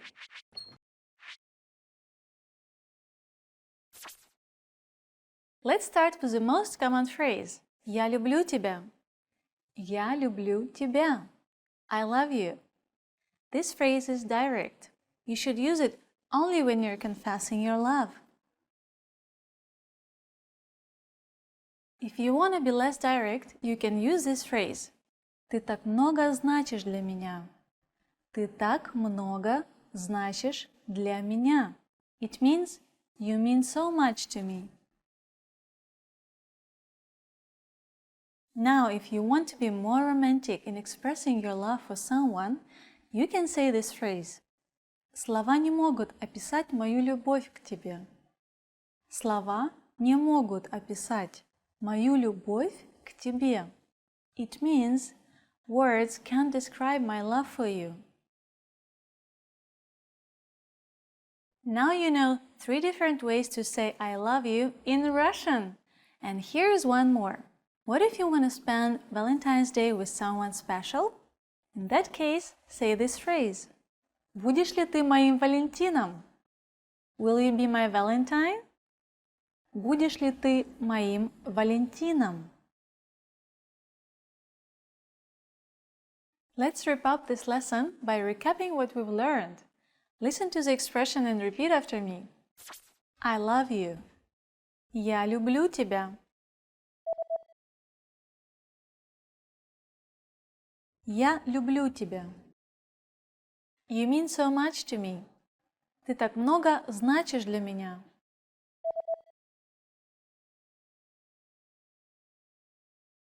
Ты так много значишь для меня. Words can't describe my love for you. Слова не могут описать мою любовь к тебе.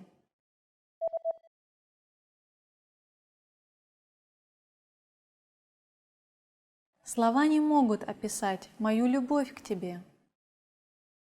Will you be my Valentine? Будешь ли ты моим Валентином?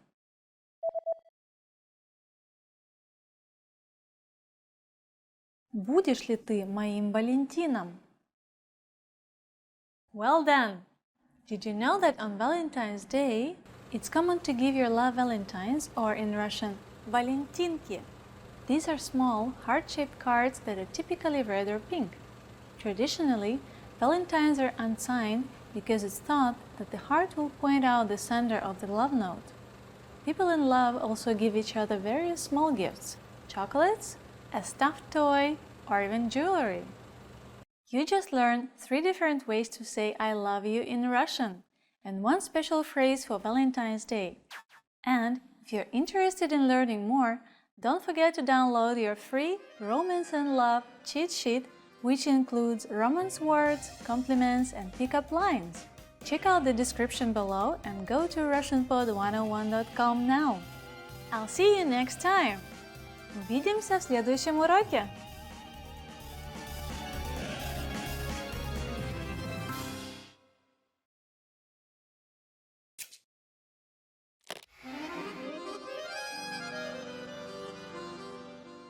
Здравствуйте, я Светлана.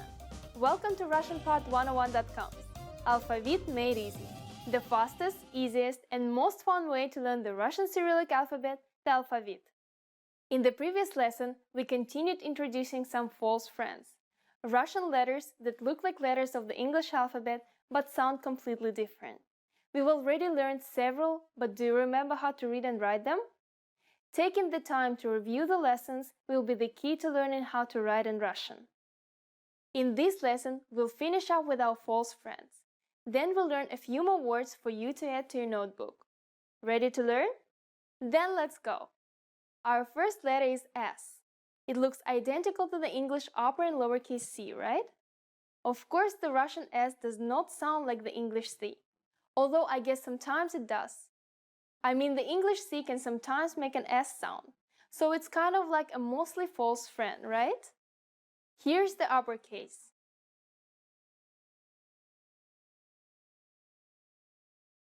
And the lowercase.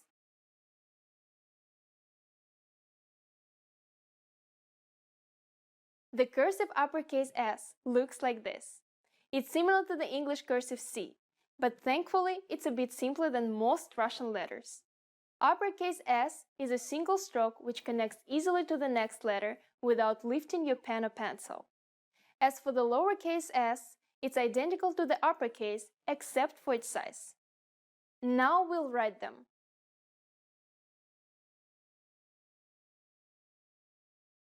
And the lowercase.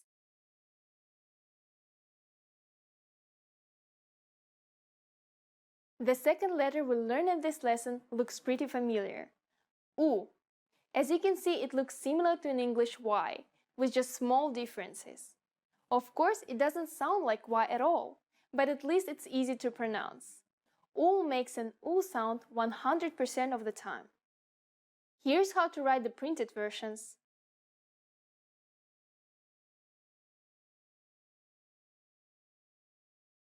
And the lowercase.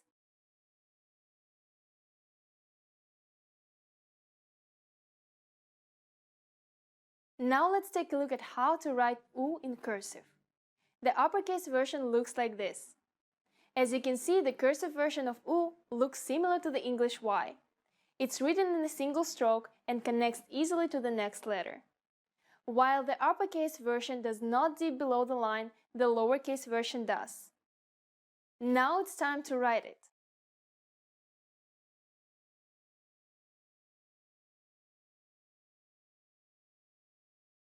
And the lowercase.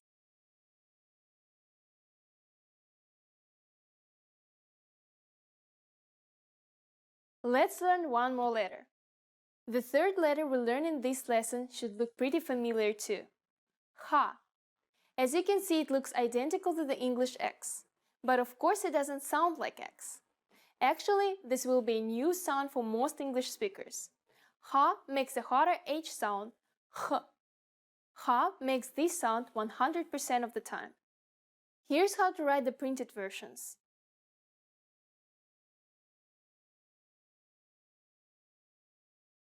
And the lowercase.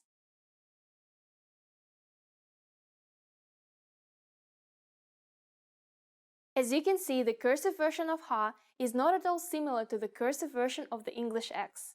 It's written in two strokes and connects easily to the next letter. Lowercase Ha looks exactly like the uppercase version, but just a little smaller. Let's write it.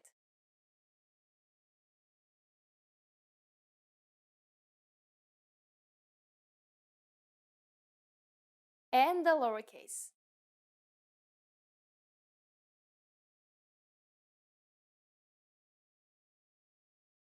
And that's all!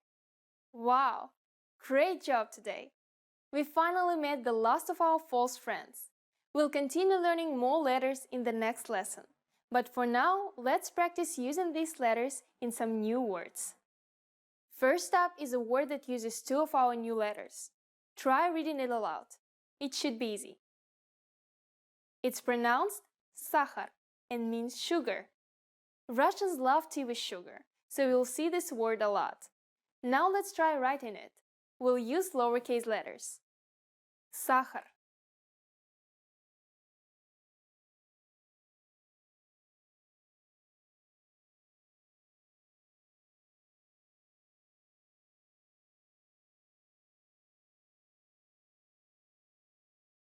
Now let's try writing two sentences. As you know from a previous lesson, on means he. Turk means Turk, as in someone from Turkey. So the first sentence means he is Turkish. In the second sentence, we see есть, which is an important word meaning eats. And halva is a popular sweet in Russia, originally from the Middle East. In English, it's called halva. The second sentence means he is eating halva. Now let's try to write it. We'll start each sentence properly with an uppercase letter.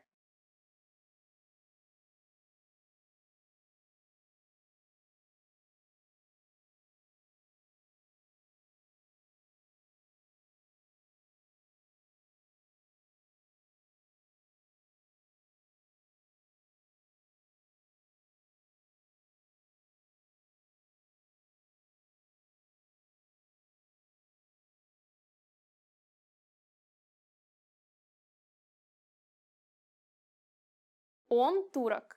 Он ест халву. Now it's time for Svetlana's insights. You probably realized this, but the order we're learning the alphabet is not actually the correct order. We're using this order because it's easier to learn. But just be aware that it's not the way Russian children learn it, or how a Russian would recite the alphabet. In the next Alphabet Made Easy lesson, we'll be introducing some interesting new letters that are going to be completely unfamiliar to you. Are you excited yet? Пока-пока!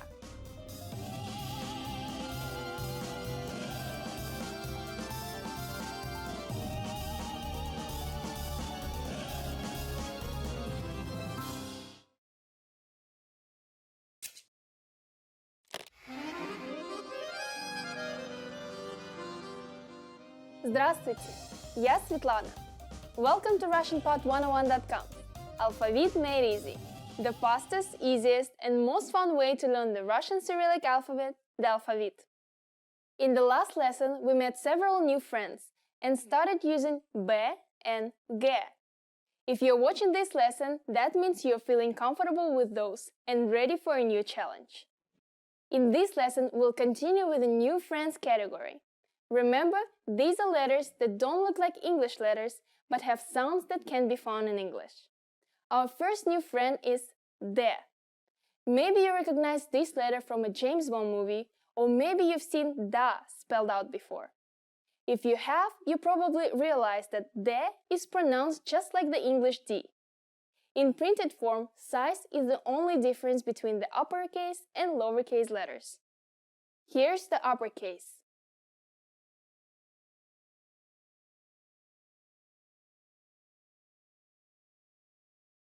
And the lowercase.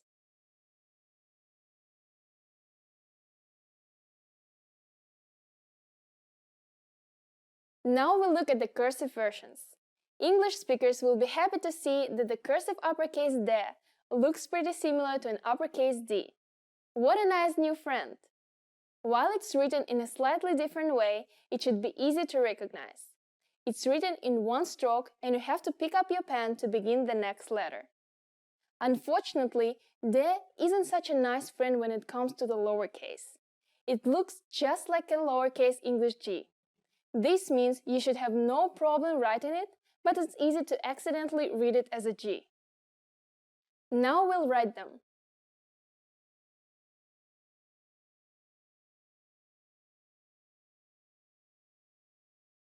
And the lowercase.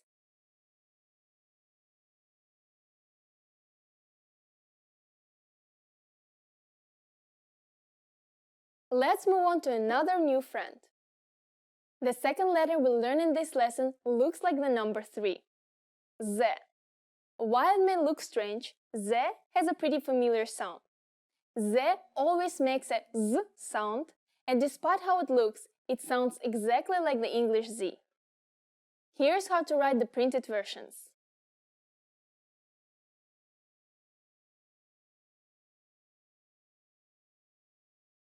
And the lowercase.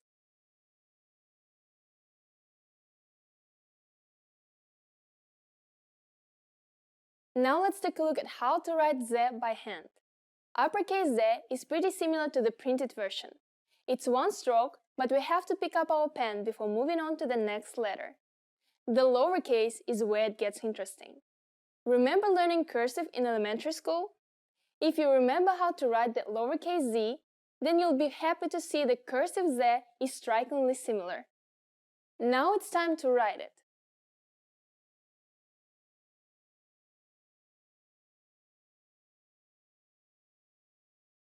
And the lowercase.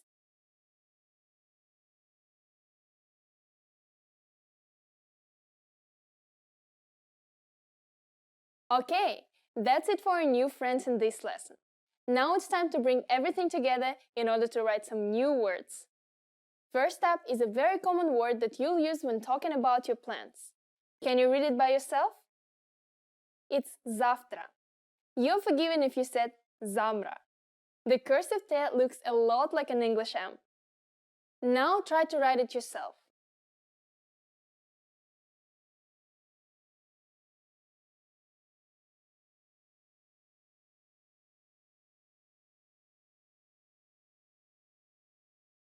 Завтра. The next word is a fun one. Let's see if you can read it. Did you read it as Дед Мороз? It can be tricky to know when O is O and when it's A, but we'll talk more about that in a later lesson. Дед Мороз is the Russian Santa Claus. So let's try writing it. Both Дед and Мороз should start with uppercase letters.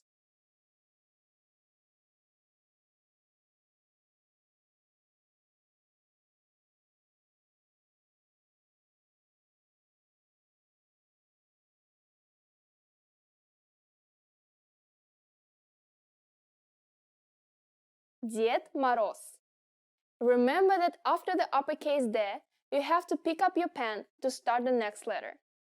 M, on the other hand, connects easily to the next letter. Nice job! Now it's time for Svetlana's insights.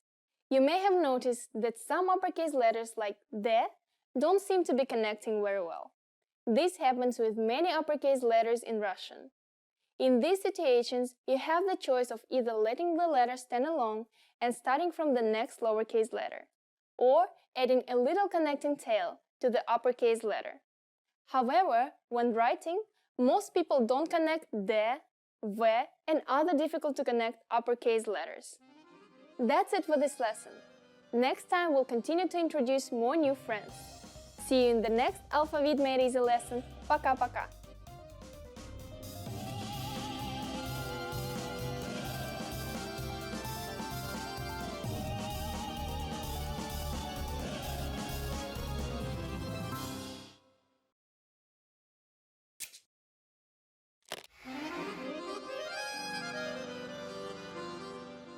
Здравствуйте, я Светлана.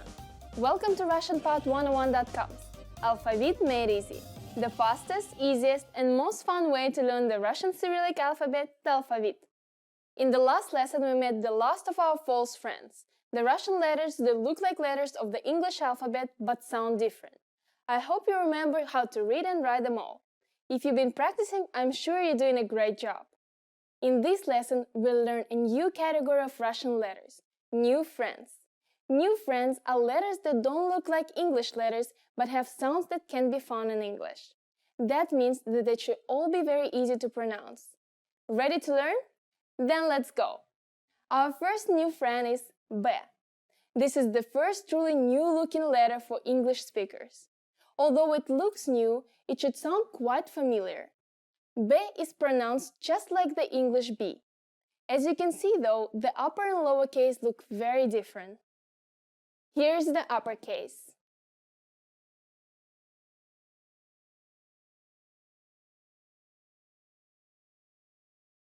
And the lowercase.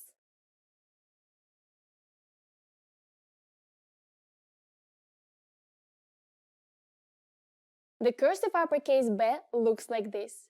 It has two strokes and continues to the next letter after the lower stroke.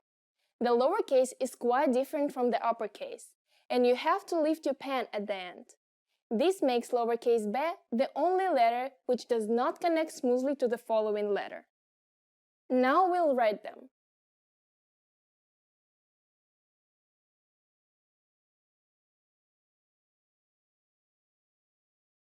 And the lowercase.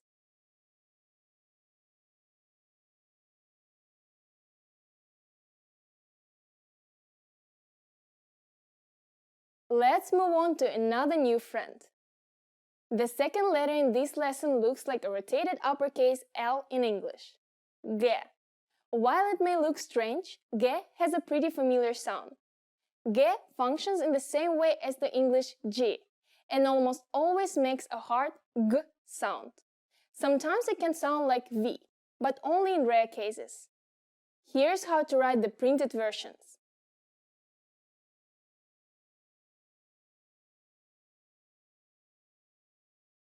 And the lowercase.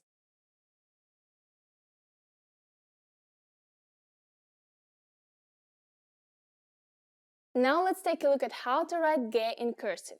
The uppercase version looks like this. As you can see, the cursive version of ge looks kind of like the uppercase T in English.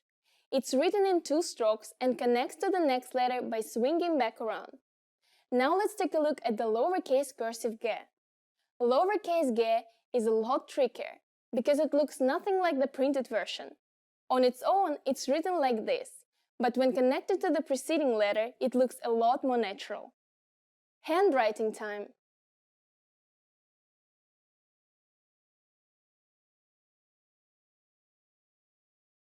And the lowercase.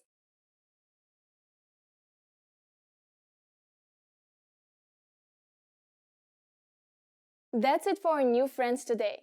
We'll continue learning more letters next lesson. But for now, let's practice using these letters in some new words. First up is a word that uses both of our new letters. Try reading it aloud. I hope you could successfully read this as Bog. It's a very important word for many Russian people. It means God. Let's write it.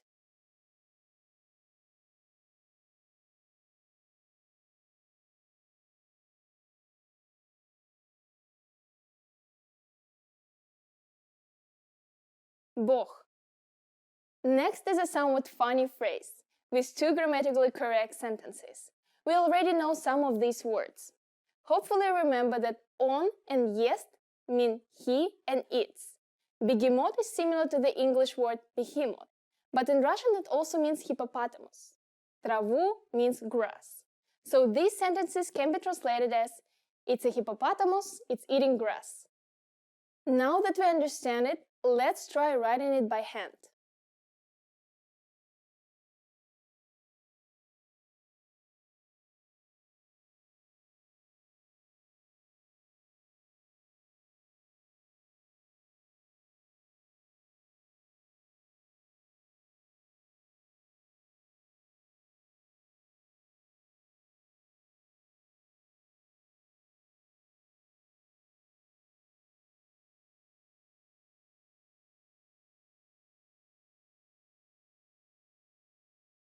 Он бегемот. Он ест траву. Let's start with an uppercase O. Also remember that lowercase b does not connect directly to the next letter. Be careful not to confuse the lowercase m and t. Give it your best shot. Now it's time for Svetlana's insights. Are you familiar with Greek letters? Maybe you remember them from high school or college. If so, you've probably recognized a great deal of these Russian letters. The Cyrillic alphabet was originally derived from Greek letters, so many of them bear close resemblance even today. That just about wraps it up for this lesson. Next time I'll introduce some more new friends. I hope you're excited. See you in the next Alphabet Made Easy lesson. Пока-пока!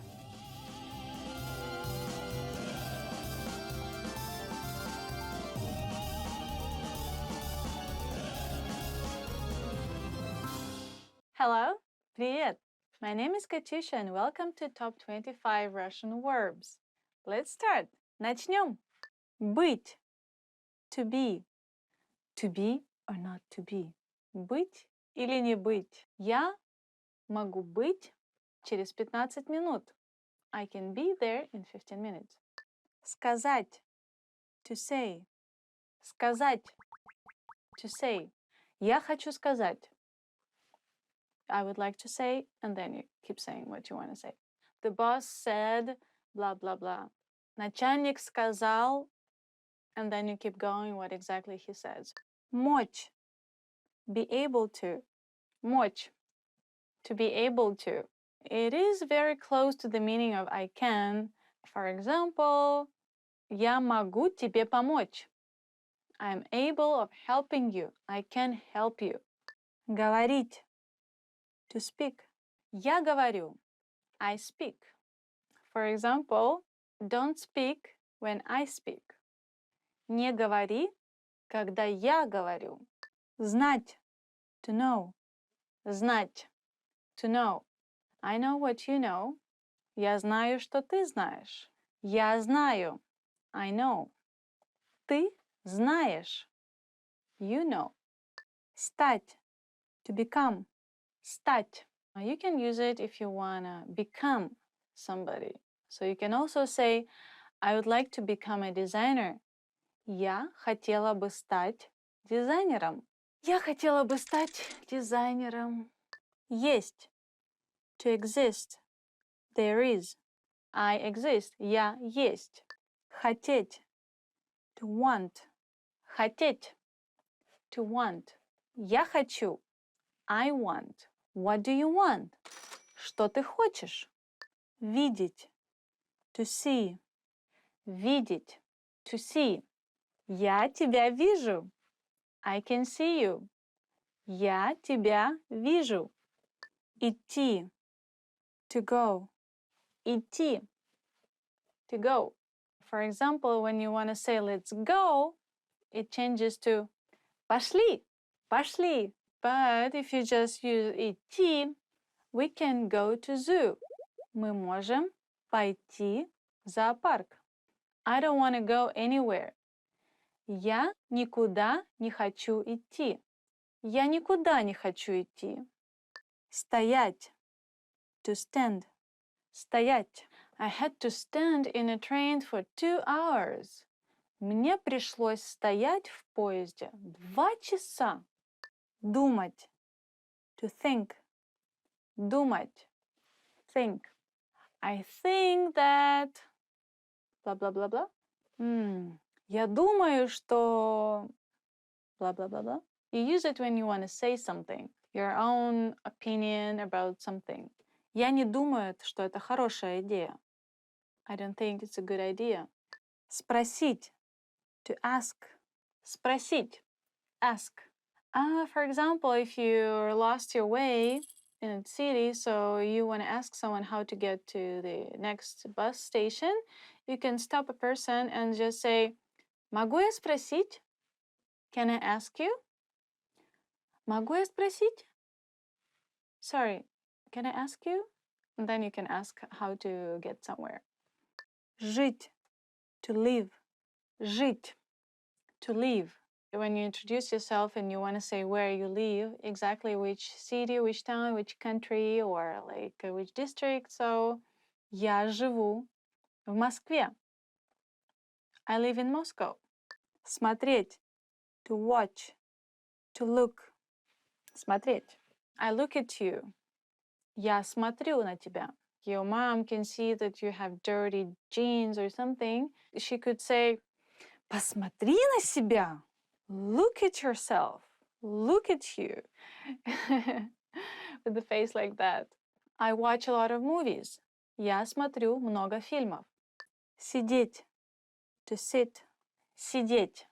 Sit. I don't like to sit. Я не люблю сидеть.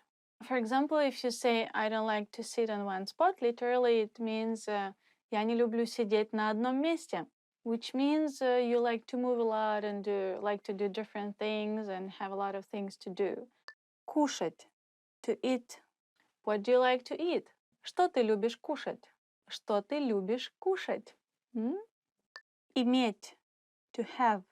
Иметь. To have. Я имею 3 собаки. I have 3 dogs. Делать. To do.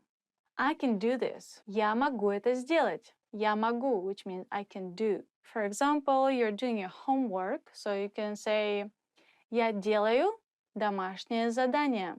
Literally, I'm doing my homework right now. What are you doing today? Что ты сегодня делаешь? Взять. To take. Взять. To take. Я могу тебя взять с собой. I can take you with me. Понимать. To understand. Понимать. To understand. So you're like complaining about life and then your friend goes like, я понимаю. Я тебя так понимаю. I understand you so much. I understand what you mean. I can feel what you're saying. Казаться. To appear. To seem. It seems it's gonna rain tomorrow. Кажется, завтра будет дождь. It's close to I think, but you're not sure. It's not your real opinion about something, it's just you're guessing. Давать. To give. You can say, give me please. Дай мне, пожалуйста. Дай мне, пожалуйста. Or you can say, давайте. It's a bit different meaning, means let's do something. Давайте. Давайте пойдем гулять. Let's go for a walk. I'd like to give you a piece of advice. Я хочу дать тебе совет. Ходить. To walk. To go. Ходить. To walk, to go. So it's similar to идти, which means go somewhere, like visiting some classes. For example, you can say, I want to go to ballet classes. Я хочу ходить на занятия балета. Я хочу ходить на занятия балета. I like walking. Я люблю ходить. Спать. To sleep. Спать. To sleep. I don't want to sleep right now. Я не хочу сейчас спать. I really want to sleep. Я очень хочу спать. Don't sleep, don't sleep. Не спи, не спи. You can see somebody is falling asleep. You're like, don't sleep, don't sleep. Не спи, не спи. This is it, our 25 top Russian verbs. Now, don't forget to subscribe to our channel. See you later. Пока-пока. Subscribe. Subscribe.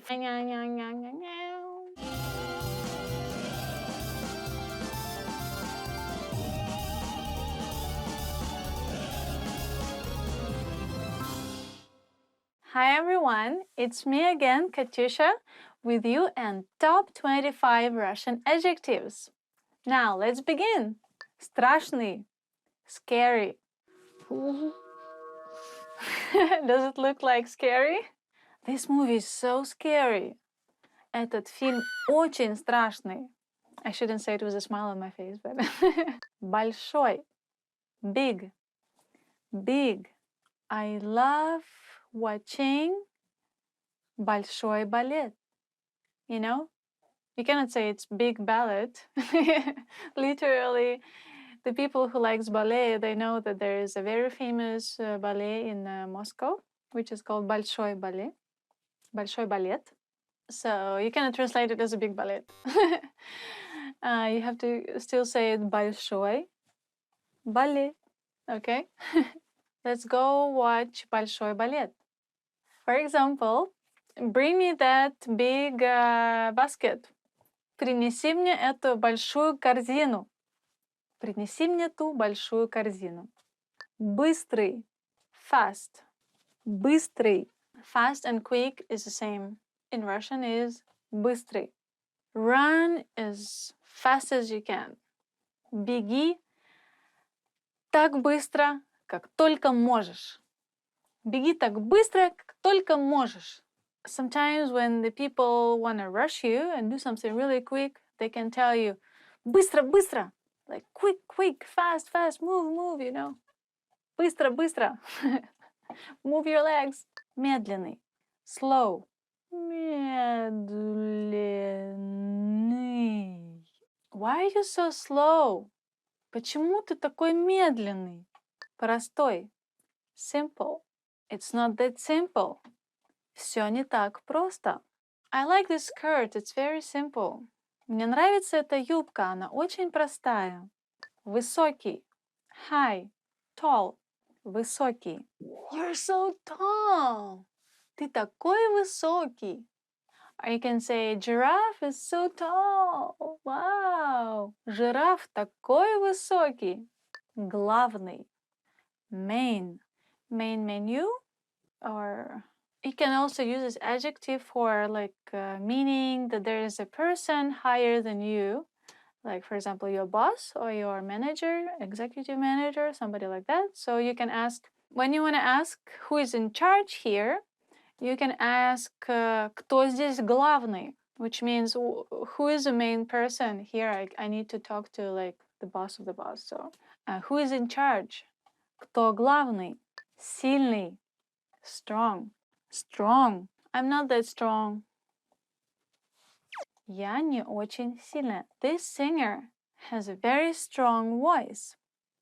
У этой певицы очень сильный голос. Длинный. Long.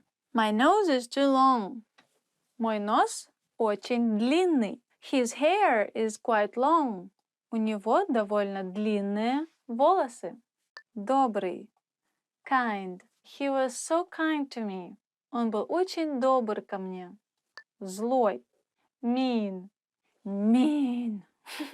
He's so mean. Or she's so mean. I don't know why. Она такая злая, я не знаю почему. Она очень злая. She is very mean. Горячий. Hot. Hot drinks, hot food, or literally things that are hot. And you can also use for someone you find somebody hot, you know. So you can say, she's hot. Wow, она горячая. Or you can say, ой, this tea is hot. Ой, этот чай горячий. In Russian, instead of ouch, we say ой or ай. Ай, ой. Холодный. Cold. Winters in Russia are super cold.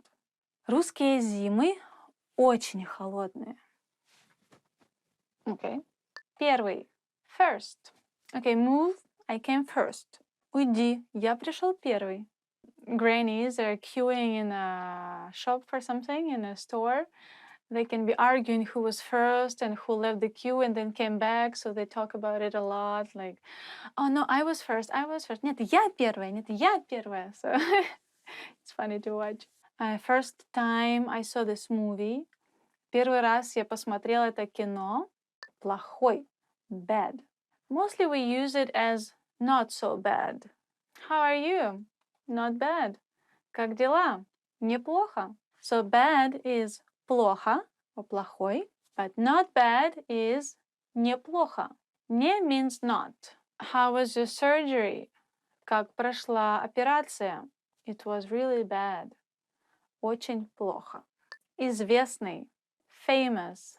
Известный. She dreams to be famous. Она мечтает быть известной. Famous.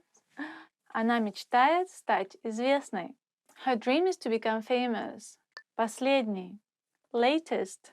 Literally, последний means last.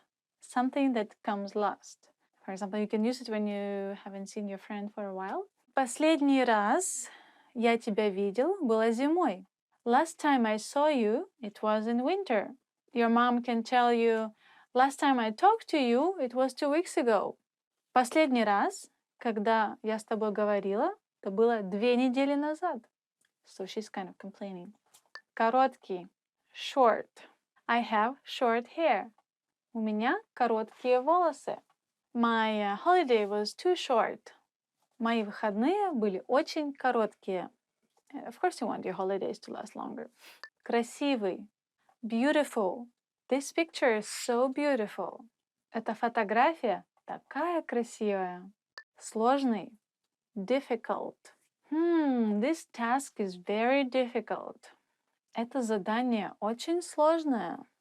For example, you can say you're reading a book and it's too difficult for your understanding. So you can say, this is so difficult. Это очень сложно. Or this book is too difficult. Эта книжка очень сложная. Легкий. The next adjective is light. This conversation is really light. Этот разговор очень легкий. Literally means that somebody or something is really light, like weight. So, for example, this computer is really light. So, этот компьютер очень легкий. Or you can use it as a meaning that somebody, it's easy to talk to someone or easy to communicate. So you can also say light, легкий. Our conversation started easily, which means наш разговор начался легко. So it's without any thinking, just, natural. Хороший, good. As you hear Russian people communicating, they say it a lot. When somebody asks them, how are you? They say хорошо, and then as okay, they can also use хорошо. So every time I wanna confirm that, yes, I listened to you, I heard what you said, and okay, so I can say хорошо. Хорошо, хорошо, хорошо. So we use it a lot. This movie was really good. Этот фильм был очень хороший. Очень хороший фильм. Or очень хорошая книга. Or очень хороший кофе. Coffee, very good coffee. Right? So which means it's really good. Хороший. Отдаленный. Far. As many other Russian adjectives, they are easily transformed into adverbs. So for example, the far in English doesn't change, but in Russian, the adjective отдаленный can change into adverb. The Russian adjective far can change into adverb, which sounds a bit different, далеко. So if I use an adjective, I can say, this shop is a bit far from my home. Этот магазин отдален от моего дома. But if I want to say an adverb, I should say, in English it doesn't really change. But in Russian it would sound a bit different. This shop is a bit far from my home. So, магазин далеко от моего дома. Этот магазин немного далеко от моего дома. For this adjective, we mostly use it in adverb. I can see really far. Я могу смотреть очень далеко. Я могу видеть очень далеко. Also, this adjective you can use if there is a person living with you, for example, or your best friend, but you can see that in his thoughts he's somewhere not with you. So you can say he's отдален, отдаленный. He's somewhere away from me, you know? So you can say, I don't know why, he's really far in his thoughts. Я не знаю почему, но он очень отдаленный от меня. So, which means he doesn't pay attention to who is next to this person. Маленький, small, small. For example, this world is really small. Наш мир очень мал. Наш мир очень маленький. Скучный, boring. So, for example, this speech is too boring. Эта речь очень нудная or скучная. Эта речь очень скучная. So yes, you can use instead of скучный, which is boring, one more word. It's same meaning, but it sounds a bit different, and it sounds like that. Нудный, нудный. Скучный, нудный. Basically same meaning. He is so boring. Он такой нудный. Maybe it's used more for describing people and somebody's character. Okay, let's get some extra adjectives for you. Lazy, ленивый. It's so easy to be lazy. Так легко быть ленивым. Очень легко быть ленивым. Don't be lazy. Не ленись. Now, next adjective should be благодарный. Grateful. I'm very grateful. Я очень благодарный. Я очень благодарен. I'm very grateful to you. Я очень тебе благодарен. I guess that's it. Top 25 Russian adjectives. Done. Thank you for staying with me, Katyusha. I hope you enjoyed Top 25 Russian adjectives. And I hope to see you again with me and some extra Russian words. And don't forget to subscribe. Пока-пока. Top 25 Russian adjectives. The end.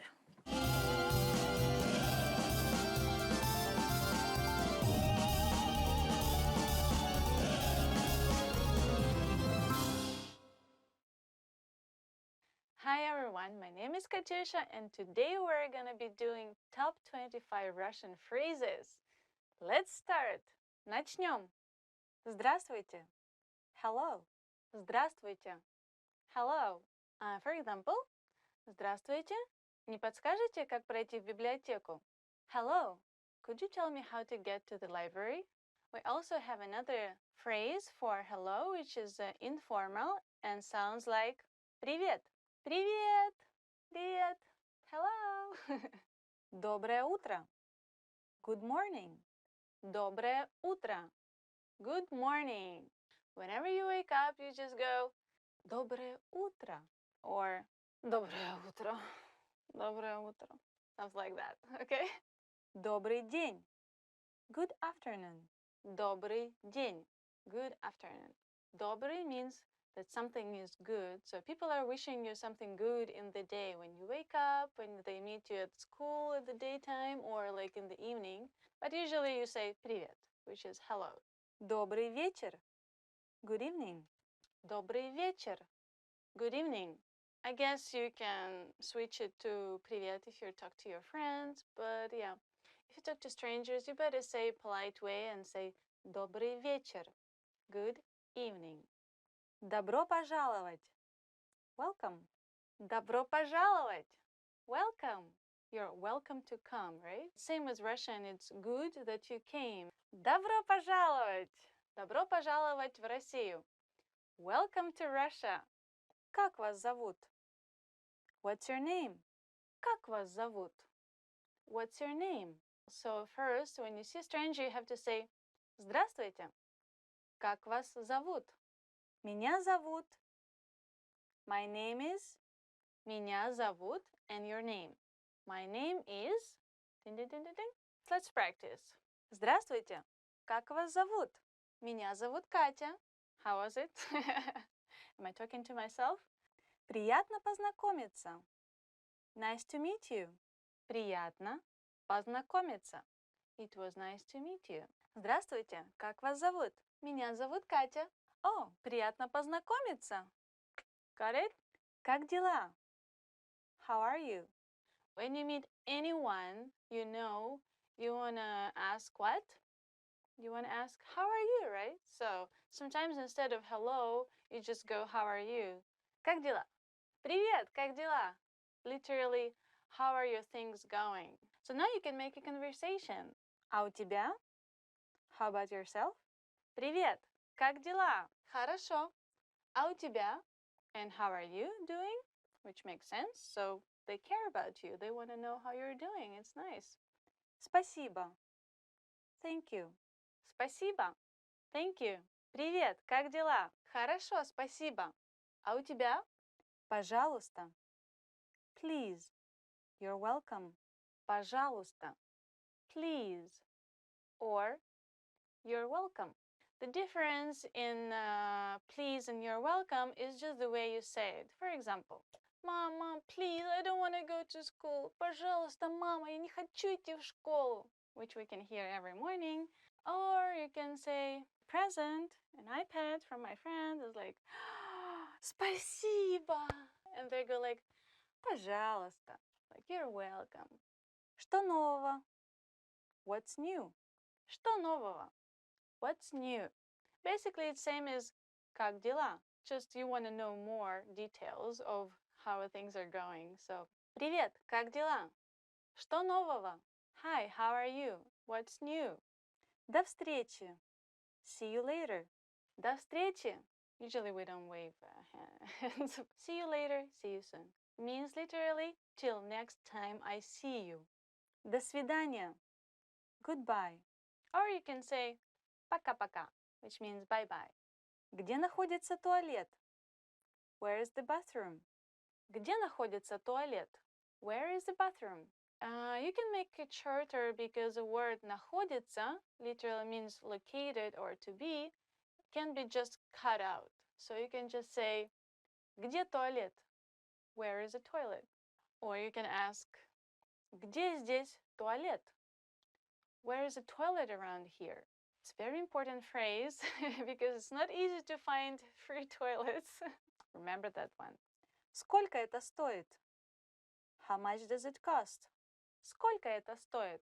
How much is it? How much does it cost? So try next time when you're shop. Я хочу заказать. I would like to order Я хочу заказать. I would like to order something. Я хочу заказать салат. I would like to order salad. You made up your mind, so you want to order this. So, я хочу. If you want to say it in a more polite way, for example, you're in a very high-end restaurant, and so you want to be polite with the waiter, so you could say, я бы хотел заказать. I would like to order. Я бы хотела заказать чашечку кофе. I would like to order a cup of coffee. That would sound much nicer. Счет, пожалуйста. Check, please. Счет, пожалуйста. The check, please. Oh, официант. Счет, пожалуйста. Now you can have a dinner or lunch in the restaurant. That's nice. Который час? What time is it? Который час? What time is it? Excuse me, what time is it now? Извините, который час? Извините. I'm sorry. Excuse me. Извините. I'm sorry and excuse me. If you say I'm sorry, you can say извините, like you're really sorry about something you've done. But you can say excuse me, like you stepped on somebody's foot in a train. You can say ой, извините. Хорошо. Good. Okay. Хорошо. Okay. Good. When somebody asks you, how are you doing? Как дела? You can say, хорошо, спасибо. I'm good, thank you. Помогите. Help. Помогите. Someone. Help, help, help me, somebody. Помогите. For example, if you're a big forest and you don't know your way out, so you have to shout to let people hear you. So you're like, помогите. But it's really rare situation. I hope you won't be in it. Да. Yes. Да. Yes. Russian people say a lot. Да, да, да, да, да. Yes, yes, yes, yes, yes. I agree. Да, да, да. Нет. No. Нет. No. Нет. Would you like to go to dinner with me? No. Нет. Thank you for watching. And today we did top 25 Russian phrases for daily conversation. And don't forget to subscribe for our channel. Thank you. Bye-bye. Пока-пока. Oh, Katya, thank you. Thank you so much. You're so good. Oh, не за что.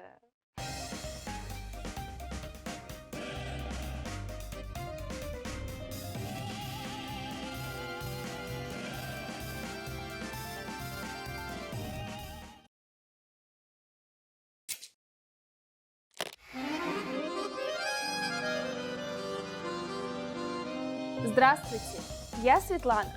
Welcome to RussianPod101.com's Alphabet Made Easy, the fastest, easiest, and most fun way to learn the Russian Cyrillic alphabet, the alphabet. In the first two lessons, we covered the true friends in the Russian alphabet. Now we are going to take a look at some slightly more difficult Russian letters, the false friends. While true friends look and sound like their English counterparts, false friends look like English letters but sound completely different. Ready to go? Let's get started. In this lesson, we'll learn how to read and write two false friends in both printed and cursive forms.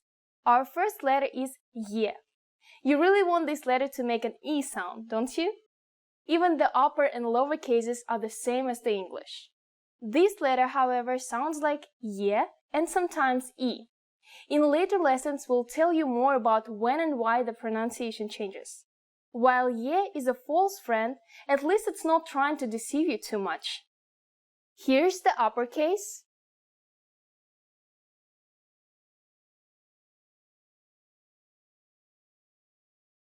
And the lowercase.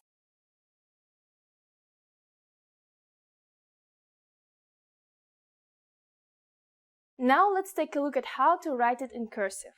The cursive version of uppercase Y looks like this. It's nearly identical to the English cursive and easy to write.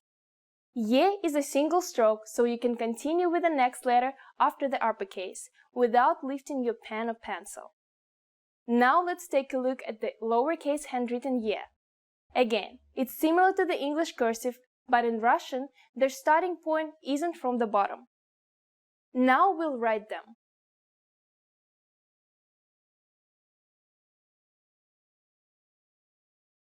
And the lowercase.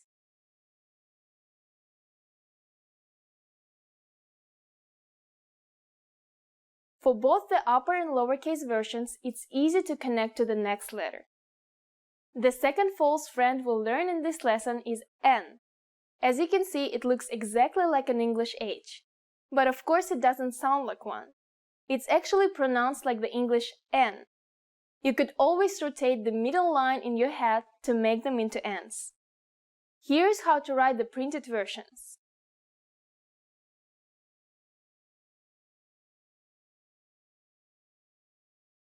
And the lowercase.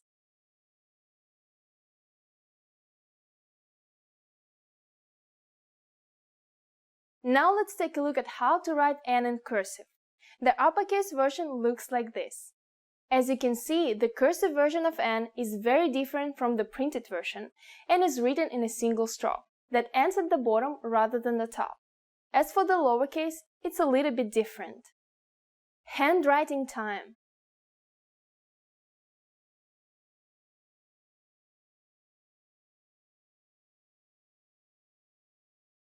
And the lowercase.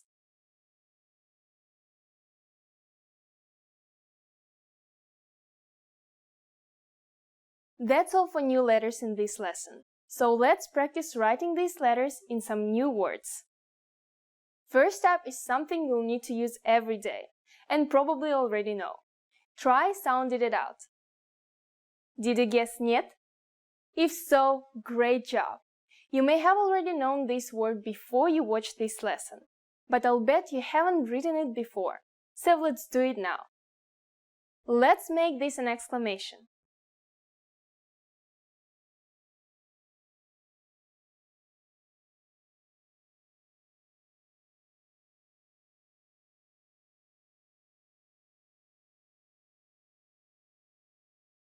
Нет. So we'll start with an uppercase N, followed by a lowercase e and t. Then we'll polish it off with an exclamation point. Нет. Are you ready to stop? Нет? I knew it. We'll learn two more words that are very important and that you will hear all the time. Try reading them out loud. Did you say on? Great. What about она? Probably not, huh? Here you can hear how O can be pronounced as both O and A. Again, we'll talk later about why this happens. On is the male personal pronoun, the Russian equivalent of he, and она is the word for she. Pretty useful. Now let's try writing them.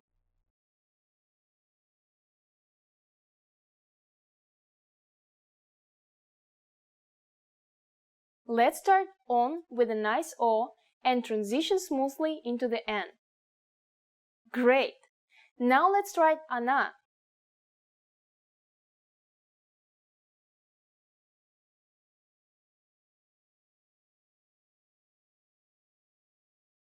Start with the O again, then make a beautiful N and finish it out with an A.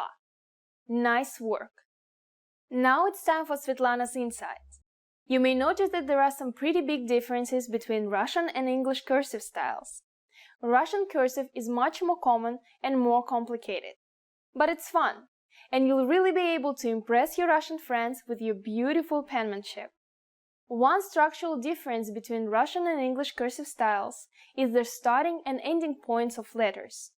In English, letters usually start from the bottom of the writing line. But in Russian, all lowercase letters start slightly above the line. This gives the Russian script a much different look and is part of the reason that some letters have hooks. Well, that's all for this lesson. We'll continue next time with a few more false friends. We'll learn some very useful letters to write common words like and in Russian. We'll learn that and much more in the next Alphabet Made Easy lesson. Пока-пока!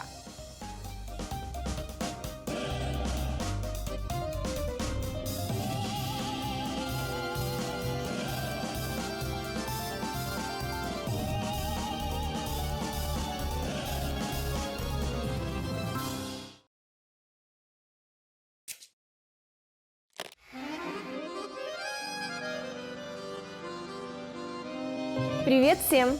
С вами Светлана. Hi everybody, I'm Svetlana. Welcome to RussianPod101.com's Русский язык за 3 минуты.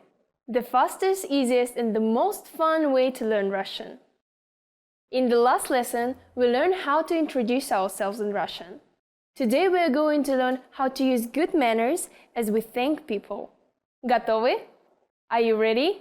Поехали! Then let's start. There are several ways to thank people. Let's start with the most common phrase спасибо. Спасибо. Спасибо means thank you. To say thank you very much, you just need to add большое. Большое спасибо. Большое спасибо. Большое means big. In context, большое спасибо literally means big thanks. So when someone thanks you, how should you answer? There are several ways to respond to this phrase. One which is fairly close in translation to the English phrase "you're welcome" is пожалуйста. It's very common in Russia, but we also use another phrase quite often. Не за что, which means not at all. The word пожалуйста means something like please in English. Пожалуйста. In English, it sounds a little bit strange to say please when somebody thanks you, right? But by using this word, you're indicating that you are pleased to be helpful. Не за что means more or less the same thing as пожалуйста, but offers a little more courtesy. Say не за что. Не за что.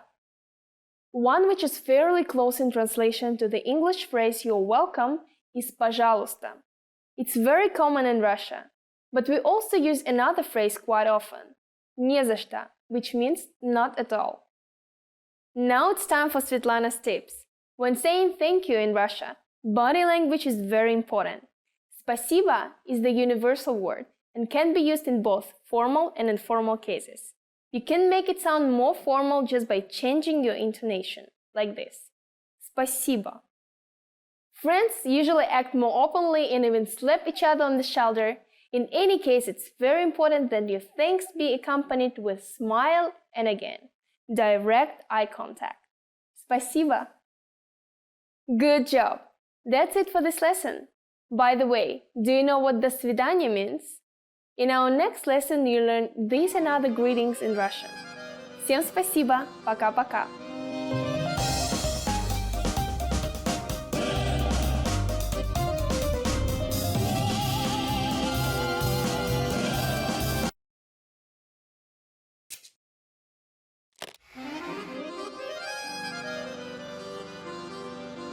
Привет всем! С вами Светлана. Hi everybody, I'm Svetlana. Welcome to RussianPod101.com's Русский язык за 3 минуты. The fastest, easiest and the most fun way to learn Russian. In the last lesson, we learned the most common forms of greetings in Russian. Do you remember them? In this lesson, we are going to learn a very useful phrase. Do you speak English? If you find yourself in a situation when you need assistance in English, this phrase can be a lifesaver. And because you're asking it in Russian, you can be sure that everyone will understand what you are saying, even if the answer is no. Here's the informal way to say it. Ты говоришь по-английски? Ты говоришь по-английски? In Russian, verbs change depending on the pronoun that is used. The pronoun ты is the singular you in English. It is a very informal way to address people.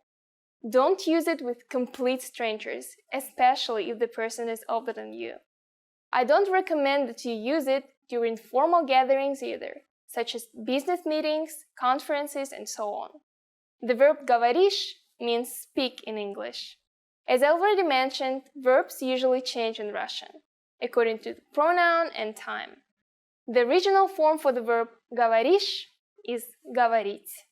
To learn how to properly conjugate Russian verbs like говорить, please take a look at our Absolute Beginner series on RussianPod101.com. You can find very detailed grammar lessons and resources there. To make this sentence a question, we don't need to change the word order or anything like that. All we need is to change our intonation. You speak English is ты говоришь по-английски. But do you speak English is ты говоришь по-английски? A more polite way to ask this question in Russian is to use the pronoun вы, which is translated in English as the plural you. Remember, as we change the pronoun, we also need to conjugate the verb to match it. Говорить is conjugated to говорите. So the whole phrase in Russian will be Вы говорите по-английски? Вы говорите по-английски? The phrase по-английски stays the same. And you probably have already understood the meaning, right? It means in English. Very easy. By adding извините, excuse me, you make the sentence even more polite. Извините, вы говорите по-английски? Извините, вы говорите по-английски?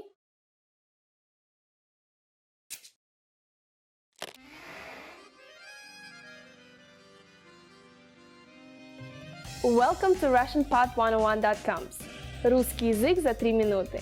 The fastest, easiest and the most fun way to learn Russian. Привет, меня зовут Светлана. Очень приятно. Hi, I'm Svetlana. Nice to meet you. In this series, we're going to learn basic Russian expressions. It's super easy and it takes only 3 minutes.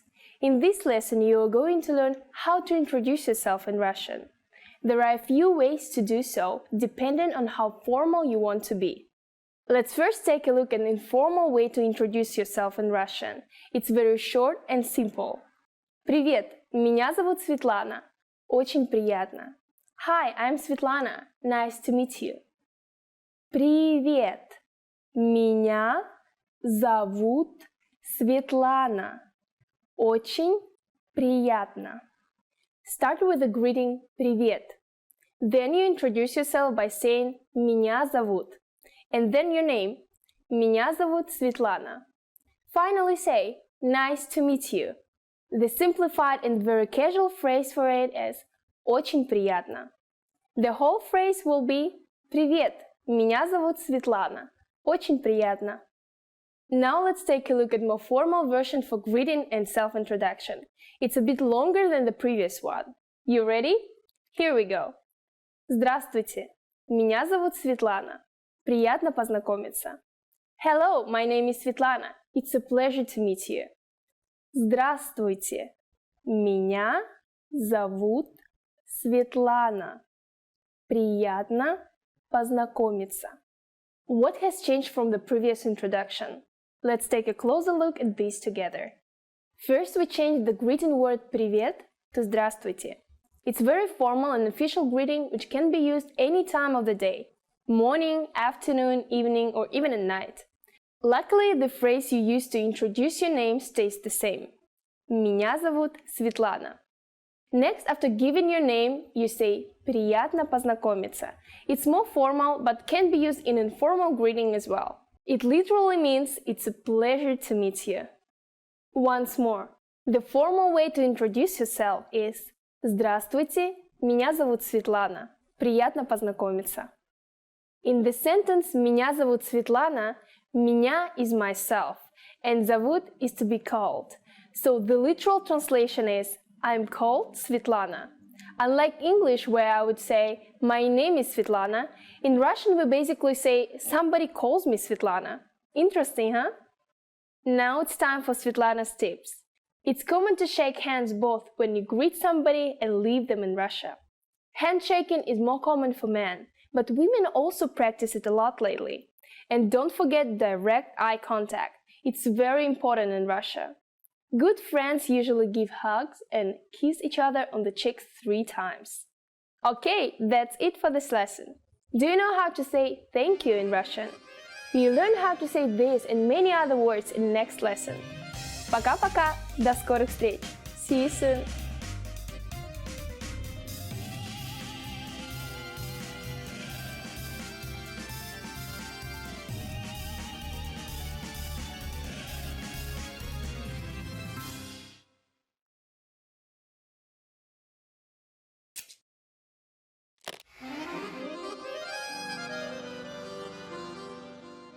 Здравствуйте!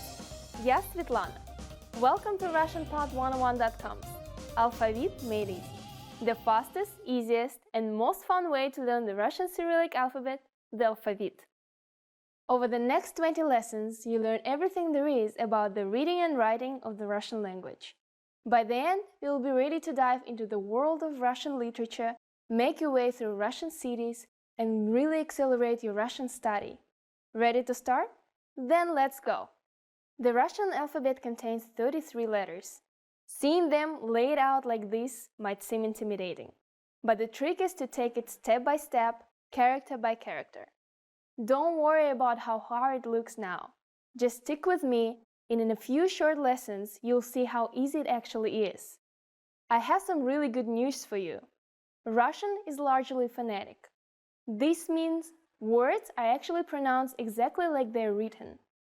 Also, if you look at all the characters, you will notice that many are exactly the same as English letters. We'll use this similarity to English to tackle the Russian writing system. Let's separate the letters into 4 types. True friends. They look nice and they are nice. These are letters which look and sound just like English letters. False friends. They look nice, but don't be fooled. These look like English letters you're familiar with, but sound different. New friends. They might look scary, but you'll warm up to them easily. These are letters you haven't seen before, but they have familiar sounds. Strangers. These will be the tricky ones. They look different from anything you've seen before, and don't have similar sounds to English either. We'll start nice and easy with some true friends. So, let's begin. We'll start at the beginning. Ah. So what sound does this letter make? That's easy, because the name of the letter almost always describes the sound that the letter makes. So it's pronounced ah. That's why this is a true friend. It looks like an English A and it sounds like an English A. What you see here are the printed forms. This is what you'll see on signs, newspapers, and anywhere that the letters are printed mechanically. As you can see, both the versions of A look the same as A in English. Now it's time to take out your pencils. We are going to practice writing. Find some paper and follow along. Even though it is rare to see the printed version of Russian handwritten, you'll practice writing them so you can get used to the shapes. Okay, here we go. Here is the uppercase.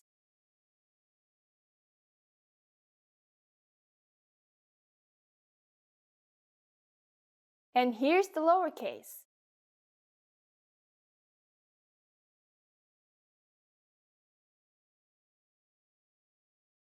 Nice.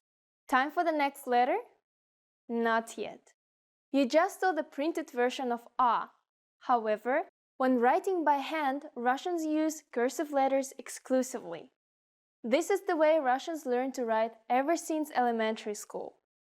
Even though you practice writing in the print style, it's very rare to see that in the real world. When you write Russian, it's going to be in the cursive style. The cursive uppercase A looks like this. While sometimes there is a big difference between the printed and cursive letters, R is pretty straightforward. It's one long stroke and then a short one in the middle. Now here's the lowercase handwritten A. This is very easy too. It's similar to the cursive A in English, and it's also very easy to connect to the next letter. Now it's your turn. Here's the uppercase.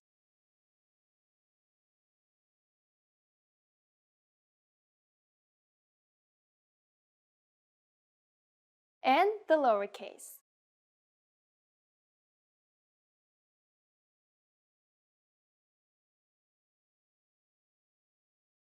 That's it for A. Let's keep moving. The second letter we'll learn is another true friend, K. That means it's just like the English K. It always makes the K sound. In the printed forms, the only difference between upper and lowercase is the size. It's writing time. First, the printed versions. Here's the uppercase.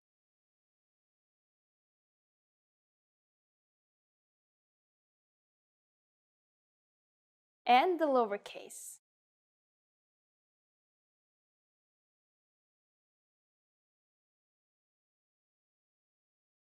As for the handwritten version, the uppercase is quite similar to the printed letter, but different from the English cursive style. The lowercase is identical except for the size. Now let's write the cursive versions. Here's the uppercase.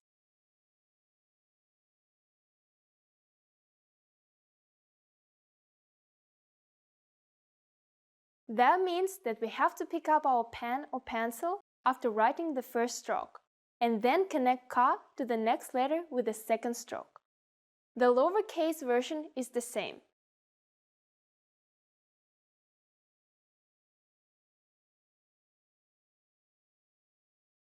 Great! You already learned 2 letters of the Russian alphabet. That means you're ready for your first Russian word. First, look at the printed version and try sounding it out. Did you read как? Well, you're right. This is how to write the word for how in Russian. Believe me, it's a lot better to learn new words in the original Russian, rather than relying on Roman letters. This will be the first of many new words for you. Now the fun part. We'll write it by hand. For words, I'll just do it in the cursive style.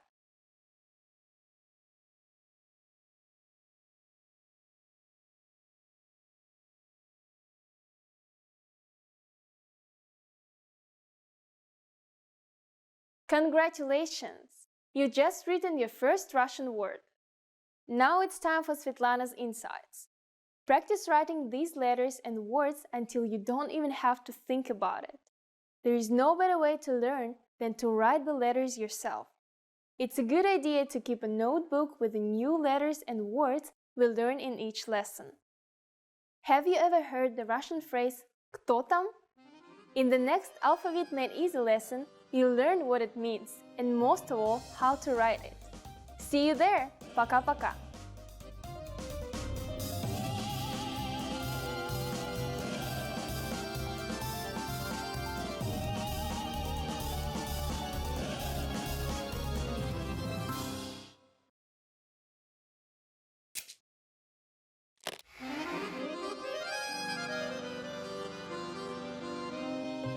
Привет всем! С вами Светлана. Hi everybody, I'm Svetlana. Welcome to RussianPod101.com's Русский язык за 3 минуты. The fastest, easiest, and the most fun way to learn Russian. In the last lesson, we learned how to express gratitude with спасибо. In this lesson, we'll learn some of the most common greetings you'll use in Russian. Готовы? Are you ready? Поехали! Let's start. The most used informal greeting is Привет. Привет. Привет means hi or hello. We use this greeting when we meet friends, cousins, or close relatives. Please keep in mind that it's a very informal greeting. If you're not close to someone or he or she is older than you, you should not use this word. Here's a more formal way to greet people. Здравствуйте. Здравствуйте. This is a very formal greeting that can be used any time of the day. As a variation, здравствуй can also be used. This is still a little casual, but much more formal than привет. Здравствуйте is actually a variation of здраво желаю, meaning I wish you health. So здравствуйте literally means I wish you to be healthy. Здравствуй. Russian also has equivalents to the English good morning, good afternoon, and good evening. They are доброе утро, добрый день, добрый вечер. They are similar to здравствуйте in politeness and formality.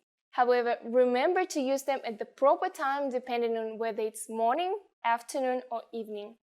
Доброе утро, which means good morning, is usually used before 12 p.m. Доброе утро. The word добрый means kind. Russians don't say good morning, they say kind morning.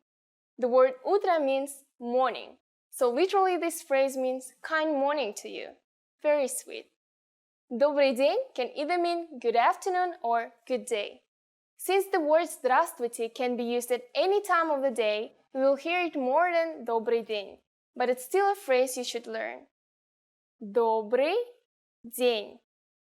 The final greeting is Добрый вечер, and we usually use it after 6 p.m. The word вечер literally means evening. Kind evening to you. Добрый вечер. Very easy, right?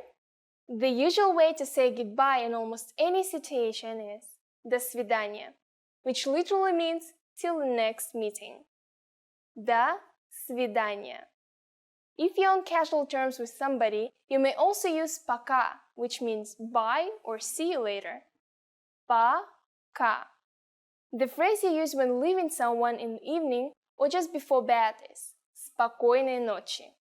This phrase works both for formal and informal situations. Спокойной ночи. You can now greet people in many different ways in Russia. Congratulations! Now it's time for Svetlana's tips. As I mentioned in our first lesson, Russians commonly greet each other by shaking hands or slightly nodding the head. What I want to add to this is that Russians are very superstitious people, so we never shake hands over the threshold between rooms. It's considered to be unlucky, so always go into the room first before shaking hands. Women usually kiss each other on the cheek 3 times, starting with the left cheek. Men hug and pat each other's backs. In the next lesson, we'll learn the meaning of the phrase «Извините, вы говорите по-английски?» Do you already know it? I'll be waiting to tell you about it in our next «Русский язык за 3 минуты» lesson. Пока-пока. See you!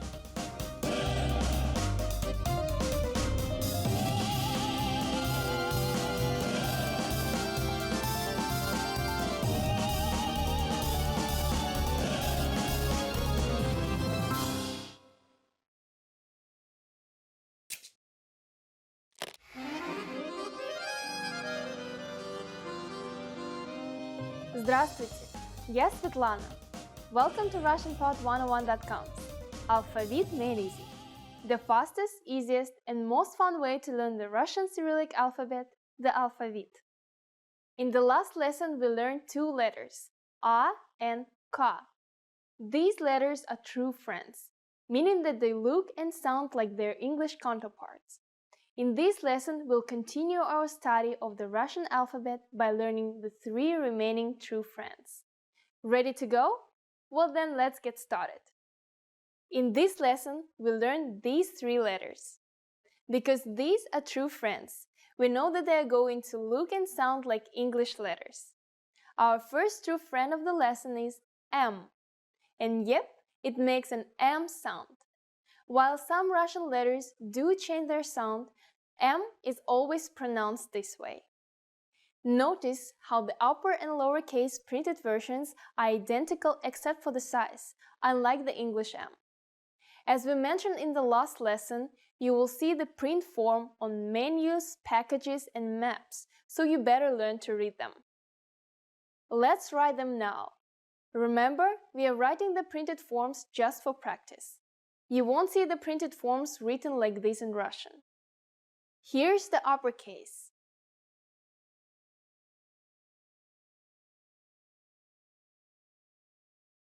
And the lowercase.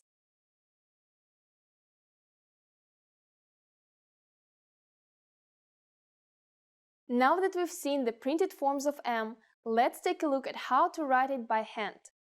The cursive uppercase M looks like this. It's much sharper than the English cursive, but very easy to write. Lowercase m is exactly the same as uppercase, but just a little smaller. Also, when lowercase m comes after another letter, we add a small hook on the left. We'll cover it more when we practice writing some full words. Now we'll write them.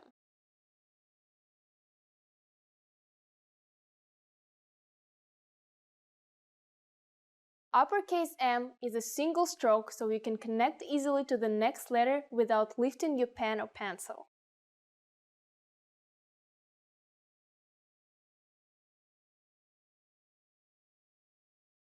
That's all there is to M. Let's move on. The second letter you learn in this lesson is another true friend, O. As you can guess, Russian O is the same as English O, and in printed form it's almost identical. It is usually pronounced as O. Sometimes it sounds like A. In later lessons, I'll tell you more about when and why the pronunciation changes. Here's how to write the printed versions.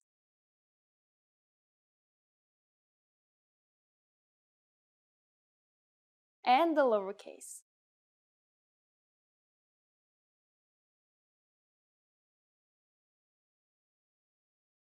It's cursive time. If you know how to write a cursive O in English, this shouldn't be a problem for you.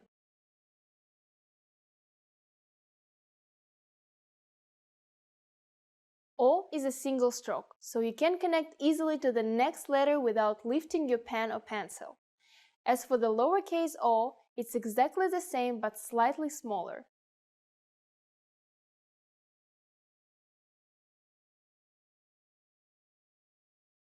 Both the lower and uppercase versions connect to the next letter from the bottom.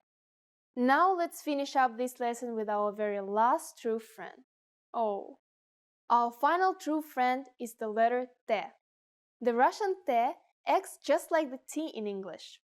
In the printed version, both the upper and lowercase letters look like uppercase English T's, but with the different sizes. Here's how to write the printed versions.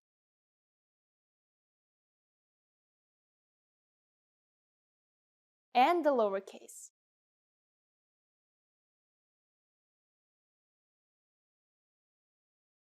As for the cursive versions, this one is a bit more difficult. The uppercase version looks like this. As you can see, it's not similar to the printed form or English cursive styles. If you thought uppercase was difficult, well, sorry, lowercase t is no easier. It looks a lot like a handwritten English M.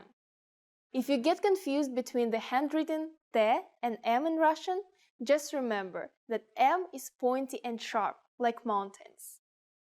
Once you practice writing these a few times, they won't seem so difficult.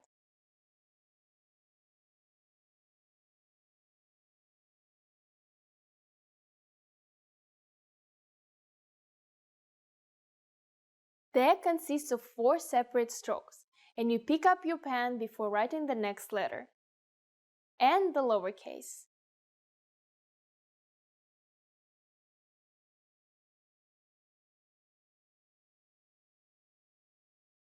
Okay, well done! I think you're ready to learn some new words. Can you read it? It's pronounced tam. This is the word for there in Russian. Now let's practice writing it.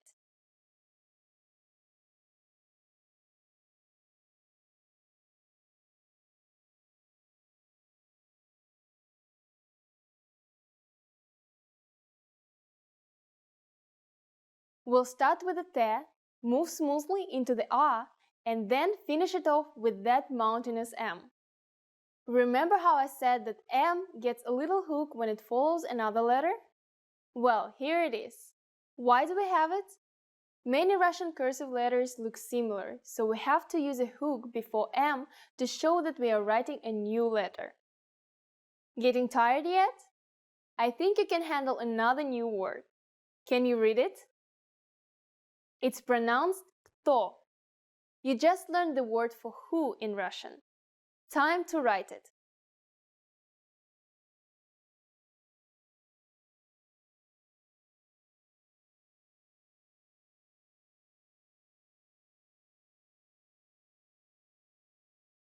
Let's start out with a ka, transition to a nice rounded T, and finish it up with o. Let's take it one step further. We are going to combine the last 2 words and write a very useful phrase, kto tam. It means who's there? You can use it when somebody knocks on your door.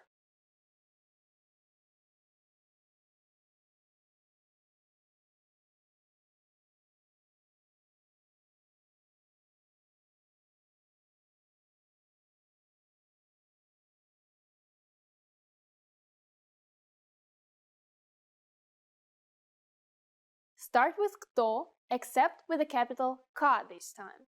Now follow it up with tam. Don't forget the hook. And of course, we'll end the question with a question mark. It's done. Now it's time for Svetlana's insights. Be sure to add кто and там to your notebook. We'll add new words in every lesson, and by the end of the series, you will have a very useful collection of words that you wrote yourself. Well, we met the last of our true friends today, and that means we'll be entering some slightly more sinister waters in the next lesson. But it also means you will be able to expand your vocabulary with more words, including the Russian word for no. We'll learn that and much more in the next lesson of RussianPod101.com's Alphabet Made Easy. Пока-пока!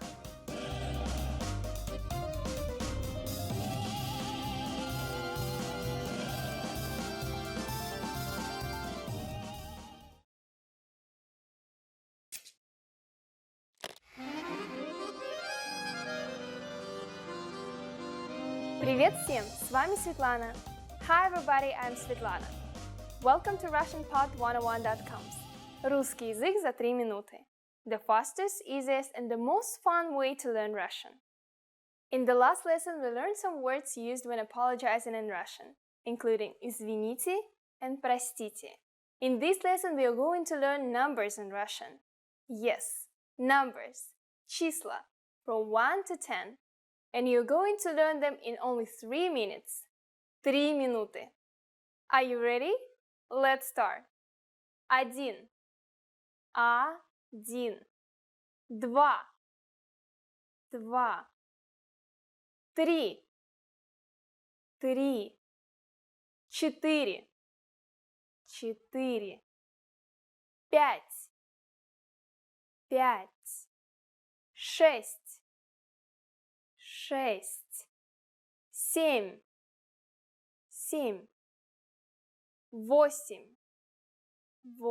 7. 8. 8. 9. 9. 10. 10. Okay, now repeat after me. I'll say the numbers and give you time to repeat each one. 1. 2. 3. 4.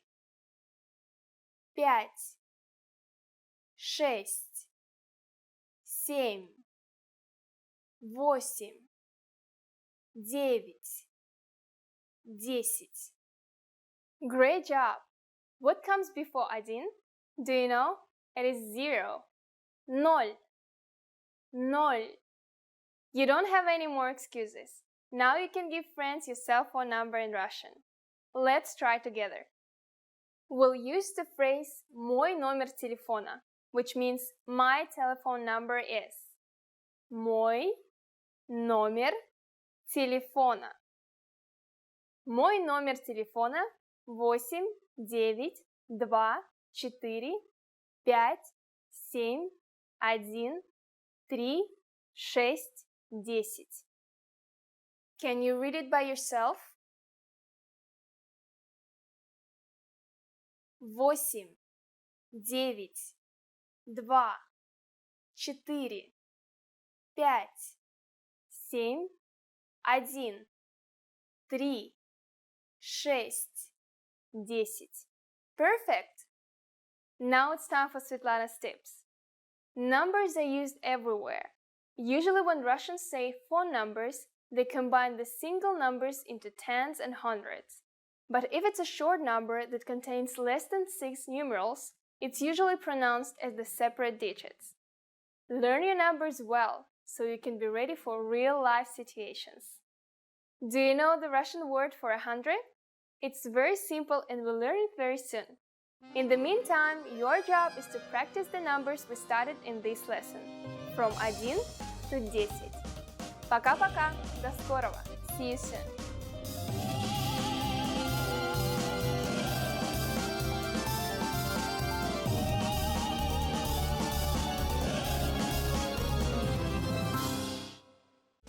Want to speed up your language learning? Take your very first lesson with us. You'll start speaking in minutes and master real conversations.